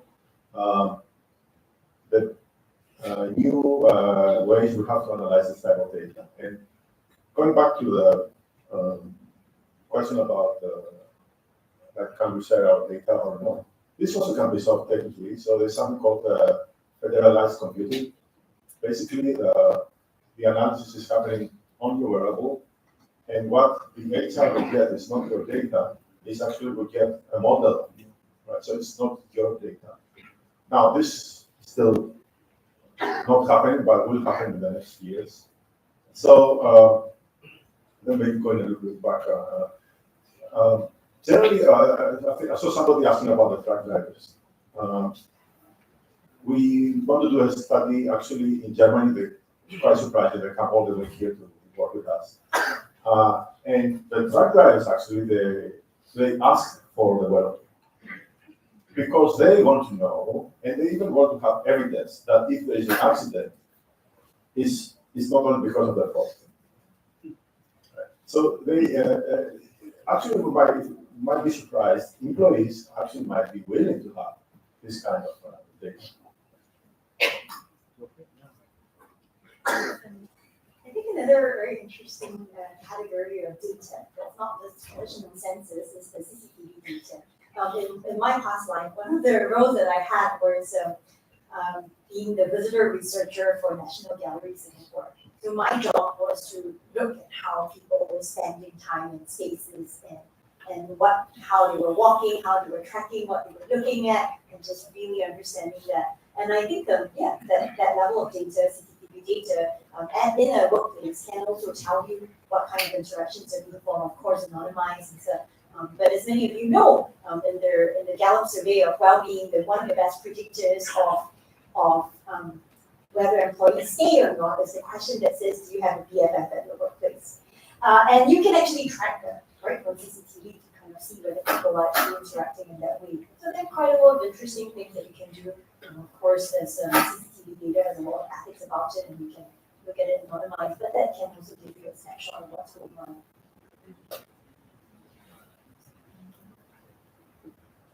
Okay, thanks.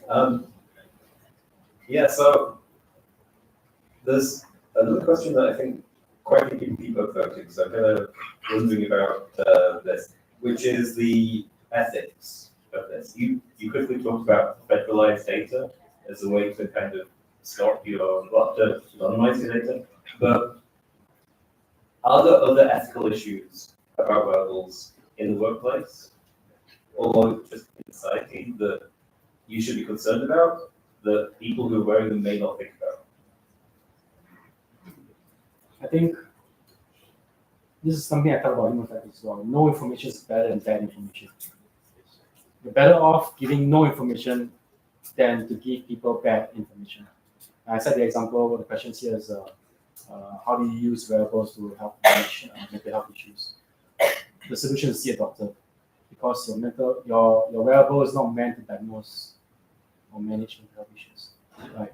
Worst thing what we can do as part of conversation about ethics is you misuse the data and misperceive an issue, and then you say this person is not performing because of anxiety issues, depression. You seem to be already anxious most of the time. Maybe you should do this and that. Right? This is not where we're coming from. From an ethical standpoint, when you roll out this intervention, what is the spirit of what you're rolling out? It's very easy to mask that everything is for the good and for the safety of the well-being of the staff, but if it borderlines into control, that ventures into a space that requires a conversation to be had about ethics. I know we talk a lot about gamification, nudges, and stuff like that as a way to nudge people in the right direction, but if it comes to the point where, as an organization, we're using it to manage human assets, then there's a conversation to have ethics. So that's my personal stance, and I think that's where we are seeing when we are rolling out wearables in our organization. We love it. The data is rich. We believe it we believe our colleagues has autonomy to use the data or not use the data. I personally don't wear the Aura Ring because I struggle with the advice that gives me every morning. Too much advice. Yeah, right. So again, and I have the autonomy to not wear it. But again, what's the spirit of when you roll out? You're rolling out to help the individual be a healthier person with the power given to the person to decide how to use it, or are you trying to start micromanaging the person's well-being and lifestyle? Then that's where you're causing the ethical about this. So that's my take. Yeah, I'm with you. I fully agree. I think when it comes to making this data available, it really should be an opt-in, opt-out. But also the way we communicate, because we want to support employees, we want to help them when we put this in place. I would hope at least that no one would want to put this in place to control employees. It's because organizations usually have the best in mind for their staff to feel their best. I know many people that don't wear wearables because they have anxiety waking up. For me personally, I wake up, I first feel into my body, how do I feel, and then I look at my wearable to see.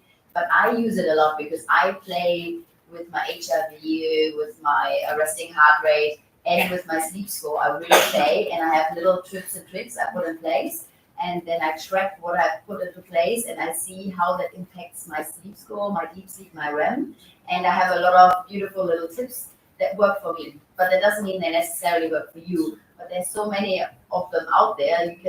It's a bit of a trial and error, and I think for that it's great. It's also a nice one. For example, a lot of people have realized that alcohol actually is really, really horrific for sleep for most of them. Some people actually feel totally fine with one glass of wine, but some people feel horrendous the next day. And by tracking and also looking at the data, they realize maybe I leave the alcohol away and no more alcohol for me. Or I take my magnesium glycinate at nighttime before I sleep. So when you have an influence in your variables, so that's, I think, is really beautiful. But again, as we said, you can't just give variables, you need to give the tips. For me, I don't think the AI bot from Aura Ring personally, I think it's just not good enough yet. So I would always pair a device. If you're really seriously gonna go on a health journey, would pair a device with a professional that guides you through this journey. At the moment, I tend to say most medical doctors are not on that journey yet. Having said that, a lot of longevity centers coming up. But I think if you do that, you mostly look at a health coach, a functional coach. I think some of the longevity centers are looking at it, but your standard GP normally wouldn't look at optimizing your health in that way. But I mean, lifestyle medicine is on the rise in Singapore, so hopefully that's now coming more and more into place from the medical point of view as well. Okay. Kind of looking towards the future, I guess. There have been a few different questions about future risks or emerging risks, things that can really affect us at any point. So we have an aging population, an aging society. We have climate change. We have increased risks from out-of-state actors, misinformation or hacking of our data. And I know that census is only a small part of this. I was wondering if you could talk about how you feel like organizations can use census to protect themselves from risk, in whichever risk you would prefer to look at. So it could be aging, it could be heat.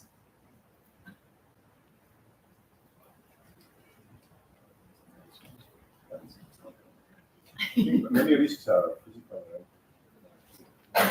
Yeah, I mean, aging. Do you know? Okay.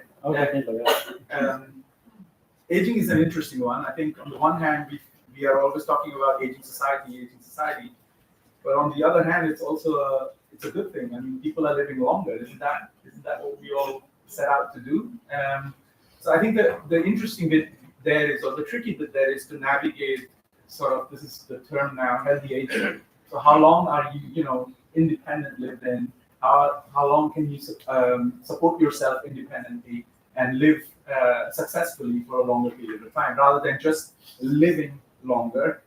But most of this is in hospitals and going around those things. So it's not necessarily a risk, but that's just a change in sort of perspective.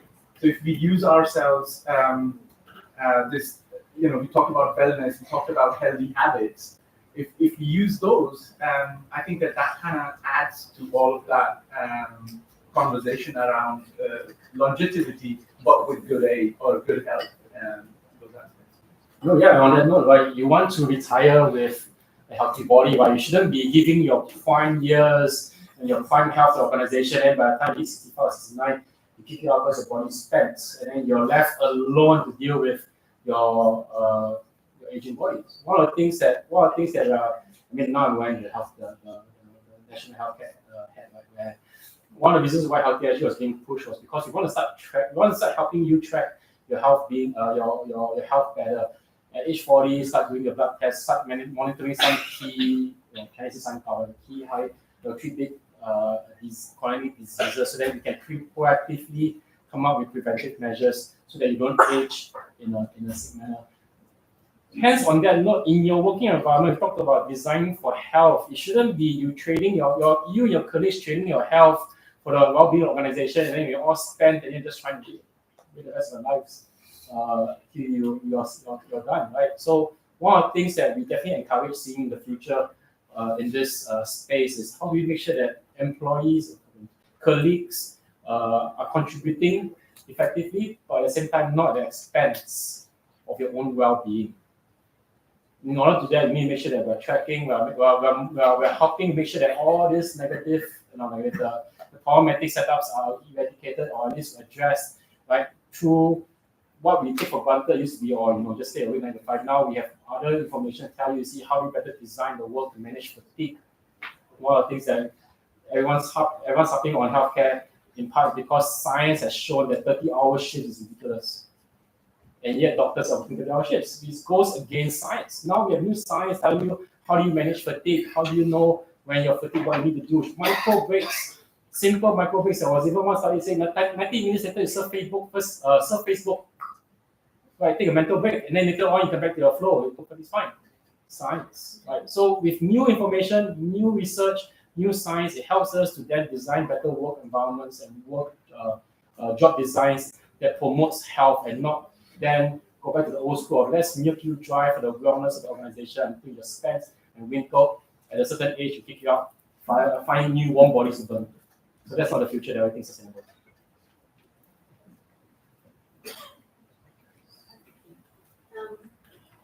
So I know your question was on how can sensors help you overcome these big risks, but I sit on another capacity, which is looking at digital risk in general for the nation.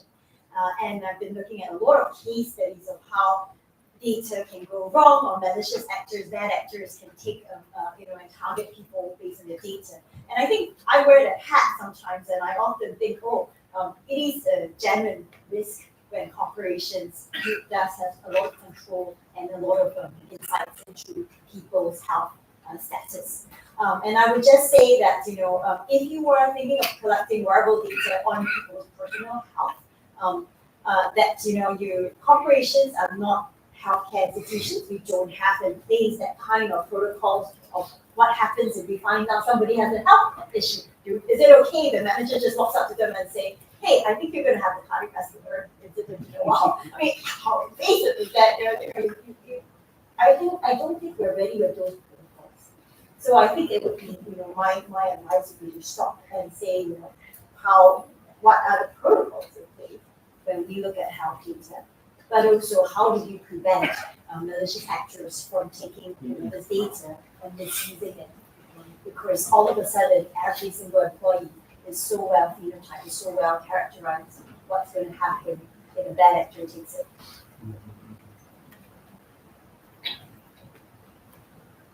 Okay, thank you. Well, since we only have like a minute left, I was just wondering if anyone would like to say what they think is the future. Is it a new trend? Is it a new concern? I think as the final thing I would like to say, wellness is not just a tick box exercise. Wellness and well-being is absolutely essential to company strategy, and only when well-being and wellness is in the focus and discussed at the top management table, not just at the, I love HR, don't get me wrong, but not just at the HR table, at the top management table, then you can ensure long-term success for companies. So I think it's absolutely essential. If you make it a tick box exercise only, I think it's set up to fail. So long-term vision is making it absolutely. Maybe, okay, the biggest revolution in company now, and it's coming even stronger, is precision medicine. Right? So we used to give people come, regardless who you are, we're going to give you the same pill. Right? But now, increasingly, we might take into account who you are, even your genetic profile, your phenotype, and give you a very specific treatment for that. Wearables are the way to achieve that. And I'm not talking about precision medicine only, this is just the beginning, we're talking about precision science. So we might have job design tailored exactly to the specific person. So I think this could be the most bright future for wearables. It will allow to organize at the level of the individual. And I'll just end up saying, my one line will be data is good. It's how you use the data that is the conversation we have. I would say self-management and self-management of health and awareness around health. I think that would be something that would be quite prominent in the future. What you do outside of work and school during leisure time kind of also dictates how healthy sort of you are. So. And I think my one-liner would be to go back to the original purpose, what you do all this for, what you collecting this data for, and also Google's measure, right? Do no harm. Okay, fantastic. Thank you all. I think that leads us to the end of our discussion. Thank you everyone else for listening and submitting so many questions. I'm still going through them. Okay, thanks.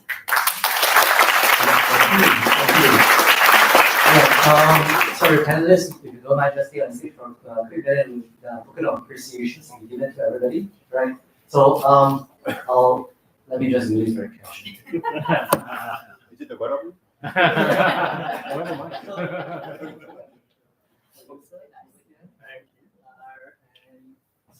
Thank you so much. Thank you. Oh, wow. Thank you.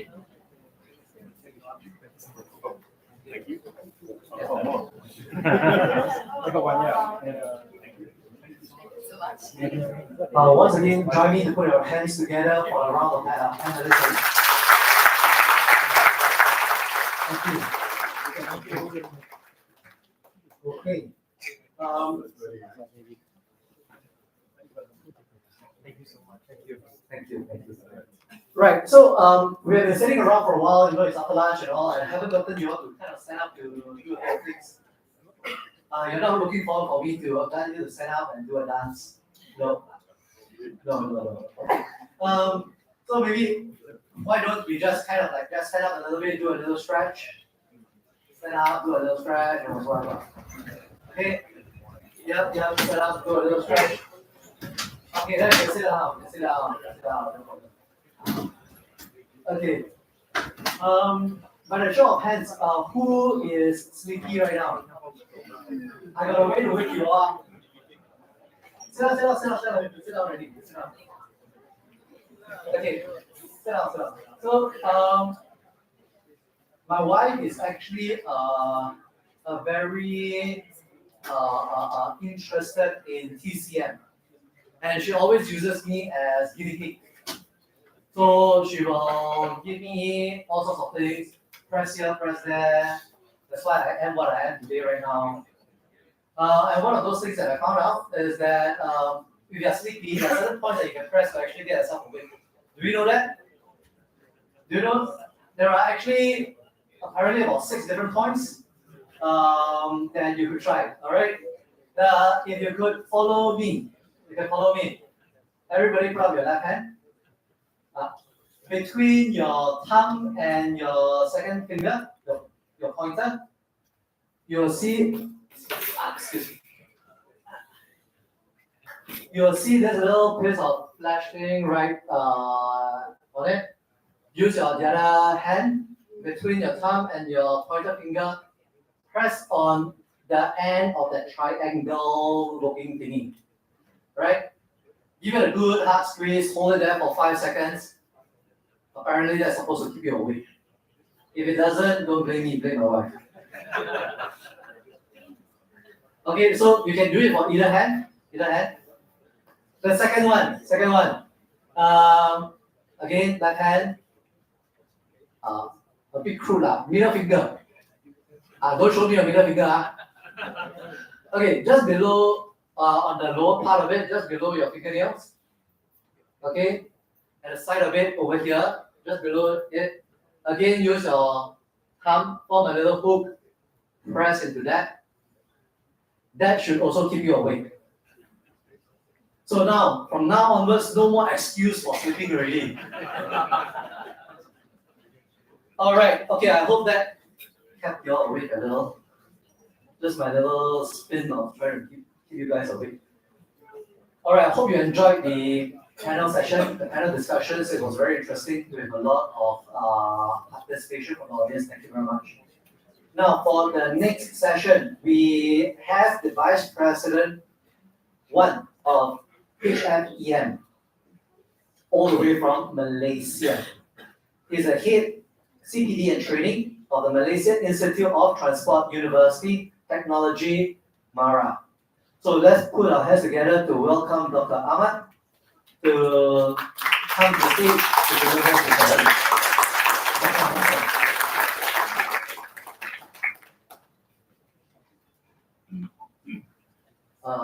Maybe you should just keep the chairs first.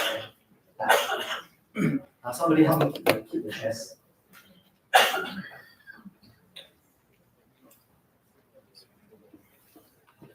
Child labor down there.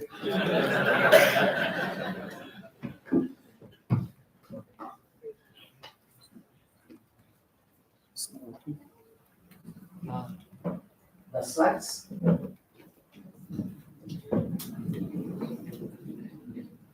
Now you know how low budget this conference is.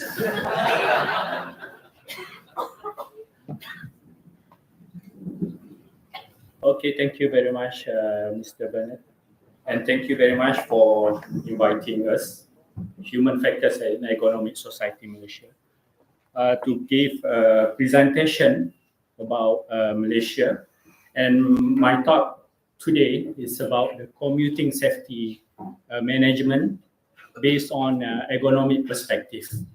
As been introduced by Mr. Bernard, my name is Ahmad Kushairi. I'm also the head of training and CPD, or MyTrans, or Malaysia Institute of Transport, under University Technology Mara, UITM. And also currently I am served as a Vice President 1 for Human Factors and Ergonomics Society Malaysia, HFEM. So before we go further, I would like to make some sort of revision. Maybe most of you have already know about the ergonomics, but the definition of ergonomics is come from the words of Greek, which is the combination between ergon and also nomos. Ergon is for work and nomos is for rule. And these Greek words has been coined by in Cambridge, in British, 1950s. And it is a sign on how to fit the task and working environment to the worker using a scientific approach. That is the word of ergonomos or ergonomics. And when we talk about the ergonomics, it is the fit the task to the man, fit the working environment to the workers, or instead of fit the man or the workers to the task or to the environment, or fit the man to the environment that they have to work, right? So some of these apparatus or chairs has been used nowadays to implement or interpret the ergonomics come from. Okay, and in Malaysia, I come from Malaysia. In Malaysia, the Ergonomic Society is called the Human Factors and Ergonomic Society Malaysia, has been introduced before. That is our website, hfem.org. And we also have the Southeast Asia Network of Ergonomic Society, SINAS. And the Human Factors and Ergonomic Society Malaysia was established on 8 March 2011. We also one of the organization under Federation of IEA, International Ergonomic Association, which is the International Federation of Ergonomics and Human Factors Society from around the world.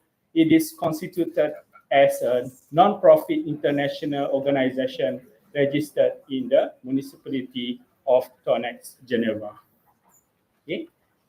And when we talk about the ergonomics, it's actually, although also we have already discussed from the morning about the ergonomics, can be divided into three main domains.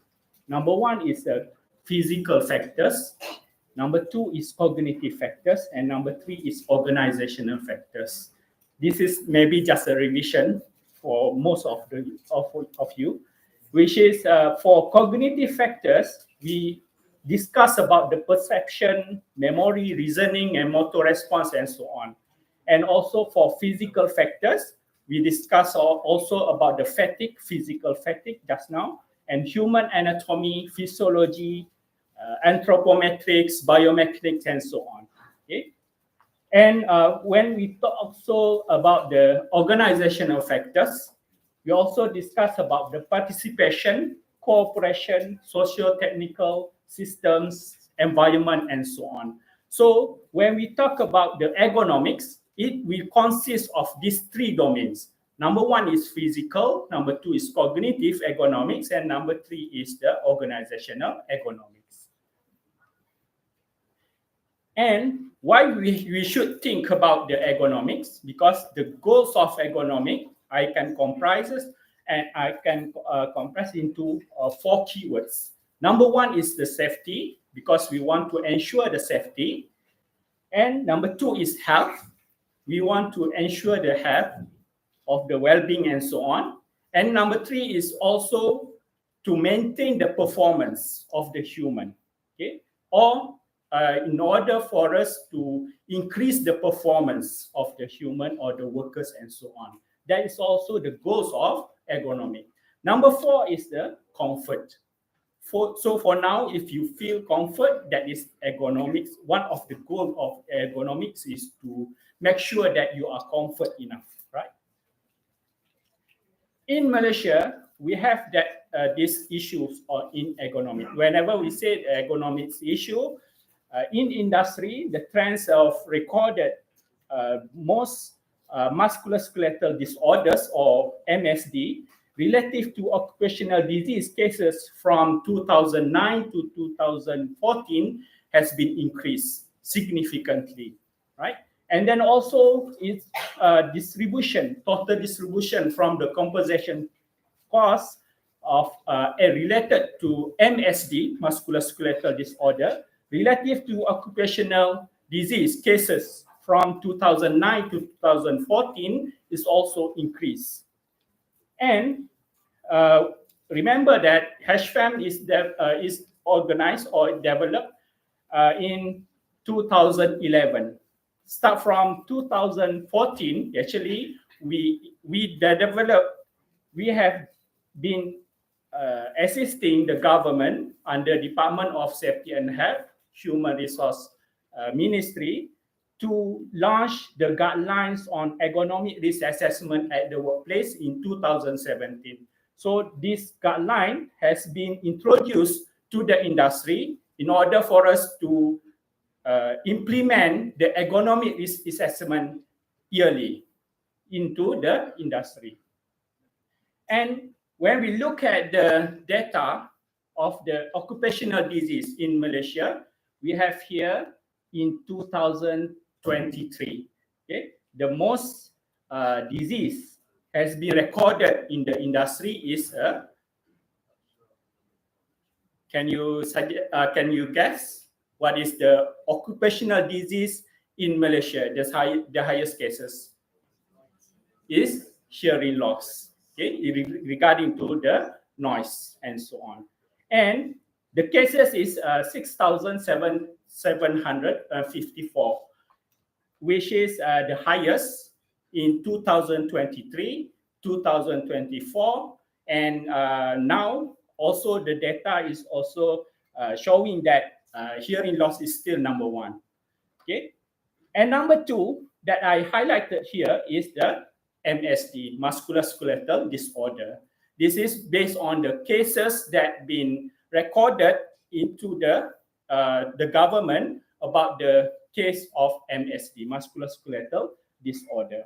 Okay, and just now I just also explained about the domain of ergonomics consists of three: physical, organizational, and also cognitive ergonomics.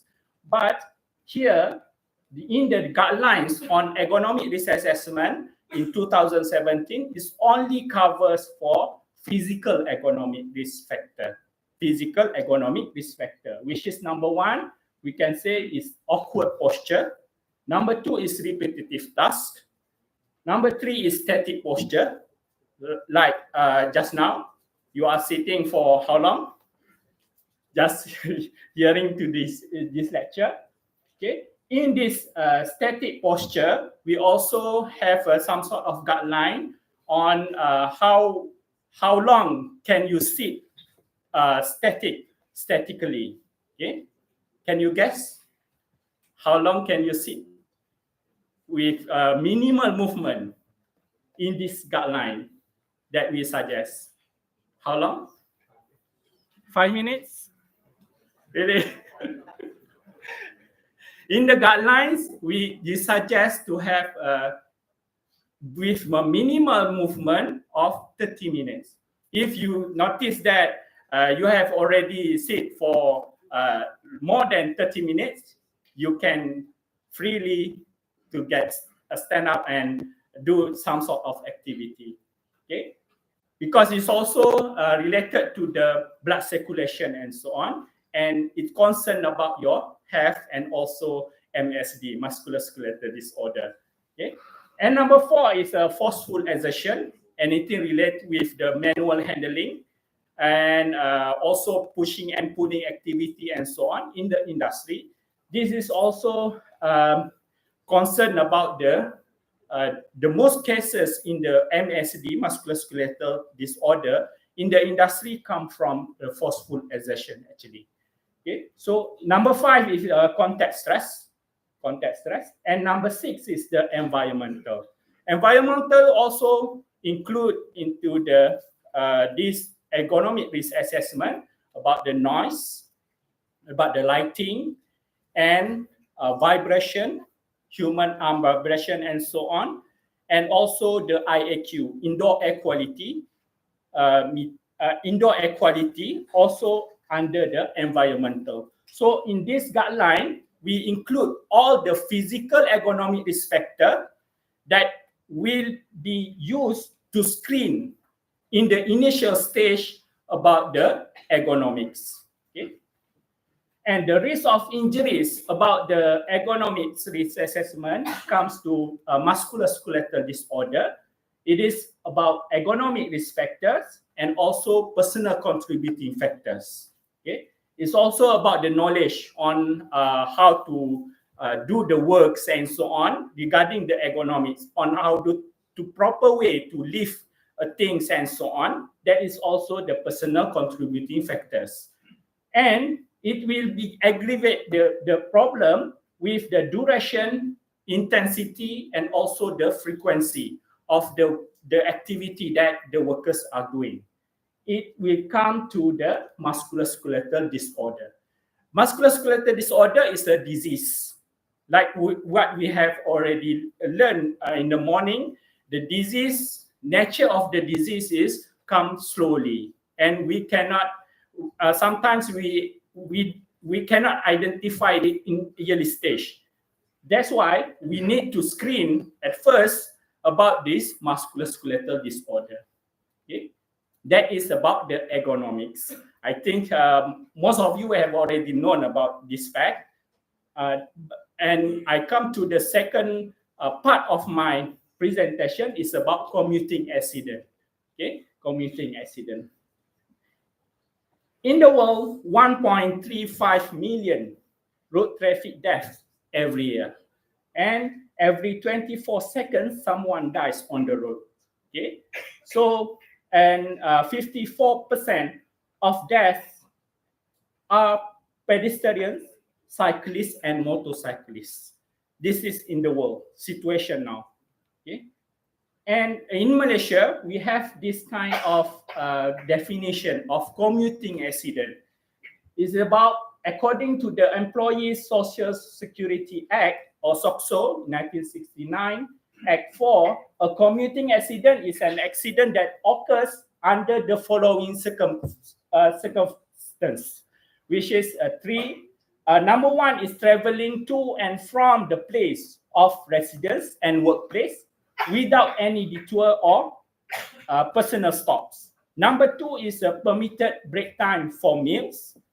And number 3 is all journeys related to work duties. So these 3 conditions is come into the definition of commuting accident. Why I should highlight this? Because in Malaysia, 6,167 deaths were recorded from 567,516 road accident cases in 2019. And by calculation, resulting in an estimated economic loss of nearly RM 8.76 billion to the national economy. So accident will also affect the economy loss to our nation. Measure for the percentage of motorcycle accident fatalities from the total of road fatalities, we are ranked in 5th, the highest in the world. Okay, and this is the fact that I want to highlight about we have to manage this kind of accident also. Okay, in the perspective of ergonomics. Road accident statistic from 2015 to 2023, okay, about 600,000 per year. Okay, so in 2023, it keeps increasing. And if you can notice here, 2020 and 2021, we achieved below 5,000, which is during the MCO.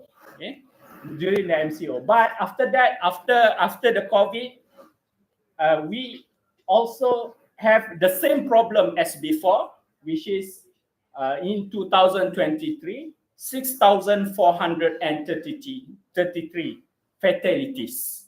Okay, fatalities in 2023.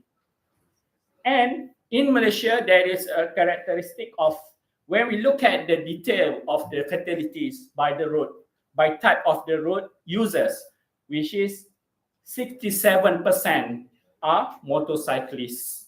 Okay, accident. And for the total accident based on the SOCSO, it recorded that between 2009 to 2019, about 83% increase for this is commuting accident. Okay, commuting accident, and it keep increasing. And this is about the fatalities, about the commuting accident. Just now I showed about 6,000 is a general or total fatalities. But here is the commuting accident fatalities. Commuting accident fatalities based on SOCSO. When it comes to the factors or the cause of the road accident, we can divide it into 3. Number 1 is human, number 2 is environmental, and number 3 is vehicle. And the most contributing factors is said to be human factors. That's why I came back to this slide, which is to highlight about the domain of ergonomics. Whenever we say about human factors, it also have to include into these 3 domains, which is physical factors, cognitive factors, and also organizational factors. And remember that I said the 4 keywords about the safety, about the health, about the performance, and also the comfort. Okay? So based on this study about the commuting safety management based on the ergonomic perspective, based on the physical ergonomics factors, it should be into our consideration about the MSD. How many person or drivers has been diagnosed as the MSD whenever they commute into the long distance driving and so on. About the cognitive ergonomics, it's also about the fatigue, microsleep, distraction while driving, using handphone and so on while driving, and also about the mental workload and also the human errors. This is about the cognitive ergonomics. And also we have organizational ergonomics about the teamwork, mental health, shift work, time management, skills, and so on. That's also include into our organizational ergonomics. So in order to find a solution, some sort of effort from the human factors and ergonomic society, we also advise the advisor as a government in terms of ergonomics.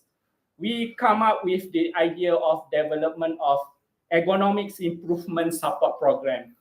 And especially we are focusing on the transportation sector, which is EISP is actually from developed in 2024. But for the transportation, now we are developing about the transportation operation, because due to the accident and fatalities on the road that I showed to you before.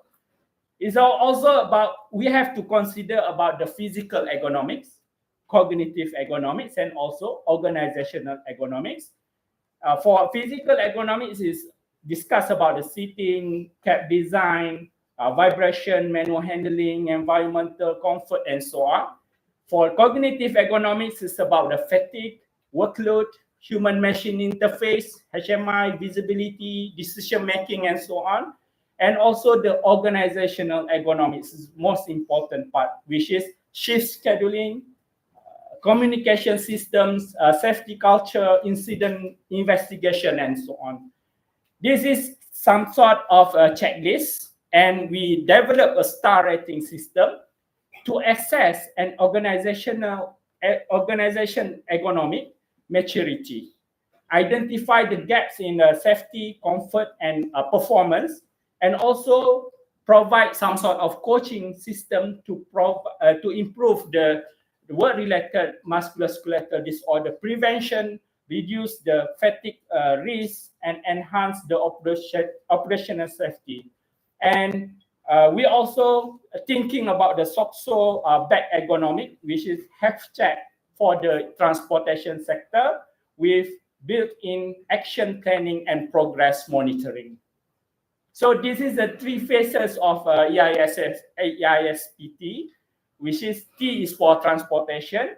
We have a pre-assessment, coaching program, and also the post-assessment. Pre-assessment will be checked to the will be give to the checklist to the transportation organization or company to have this checklist at least 1 week before the program of coaching. And after that, we have a 2 days on-site coaching program. We will give a suggestion for the improvement in terms of physical ergonomics, in terms of cognitive ergonomics, and also in terms of organizational ergonomics that can be improved into the company. And after that, we also have the post-assessment, at least 6 months after the program. So this is the star rating table, as been mentioned before, that we have a star rating. The highest is a 5-star, excellent, full implementation with high commitment to physical, cognitive, and organizational ergonomics improvement, and so on. Okay? So this is some sort of, we are still under the development and still giving having a feedback from the industry, and especially the transportation sector.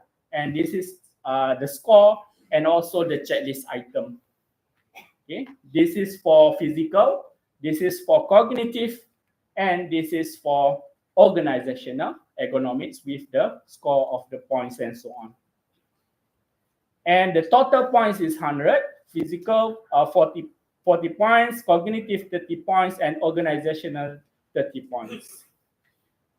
Okay. Lastly, ergonomics is not just about comfort. It is critical driver of safety, performance, and cost savings. And EISPT framework provides a structured, measurable approach to reduce commuting accidents and enhance worker well-being. And industry adoption is urgent. Integrating ergonomic principles into transport operations will save lives, protect health, and strengthen productivity. With that, I thank to you for hearing this presentation. Thank you very much.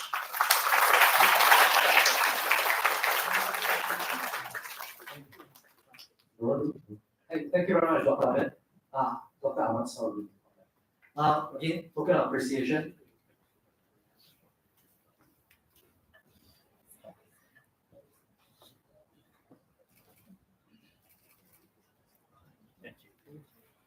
Thank you once again.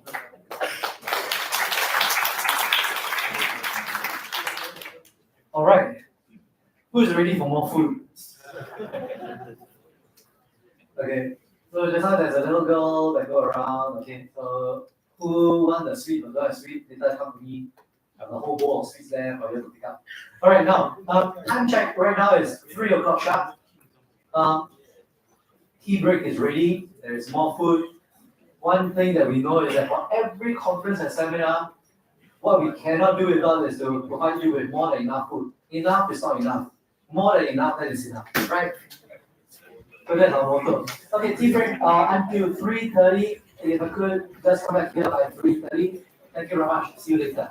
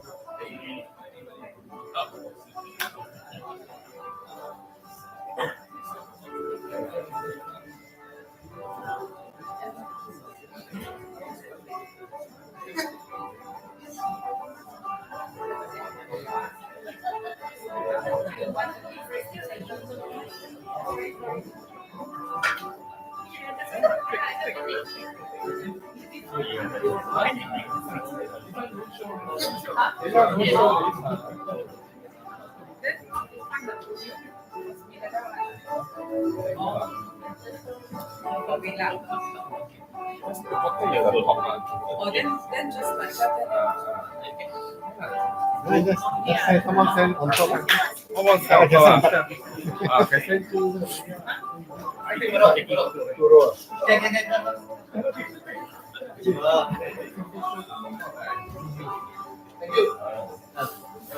We want the banner at the back. Oop.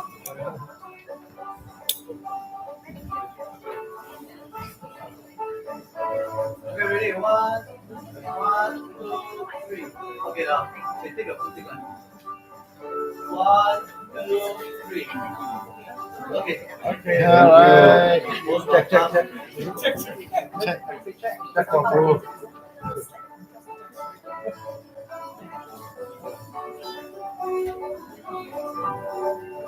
Can. Thank you. Yeah, you take this and then you.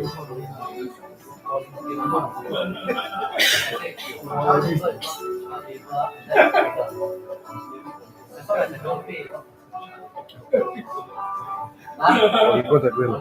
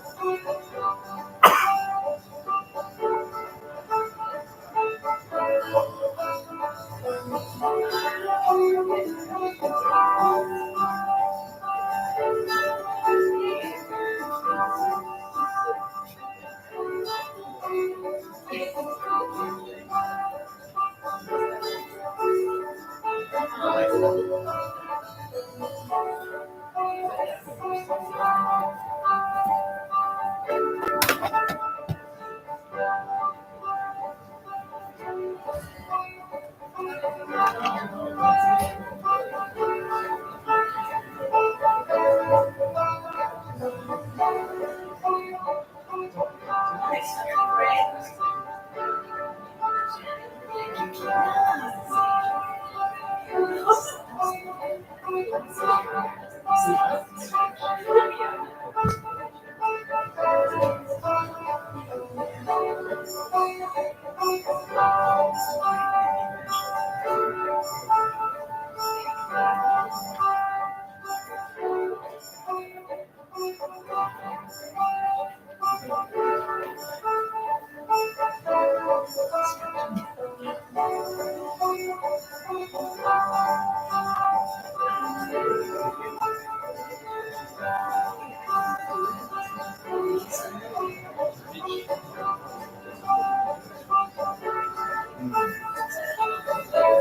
no.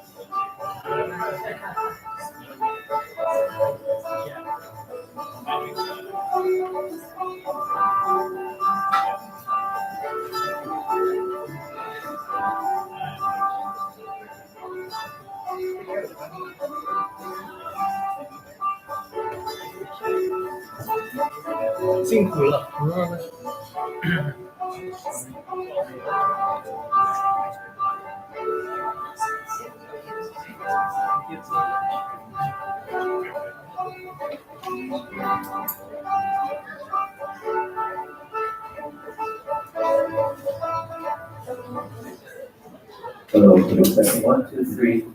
Testing 1, 2, 3.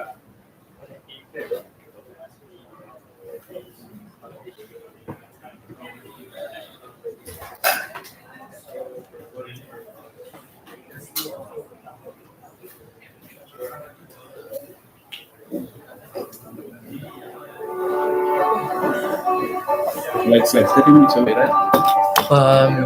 3:30. Yeah, so 3.5 years. I heard you just touched down. Oh yeah, my flight I came from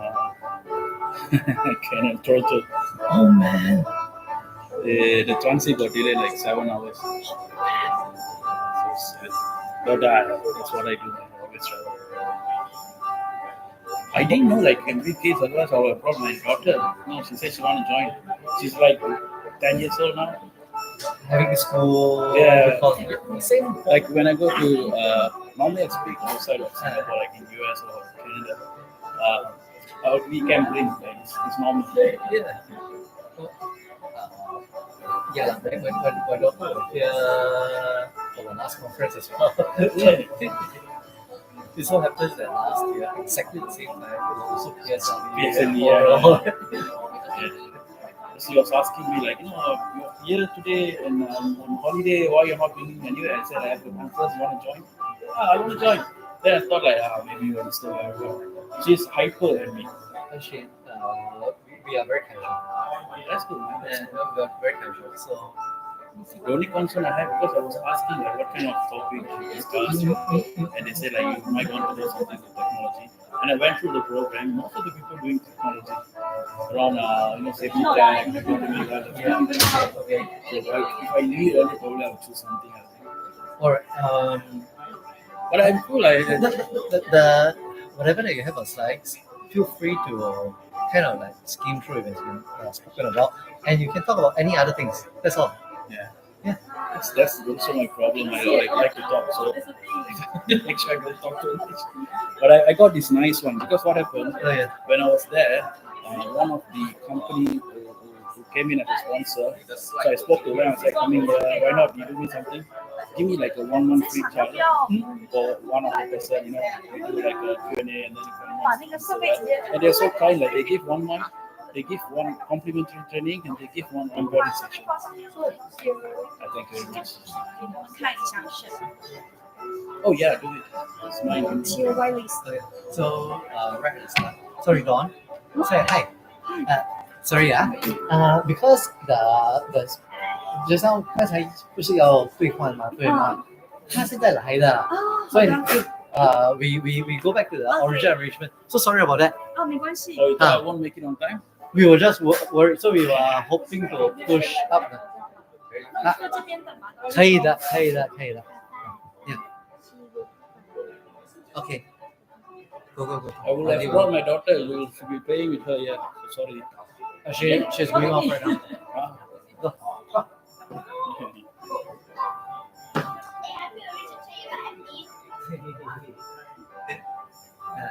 So it's an amazing gift. Yeah, it's good. Like this company is one of the leading one for safety technology. Okay. And I used to work I give like a professional assessment for them 8 years ago. All right. So they still remember me, and I was kind of just. In fact, they helped me to print this, and they even put this. I saw that. So what happened is that it's part of the conference. I'm not sure. Are you familiar with this conference? I speak quite a bit, but for this ergonomic. You were here, supposed to be here last year, but yeah, my sister passed away last year. Last minute, yeah. So sorry to hear about that. That's why I flew to Sydney, and I remember now. Yeah, the film I missed, and I think it should be one of it. Right. So this is actually the first year that we're doing this. So IH is the one that's organizing it as well. You are from IH or? I am. Yeah, I'm still part of them. Okay. Yes. So we really do this not for money, which is quite the fees that we charge yeah, I know this. And then you guys also give like a discounted price and stuff. Right? So early birds and those things. So it's really a way that I know that guy. He's around here? Yeah. Like he's right at the back. So when I was speaking in KL, so that guy actually I got very good gift. I got like 2 Larry pen, and then I was expecting the rest to speak, but that Larry guy came in and spoke. I have to give to him, and he can ask like, "Is it okay for me to talk?" He said, "You are talking in front of everybody. Of course you can talk more." Well, he can talk. So this is the portion that we're doing. So every week we try to implement this. So this step we actually he developed an app on it. Okay. So on the app itself, there's actually there's live streaming. Just now. Yeah, so there's live streaming. So it's only now in the morning that I announced that the live streaming you can share with your friends.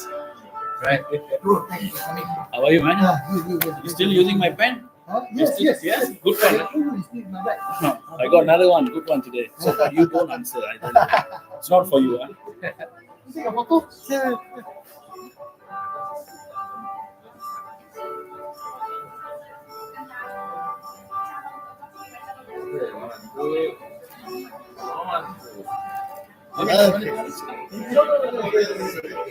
Yeah, his photo all over the place, huh?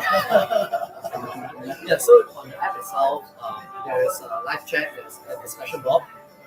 There's of course we're going to make a panel just before your session. There's a panel discussion before the questions. One of those things that mine you want to take up? How about mine is your stick? So one of those things is that on the app, the program is speakers and sign the session. Upload it like so it's so it's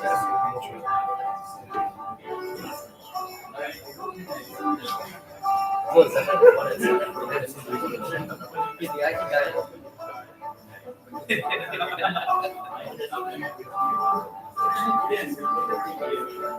Yes.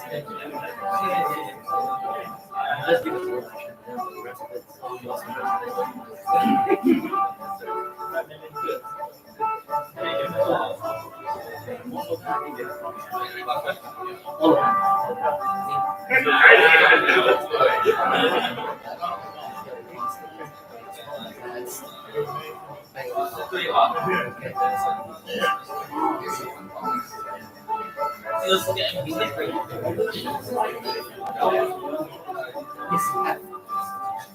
The clicker is here. Okay, perfect. Yeah, so I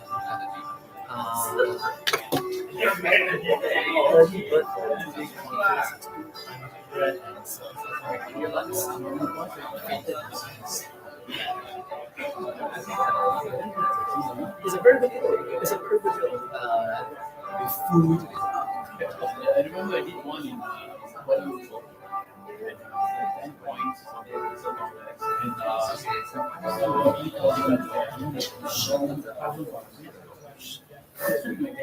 and I see all the students, it's not like it's like every one they don't know how to say it. I look at the people that think like mine. We are very thankful.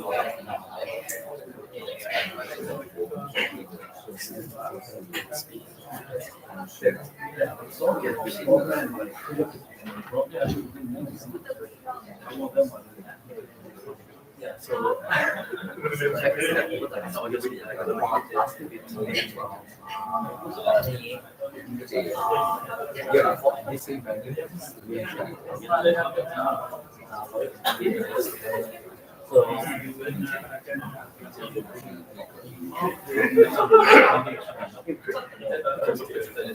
this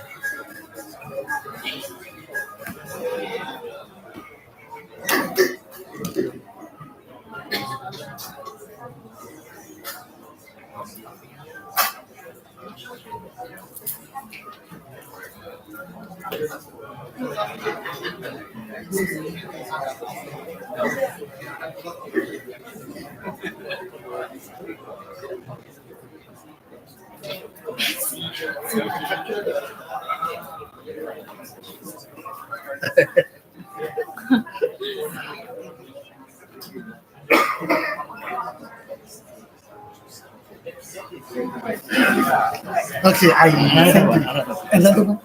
Alone? No, no, we. Yeah. Also, my family, I'm speaking. Okay. Oh, I go down. You go down. Shake hand.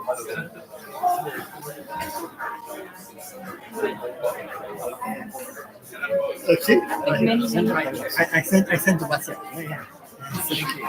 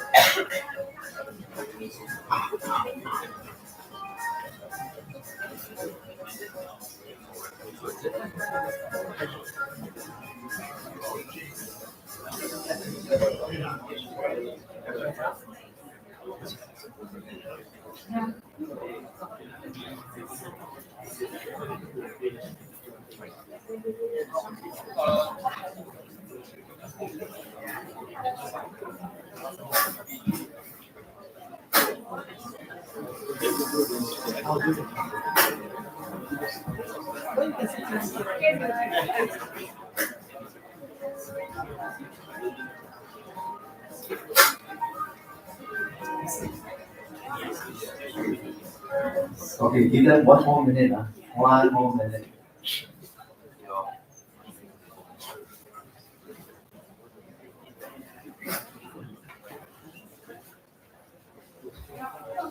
I know that we are having a little bit of static sound, so the technician is still trying to resolve that. So give them a minute or so.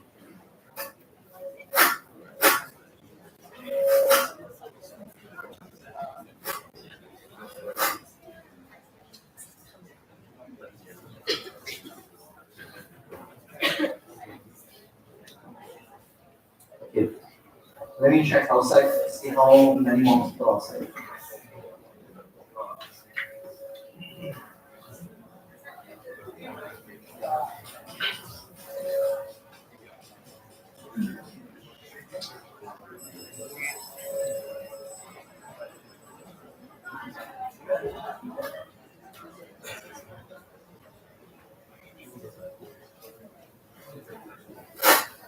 I know why it's so empty at 3:30 because first two sessions got people go and ring the bell, right? And now forget to ring the bell, only nobody coming already.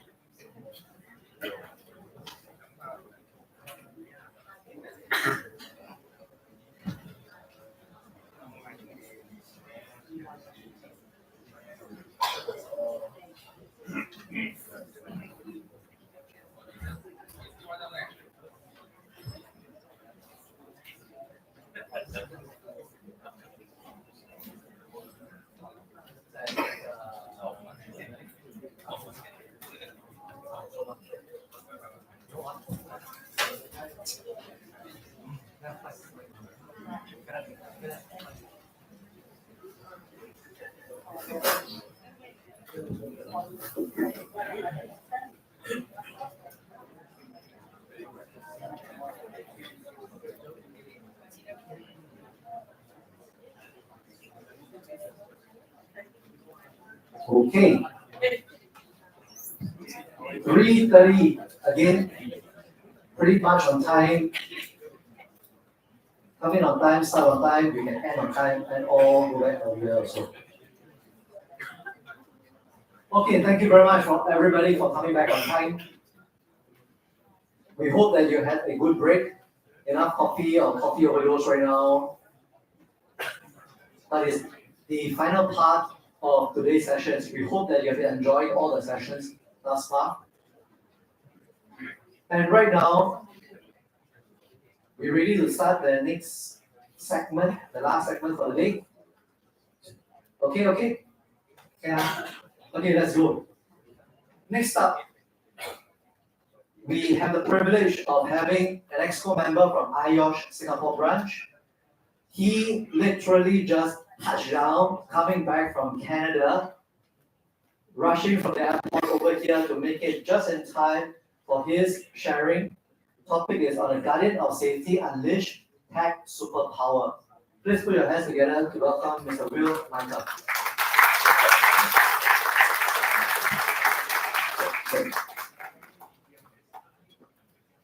Right. How are you guys? All good.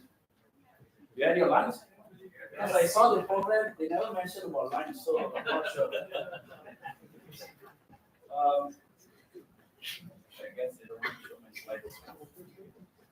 Oh, wow. Can I have my slide? I don't think people love or appreciate my face for more than 7 minutes. Yeah. All right. Before I know when they're signing out, let me introduce myself. So my name is Will Michael. I'm an HSC practitioner for the last 25 years now, and I have the privilege to be working in several parts of the world. And today's session is something that probably you all already aware, things that have been done. But just to recap, in a different spectrum, like what else we can do in terms of technology and also health and safety or environment. Right, cool. All right, so let me just go through straight to the point. I know it's 3:30. You only just your break, and I'll just walk around, make your life more miserable. Don't worry about that. I'll make sure I'll ask you questions. But before I forget, I also managed to secure something coming back to my home ground. So when I was in Canada, I was speaking in one of the conference, and you know what happened? This company called Work Wallet. We used to work together before, and I had the privilege to design some of their solutions. And they have given me a 1-month free trial for all their module. They have given me one complimentary training session and also one complimentary onboarding session.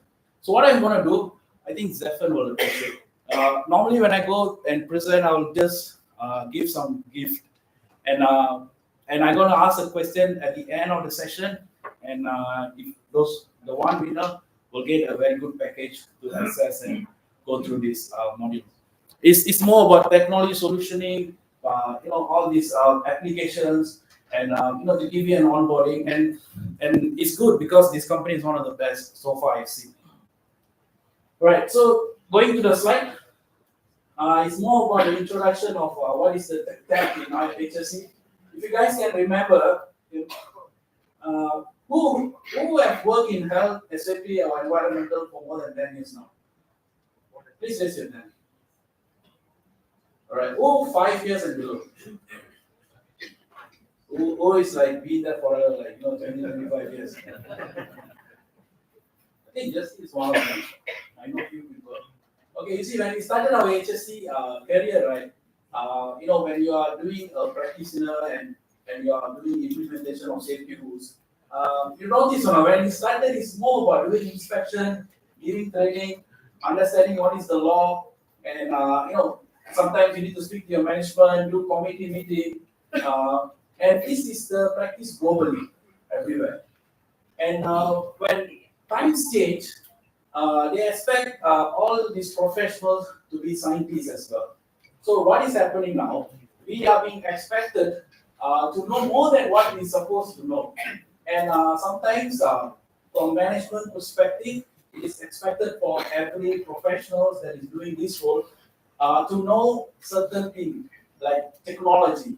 I remember maybe 8 years ago, maybe 8 or 10, my CEO came to me and said, "Well, look, there is something coming up. They call this as a safety application."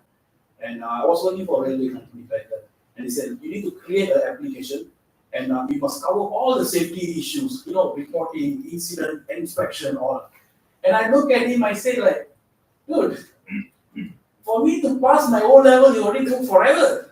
You're expecting me to do this application, And what happened after that? I realized the expectation keep on going up, and I need to equip myself with all this knowledge, all the technical things I need to do. And I'm not telling we all need to know everything, but I think basic, right? Like how to ask the right question, how to influence people, and maybe getting 10 minutes extra time to speak today. So these are the things that we will learn, and we should know. And we are also being called like superhero, when you will need to definitely master most of the craft. And those who are construction line, before you all understand, it's not about only one particular department. You will need to know quality, procurement, logistics, and sometimes even the leadership. And I think this is a time now for us also to include technology. And it's not longer something that when you have like a data analytical solution, or when you have a wearables, it is called something very big. No, you have something, it's okay, I already have like 10. So it's already become a norm there. And in Singapore, we are one of the leading countries. Even though we are small, we are great. And I think it is also responsible to be leading in this platform. What you're seeing on the screen, basically, all the trends and what are the technology that we currently use. And I'm not going into the details, but you can see what I've done before coming here as part of my preparation for a few other conference. I've done a quick survey and trying to understand what is the trend, what people use, what people want, what is the needs here, And for that, I have created a survey and already got the result. But for the benefit of this group here, I just want you to spend 1 minute. It's very simple survey. Don't get wrong. Can you scan and do this? And when I know what you like, probably after this session, I will share to you. Maybe if you have top three things that you like, I'll share to you the article, the document, all the learning material for the top 3 that you have asked for. I'm going to give you 1 minute to do so, and we'll move on to the next session. Jet lag's bad, man.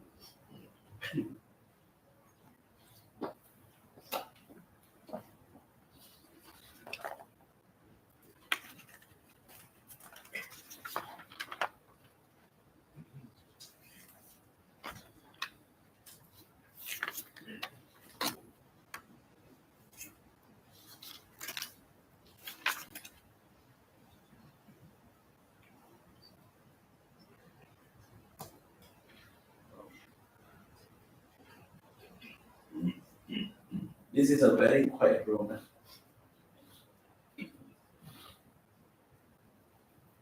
Okay, I think everyone's scanned already, right? So you can keep on answering the survey while I move to the next slide. So there are top 3 that we have come up that we think will be very important now or the coming future.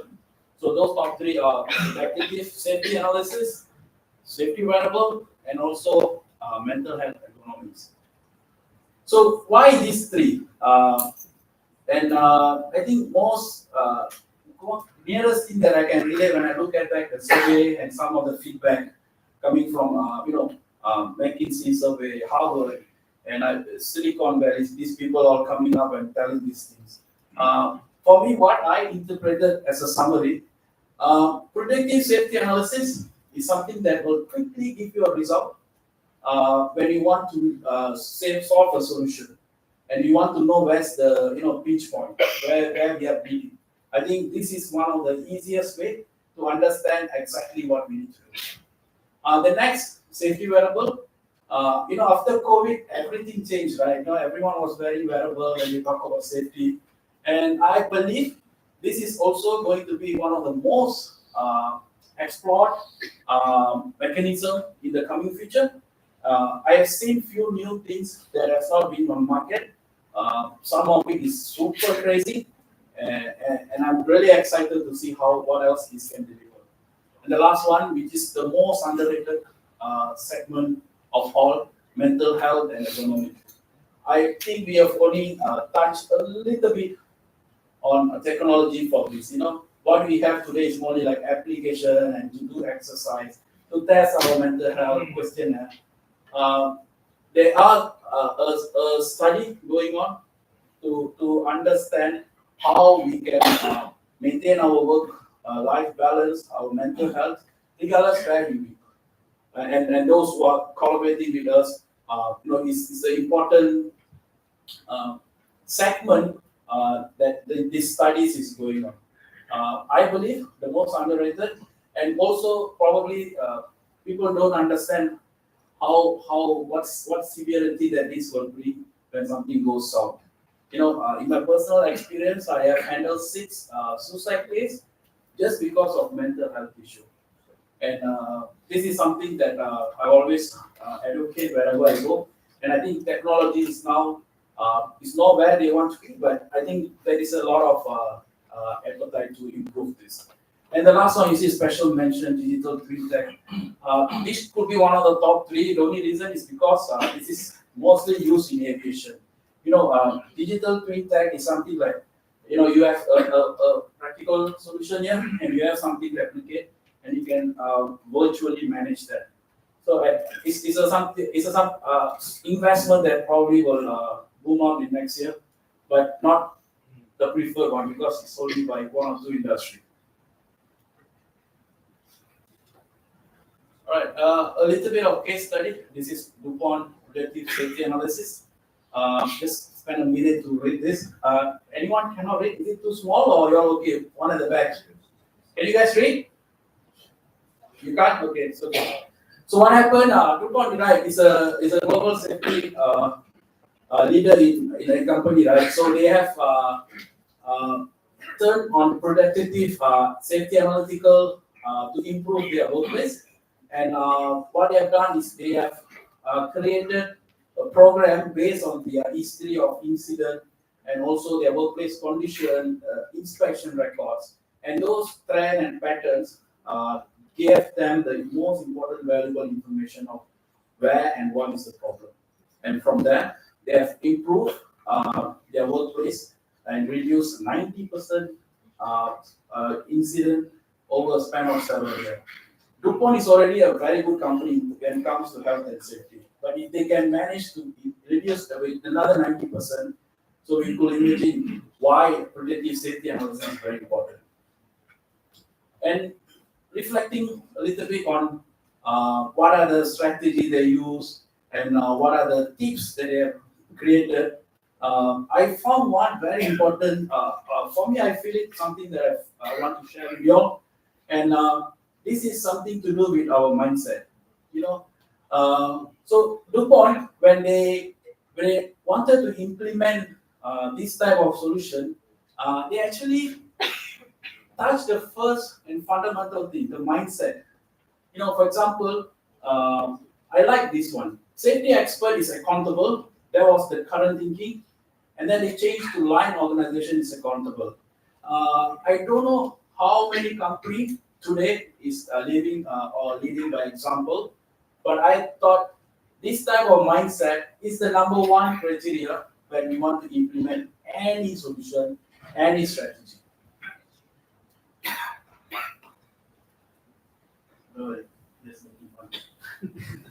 So, and for us, going a little bit out of technology, we all as professionals here, I think the number one thing that we should start with is mindset, because changing our mindset, changing our team mindset, our management, probably the most difficult part of this whole thing. The rest all very simple. We hire people, they will get things done for us. But for them to, for management to understand, look, when you don't do this, you might have an accident, somebody might die. Those kind of awareness is not something that can easily be given. So I think Duvon has done a fantastic job, and let's just, yeah, I put a link here. I'll make sure you guys get this slide as well. Read this. This is very good. All right. Probably a little bit raw topic for the next two slides. Just bear with me. When I say guideline, this is the process of what I have done to come up with a solution. And they started with identifying the goals, stakeholder, who are they, what is the influence, what is their roles and responsibility, and moving towards a collection of data, management, analysis, and then only they will establish the model. And after model, what is the next thing is to visualize and to do the proper reporting. I'll cover this part, but I won't be able to cover everything because it's boring. I felt it's a little bit boring. But what I've done is I've just taken some bullet points and just roughly touched the surface of it. And there's always a session that I can dedicatedly do this, and we can certainly share that information with you all. So data collection, is very straightforward, right? But what is the most important thing about this data collection, or even this predictive safety analysis? Can anyone tell me what is the most important thing if you want to do this analysis? What do you think?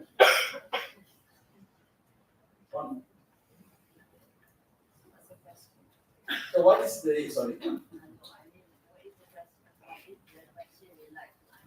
Yeah. Yeah, that's good. That's good. Yeah. Anyone? I know you're quiet. Okay, so when we do predictive analysis, it's based on the information we have, right?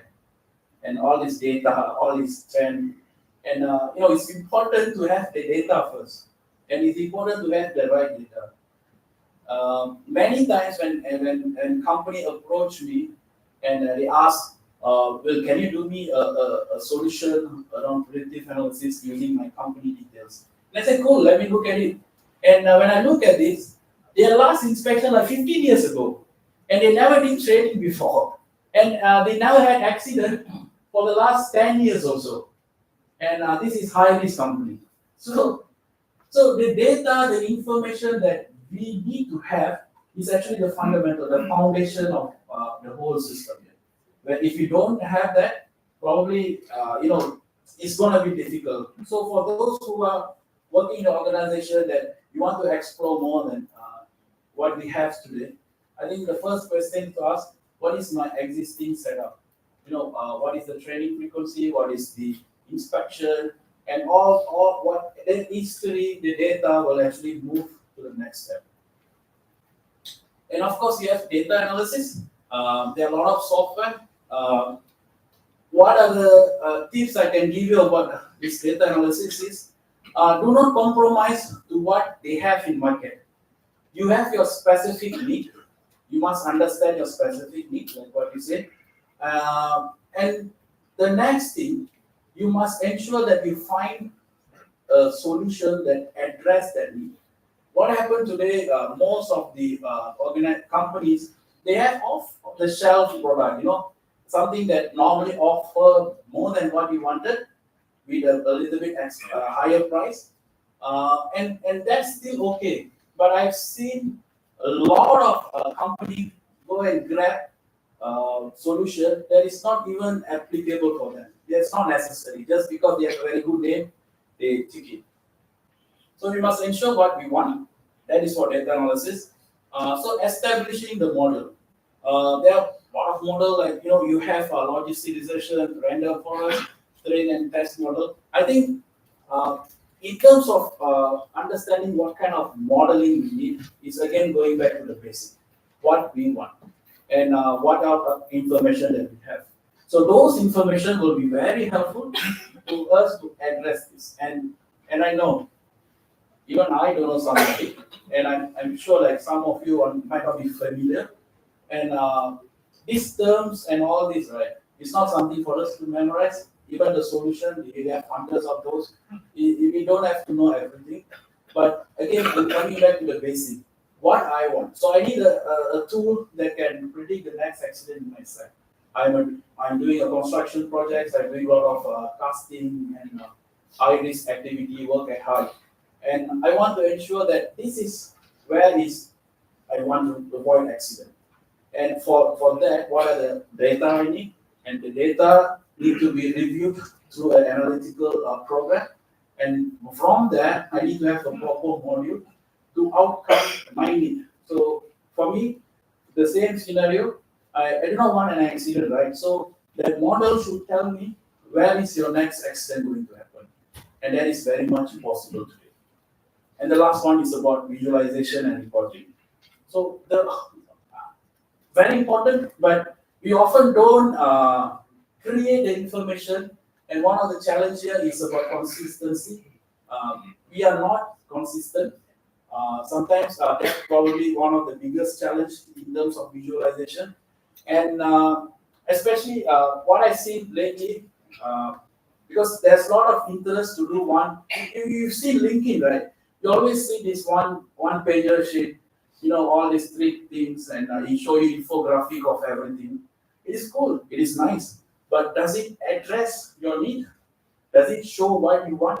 And I think visualization, for me, I like it very creative, but at the same time, it should be as simple as if a third person who's not from this business, if I look at it, you should be able to understand. And one of the ways to do it, to make it as simple as possible. And you put in a lot of effort to make it simple.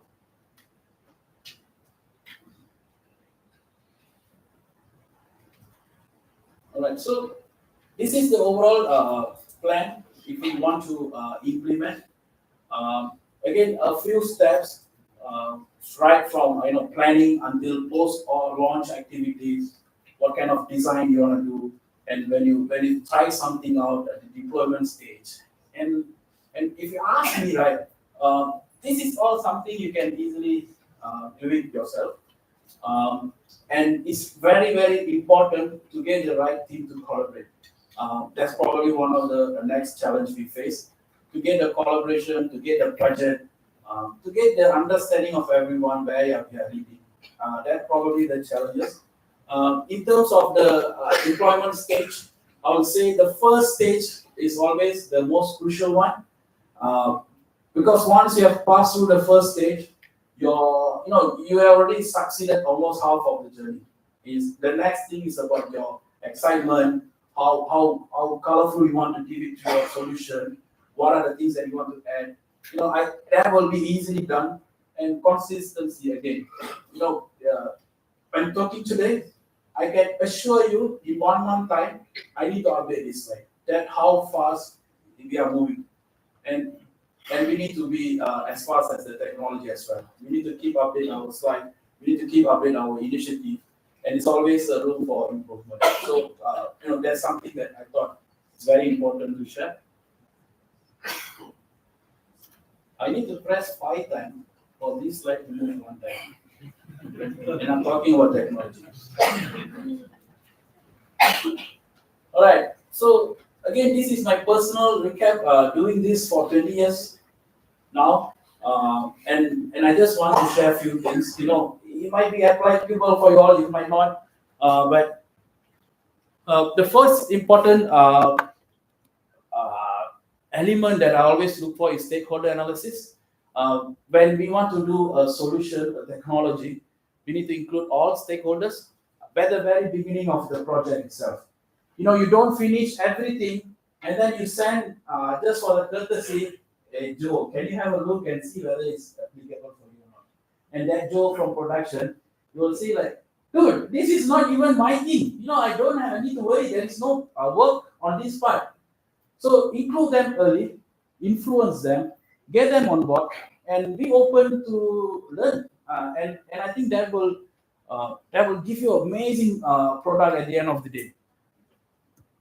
Management, of course, they will say no when you ask money. But another trick I always do is to showcase them the ROI, return of investment, and how we do normally. Ensure like for this solution you will not have accident for 5 years, and what is the cost for accident. I think you all know that, right? So, that kind of things that you will do. Now, lately I've been realizing that the organization is more interested in award and program, and I think getting, them to know that this is something can probably win an award and recognized at world stage. That can be another trend. And the second one, which I believe is a genuine care for people. What is the key objective? What we want to do, and ensure that this is something that we really passionate. At the end of the day, our work. End of the day, our work. Somebody is going back home safely, and if one day we do not do, and if somebody never able to get back, so the family will lose one family member, and we will need to live with that. So remember that. Other aspect is about being a little bit open-minded in terms of cultural difference, knowledge difference. I remember my first application when I did, I was so upset because it was not kicked off in Poland, and it was a global solution, and I had most of the language available. And the only country that didn't even bother to open the app was Poland. And I went there, discussed with the team management. I realized most of the people in Poland that at that stage of time, their youngest was like 57, and everyone else is more than that, right? 60, 65 years old. And for them, change management is not an easy thing. And for me to give a training, I cannot give the same way that I train others. I just issue a booklet and I thought they will understand, but no. You need to really sit, you need to walk through with them, understand what they are going through. And when you do that, I realize, as a trainer, we learn a lot of things. We take it back, and that's probably one of the reasons why I'm speaking to you all today, because the opportunity I had to learn from others, not necessarily from the same, age group or work-wise. And that's the knowledge that we always need to share and improve. Right, change management, always important. As I mentioned earlier, everything changed very quickly. Always ensure that we are being productive, we improve ourselves, continuous improvement. Try to do a little bit more simplification when we have the opportunity. We tend to read from our eyes. When you do that, sometimes people on the other end, they will not even able to understand. And if they can't understand, then the whole purpose is gone, right? And let's put a little bit more attention. One trick I can share. So I have a daughter. Her name is Veron, 10 years old. I like football, so I name her because of John Sebastian Veron. So whatever I do today, including this slide, I'll ask her to read and tell me like, do you understand anything? So my expectation, if she can understand 50% of it, and if I can make her sit for 5 minutes looking at the slide, I know, okay, this will work. She's hyper, so to make her sit is difficult. So that is some of the trick I do. So you don't try with Veron, but try with your kids or someone else, and try to see like what is the difference. Is there any way that people can understand what you are doing? And that's very important. That will, it's almost like checking the pulse of your own work. And finally, I think very important thing is sometimes we forget, we must be proud what we are doing. We must be extremely proud what we are doing because we are saving people's life. And I know it's not easy to be in this field, but if we don't recognize, probably it's very difficult for others to recognize. So be confident, be proud. Of course, be ready for disappointment. There's a lot of method to help before you start any initiative. Do the SWOT analysis to understand what is the risk and opportunity. And the next thing is like if you can't move forward, you can skip and try the next alternative. I'm talking a little bit faster because the guy behind asked me to stop. And never stop improving. Secret of success. All right. Stephen, give me 1 minute. I came all the way, you asked me to stop. All right. So this is the last one, yeah? I promise I'll do after this. I'm going to ask you a question, so anyone can answer me. I will give them. Except you. The last time I did a conference, that guy stole my pen and still having it. Look behind. Still keeping it. And he asking me, everybody, can I answer this in front of 300 people? What do you want me to talk? Anyway. Right. Earlier in the presentation, I mentioned something. I told what is the most important thing when we do a solutioning. Can anyone explain to me in brief? It doesn't have to be right, it's just a sharing. Just what you think, your opinion. Anyone? Anyone? Come.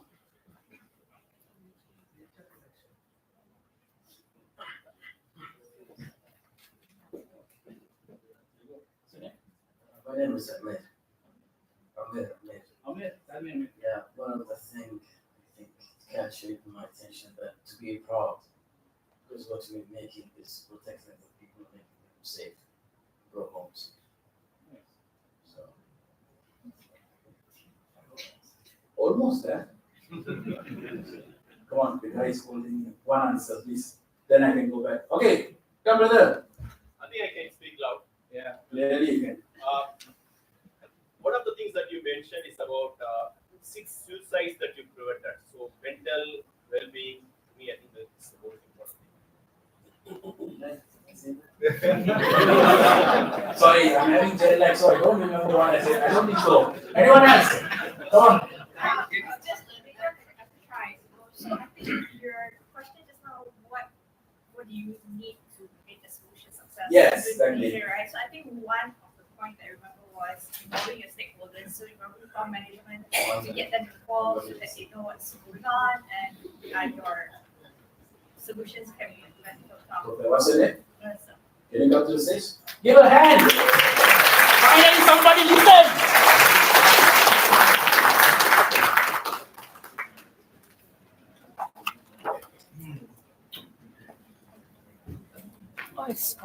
Yeah, no worries. It's okay. So what you do, you just scan and then you get in touch and then I'll give you all this access on. All right. Awesome. Can you take? 1 second. You want my card? I don't have card. This is my card. You all still use card? Oh, okay. Don't use card, man. Environment. Right, 1, 2, 3. They use card. Thank you. Thank you very much. Okay. Thank you very much and all the best to you all. Yeah. So I might be a little bit candid. It's not me. It's the jet lag. So apologies and see you soon. Yeah. Bye. Thank you very much. Thank you. A little token of appreciation over here. Yeah. Oh wow, that's a lot. Center of the stage. Thank you very much. Was it boring? No, right? No. Okay. All right. Thank you. That's Thank you. Thank you so much. This is for the pen, I guess. All right, I know that some of you are actually kind of doing time check and all. Yes, we are running a bit behind, but I'm sure that we are all enjoying the sessions. And are we not?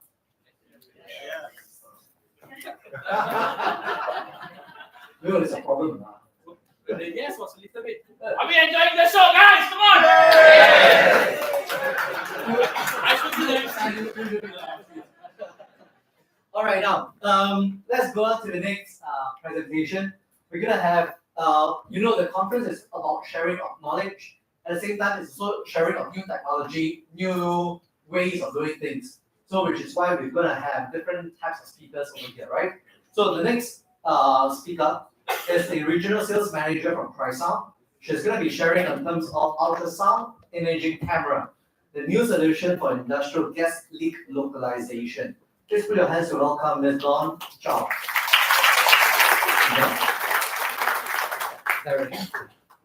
Hi. Yeah. Hello everyone, I'm Dawn from Chrysound. And before the presentation, I want to introduce our company firstly. And we are Chrysound. Why we are Chrysound? We are not crying because our founder's name Its Chinese name, 曹瑞, so initial letter. Coincidence is a CRY, so Chrysler. And our company, we are doing the sound technology. For sound, we think in many applications we can use it. For example, we do audio testing. Currently, you have handphone, computers, and also EV car. We need to test the microphone speakers. And also for environment noise, we have thermometer to detect the noise. And for that part, we can improve our life and also have a healthy environment. But more important, I think, is the safety as well. Because safety not only about save the energy, save the economic loss, but also we can save the life. And today, we would like to introduce our new technology, the acoustic camera. And that can not only let you hear the sound, ultrasound, can also let you see the sound. So this is a very interesting technology. And now I'm going to introduce it.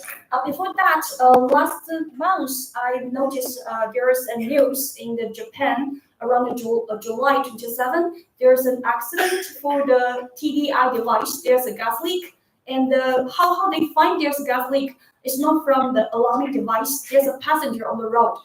They just feel something smelly and they call police. So the Japanese police come to the factory, find there's a leak.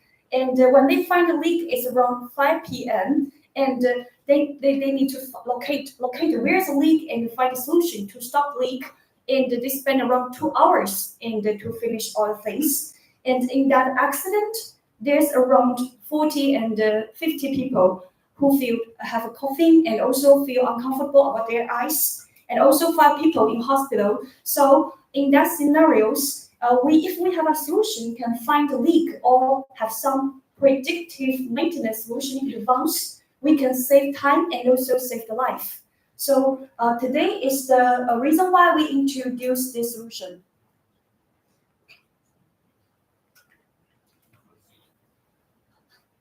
This is acoustic camera. After today's presentation, I can make sure within like 20 minutes you could be experts for acoustic camera. And here's the back side of our acoustic camera, and also this is the front side. On the back side, you can see there's a lot of small dots. It's around 200 dots over there. And who know what's that? Yes, the MEMS microphone. And because if a human, we have 2 ears, sometimes there was who is speaking, I can locate that. But if I only have 1 ear, maybe not so accurate, or maybe that place in not so accurate location. So those MEMS microphone, just like a mechanical ear, so we have 200 microphone, so it has much more function than our human ear. Firstly, it can have larger frequency range. It can reach around 100 kilohertz, and also it can reach like 100 hertz. It's the ultrasound and the infrasound can be covered. And what's more, for our audible range is around 2 hertz to 20 kilohertz. So it has large range to detect that. And what's more, we can only hear the sound. We cannot see the sound. But for this camera, we can see the exact location and also can see the sound energy mapping for that location.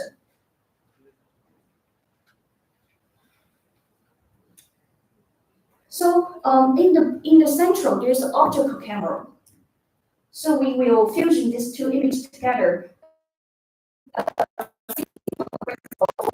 Detecting. Firstly, we have the optical camera. We can have the visible image. And on the bottom, we have microphone array. It will generate the acoustic image. So we fusion these 2 images together to realize to see the sound. And this is one very identical scenario in the factory, the gas leak. And for example, there's a pipeline, it's a high pressure. There's a gas inside here, and the other side is the atmosphere pressure. When the gas leak happened, the flow rate the gas just gets from this small slot, and there's a friction with the air, and also there's some vortex will generate ultrasound.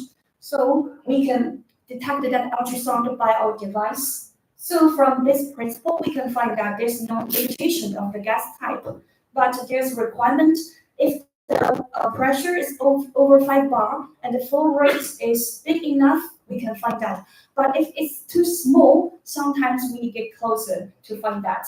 And we just divide those gas type to 3.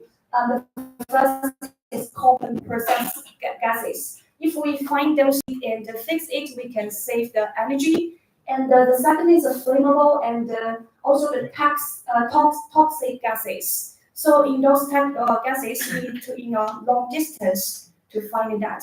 If we get too close, it would be dangerous. And there's another interesting scenario. We can not only find the gas leak because gas leak can generate ultrasound and for the partial discharge. For example, you have a switch here in your company or distribution room in your company or substation or generator, we can find the partial discharge. Before the breakdown, penetration breakdown, the order device breakdown, it will have some signal, have partial discharge. If we capture that in advance and do inspection regularly, so we can avoid that scenario. Sometimes it will cause fire, sometimes it will cause the breakdown, so it's a very dangerous scenario as well. So when partial discharge happened, it has some scenario. For example, the temperatures increased, and also it will generate the UV light, and it will generate audible sound. But there are also another signal, ultrasound. So for us products, we can find the ultrasound for those scenario. And also in another scenario in Japan, we have partners in the working environment. They think very uncomfortable because it's very noisy, but they cannot locate that and also cannot check which frequency is that. So they use our products to check, oh, there's a converter, there's a very noisy, maybe like the ultrasound range happened, make them uncomfortable. So we take videos, take pictures, and tell them this part, they need to fix it.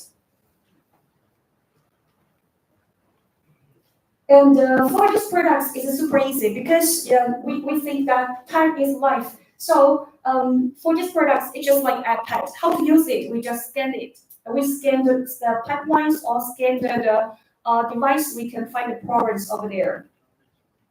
And for these products, we can not only see the sound, it can also calculate the leak rate for the pipelines and also have focus function. It means that I only want the sound inside this region. The other sound will be blocked out or filtered. And also we have an algorithm to make the sound inside of this circle will be amplified. And also we keep the listening function. We can connection to monitoring to hear the sound. For this sound, most times is the ultrasound, but we can modify it to the audible sound so we can hear it in the earphone.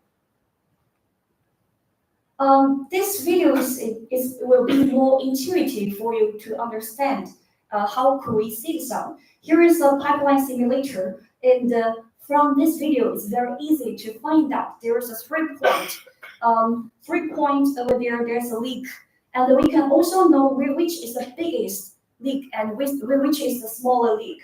And you can see that the number 1 disappear. And we can also use the focus function to recording each leak point, and there will be have economic loss of flow rate over there. And on the right side, you can see there's a frequency select. We have different models. For these models, we can use the frequency select box from 2 kilohertz to the 48 kilohertz. So the yellow one is the energy. For example, if the 20 kilohertz, the yellow one is very high, it means that the sound source in that part is very strong. And now you can see the cursor one. Cursor one is the biggest sound source. That's the reason why the sound energy mapping is so big. And on the right side, we can also see the decibels information over there. And here are some real cases in the factory. We find a leak for those people, and we can also hear the sound. Especially for some overhead pipeline or unreachable locations, this device will be a very good tool to find those locations, some location. And what we mentioned about is the external leak we can find, but for the internal leak, it's really hard for us to locate because the air didn't go outside. So we have a touch sensor integrated with this device. We can find the leak inside of the pipeline, and you can see there's MP1, MP2, MP3, and MP4, MP5. And the leak parts, the leak valve, MP3 is the main parts. So for our detecting, we need to use a touch sensor, touch the upstream and the main parts and downstream, and those ultrasound information will be recorded in the device. And the device will directly tell you there is a leak inside or not. So it's quite smart and intelligent tools, because in traditional method, they know the flow meters goes down and they know, oh, there's a leak or there's some problem happens. But the customer will ask, oh, where is the leak? So this is a good tool to help them to find it. Yes, and now they are checking the third point, and this is the downstream. This is the sensor, touch sensor. We can get ultrasound information on there. After finish testing the last point, it will directly tell there's leakage or not. Now it shows there's leakage because we lose the valve to simulate there's a leak over there. And also for the vacuum leak and the sound source, we can still find that. This is a very small, the yellow tape is indicate there's a leak over there. It's quite small vacuum leak, but we can still locate that. And also for this device, we have a thermal sensor, could be optional integration sensor. So you can see there's a blue parts, because when the vacuum leak happens, the temperature cools down, so that part's temperature is lower than other region. So acoustic camera and also thermal camera is a complementary tool to find some vacuum leak. And this is the electrical scenario. We can find the partial discharge and also recognize noise different of the partial discharge. And you can find there's two ports. We find there's a surface partial discharge over there, and this machine can directly tell you which kind of defective. And also it will tell you the severity degree of it, and you can get the temperature information. Because for the traditional method, those engineers, they are very experienced, but they use their ear to listen for that. But when they get older, the young engineers, it's very hard to tell them which kind of this sound, how to verify it. So if for our company, we are audio company, we think if a human ear can verify it, that the technology definitely can do this. So we have this solution to identify which kind of the point sound source. Oh, here is the severity degree. And also we can generate report in computer, so it's very easy. We can also generate report in our device. Here are some usage. This is very interesting video. There are two sound sources, but we just adjust the frequency. There's one sound source disappear and the other sound source shows. So if we adjust different frequency, we can see different sounds. So some people think, oh, the factory is very noisy. And also, how could we find the leak? Because we cannot verify that. So this is the solution. We can just filter out some special ultrasound. Because when gas leak or partial discharge special sound happened, it will always over 20 kilohertz. But for the environment noise, most of them are very high energy, under the 20 kilohertz. So this filter is very easy for us to locate some special sound. And also here is the dynamic range. So if we enlarge these parameters, we can see the sound energy. Not only one, maybe more sound energies over there. Even on the road, the car is passed by. We can also locate the noise parts. So that's another solution for pipelines. So we can see how the sound allocates in this distribution in this location. So that's all introduction for our solution. And the full price down that we also we are from Chinese company, but we have partners in Singapore City Safe. So if you are interested for our device, maybe after today's presentation, you can reach out to me or to our partner City Safe for further discussion. Thank you. We'll invite you to the center of the stage, present you a token of appreciation as well. Yeah.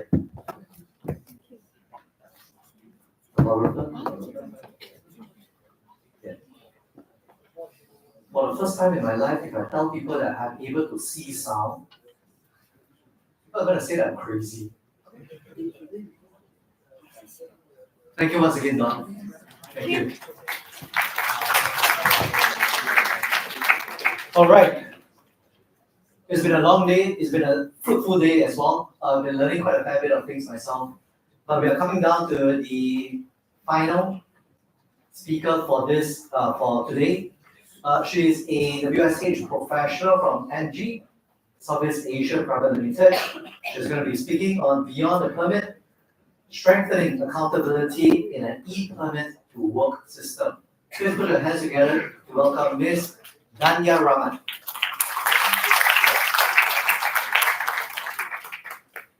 Hi, good afternoon, everyone. So, being the last person, usually it's either we have to wrap up or wrap through. Okay, so I will actually like to do a reality check before I proceed on to my presentation today. So could you guys go to the next slide, please?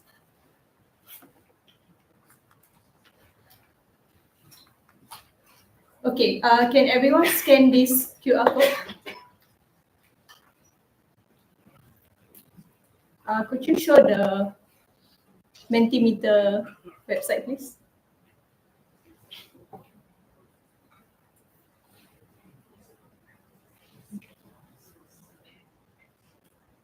Are you all able to enter in?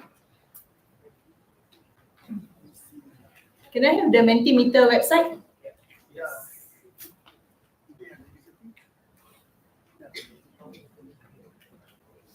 Okay, hold on. Cheryl is helping me.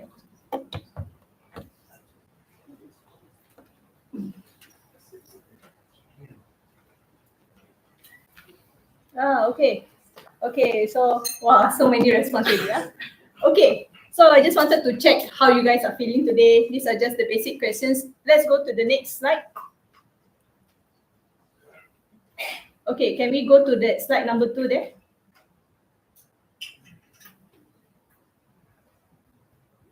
Yes. Okay, now I want you to go to the next question. What is accountability to you?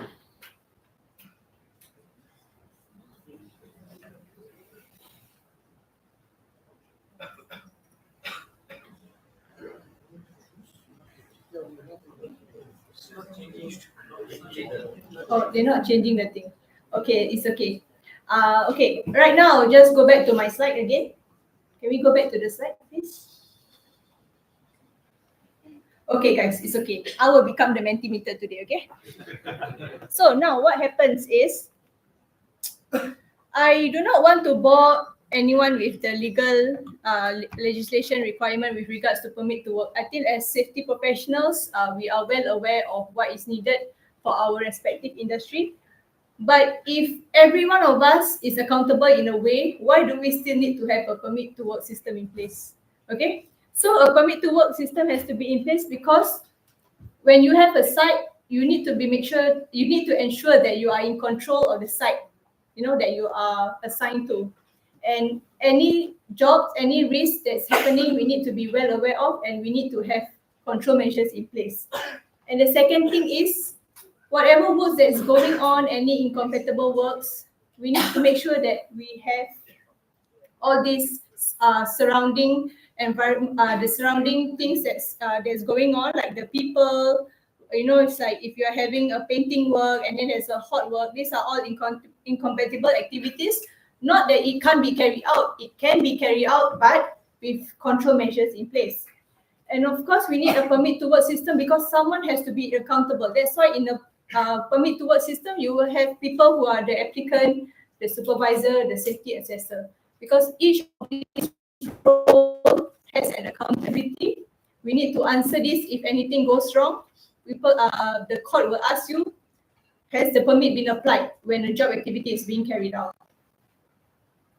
And also lastly is because we need to maintain traceability of all the works that we have carried out, especially those high risks that warrants a permit to work. So this is an article that was published in 2019. Okay, that is Singapore is aiming to be one of the top in workplace safety and health. It is 2025 now, so where are we actually at? So the key goals of this, why they put together this group of WSH professionals, is to come up with ways on solutions how they could reduce major injury rate, minimize occupational diseases, as what was expressed during this morning's conference, as well as promote employee health, as well as foster safety culture.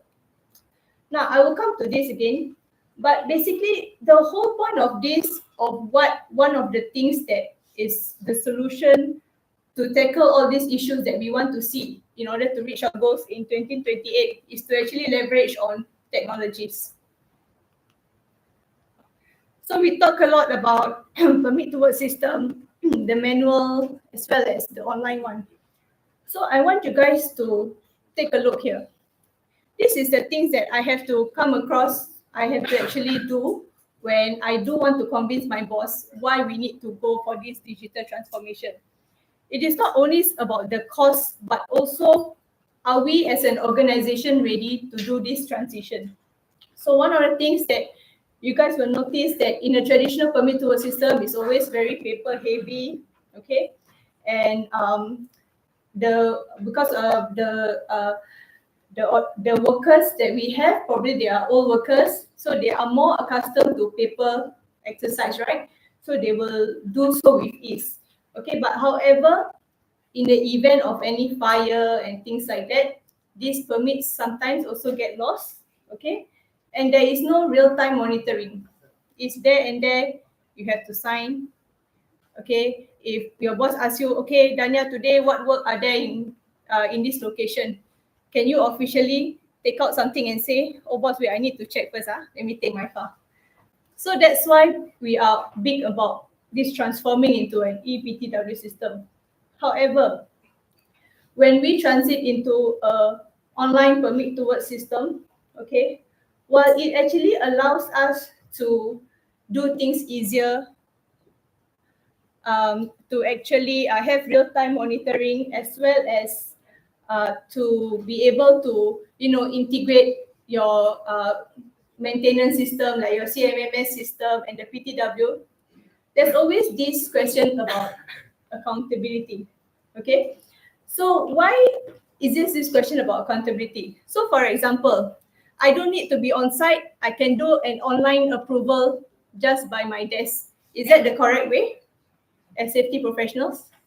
No, right? Because as a safety professional, if you are, example, a safety assessor, you need to be on site to actually do the gas check and things like that. So how do we integrate this responsibility about having to do all this gas check into an online permit to work system? So I'm not here today to sell you that you guys have to purchase a online permit to work system. But I want you guys to understand that while we want to go towards a digital transformation, we still need to be aware of, as an organization, are we ready? And second thing is, how do we mitigate this issue about accountability? Okay, so for example, if your permit to work system is tagged to the location that you are going to have this permit, right? So example, from my desk, and I just approve the permit. Your permit, online permit to work system must have that capability to reject. Dania cannot approve this permit because why? The location tag is actually she's on your desk, she's not at the workshop, example. Okay. And one of the things that we also look at is the cost of implementation. Sure, you want to go paperless, but you must always realize that when you go to an online permit to work system, there's a lot of cost involved. And I'm not saying just an initial investment, because subsequently when you realize that the solution that you are having is not integrating with the current system that you have, you will realize that you tend to spend more money oh, can I have these features? You tell the programmers and things like that, and they will just make you keep paying more and more. Okay, so while this seems like a very nice solution, why are companies still not embarking on this online permit to work system? Okay, it's because one of the things that they have is actually this data security concern. So I think in one of the years in 2017, there was actually there's actually a situation of the Triconex controller attack at Saudi Aramco, okay, whereby some of the organizations, okay, whereby there was actually a data breach. Okay, someone hacked into their system, and because they hacked into their system, they were able to actually shut down the plant, okay, for a number of hours. And in the oil and gas industry, right, shutting down for a while already can cost a lot of money. So it costs a lot of major disruptions to their operations as well as to their economic loss as well. So one of the things is, are we ready to have that kind of system? Because you need to ensure that you have the right infrastructure to do that. And then second thing I want to go into is the operational complexity. So it seems very nice. Everything is all 5G now. Okay, but imagine that you are inside a vessel and there's no data there and you need to approve a permit. So you see, all these challenges that you have in your current workplace, right, will kind of encourage you to think further whether, yes, you want a nice solution, but is this the correct solution? Because that would involve you having to lay all the data cables, all along in every vessel and things like that. So do we have the infrastructure to do that in those kind of rugged environment? If you're in office, sure, you still get access to all the data. But if you're in very remote places, confined spaces, do you have the capability to do so? Now, so when you talk about an EPTW, right, is it able to actually stand on its own?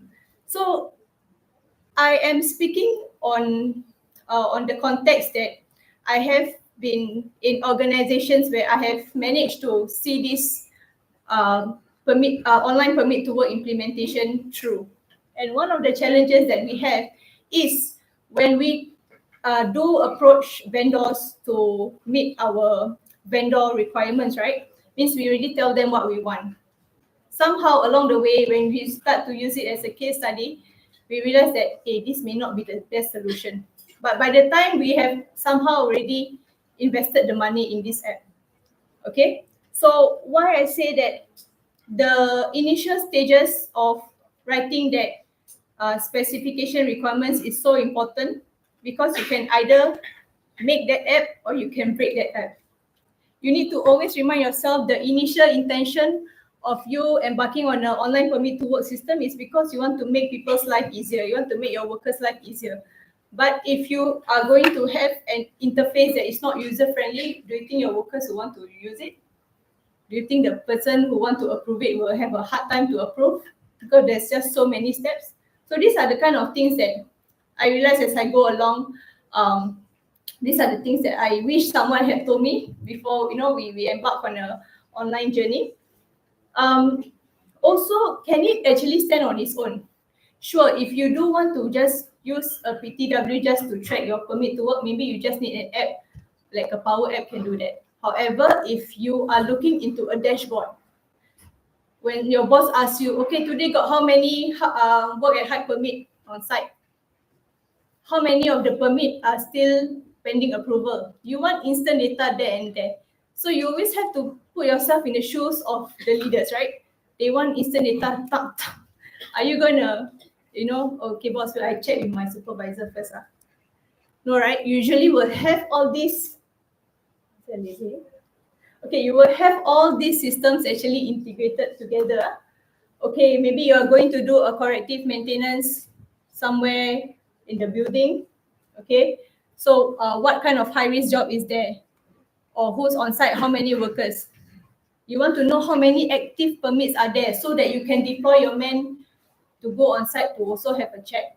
Okay, And also you need to have that audit trail wherever you go when you are embarking on this online permit. Now, so what do we do when we say we want to promote accountability? One of the things that we need to have is actually a role-based access control. And what it means, when you do engage a person to work on your online permit to work system, you need to make sure you already map out everything. And what I mean by map out, example, you want all your technicians, okay, to only have this access, that they are only able to submit a permit, and they are able to only view the permit that they have submitted. So this all have to be clearly defined when you are mapping out this permit to work system. Because I tell you guys, we are safety professionals, but the programmers are just really like IT solutions people. They do not understand the context of your site, no matter how much you explain to them. So you know your site better. So it is important that you guys explain to them from A to Z what is required of you in the permit to work system. And then second part is actually the digital approval and authentication. So you need to make sure someone actually goes in and sign, and that someone is the person that you assign inside this permit to work system. Okay. And the third part is the audit trails. Whoever come in to edit the permit to work online, their name has to be recorded. Means everyone has a unique ID tagged to themselves. So this system has to be so precise that it's not only for your organization, it could be extended to your subcontractors as well. Because at the end of the day, while we are responsible, as a principal, like in an organization, you also have to be responsible for your contractors as well. So it is about taking the ownership of the site. And then lastly is integration of systems, whether it can link to your CMMS system, can it link to the gas pipeline on the whether the checks have been done to ensure the integrity of the gases are not leaking and things like that. So there's always this thing that we already embark on this journey of online PTW, but however, in future, when you have a new thing that you need to integrate, your current solution cannot integrate. Problem there. That means I have to start from scratch.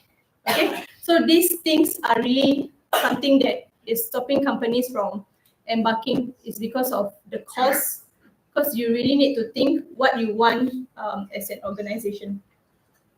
And while these are all very fancy things to have, why I wanted to do the reality check just now, because you need to understand whether your organization has that strong safety culture that promotes proactive risk identification and root cause analysis. And what I mean by that, are they the type who are already at that stage that they are proactive, or are they still reactive type? When incident happen, then they will respond. Do you get the quality observation, safety observation coming in, or are you at that stage whereby, today Dania just asked me to do fire inspection. I put the chair there, block the fire extinguisher, take out the chair back. This kind of thing. So the data that you are getting in is very important. You have rubbish in, you will produce rubbish out. Okay. So the learning takeaways.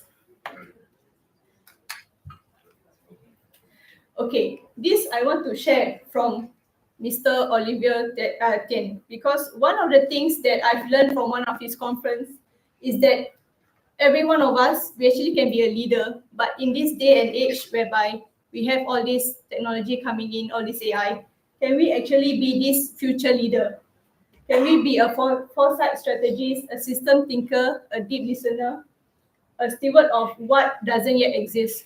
Because sure, you want to solve the problem, but what is the problem that you need to solve? You need to also be clear.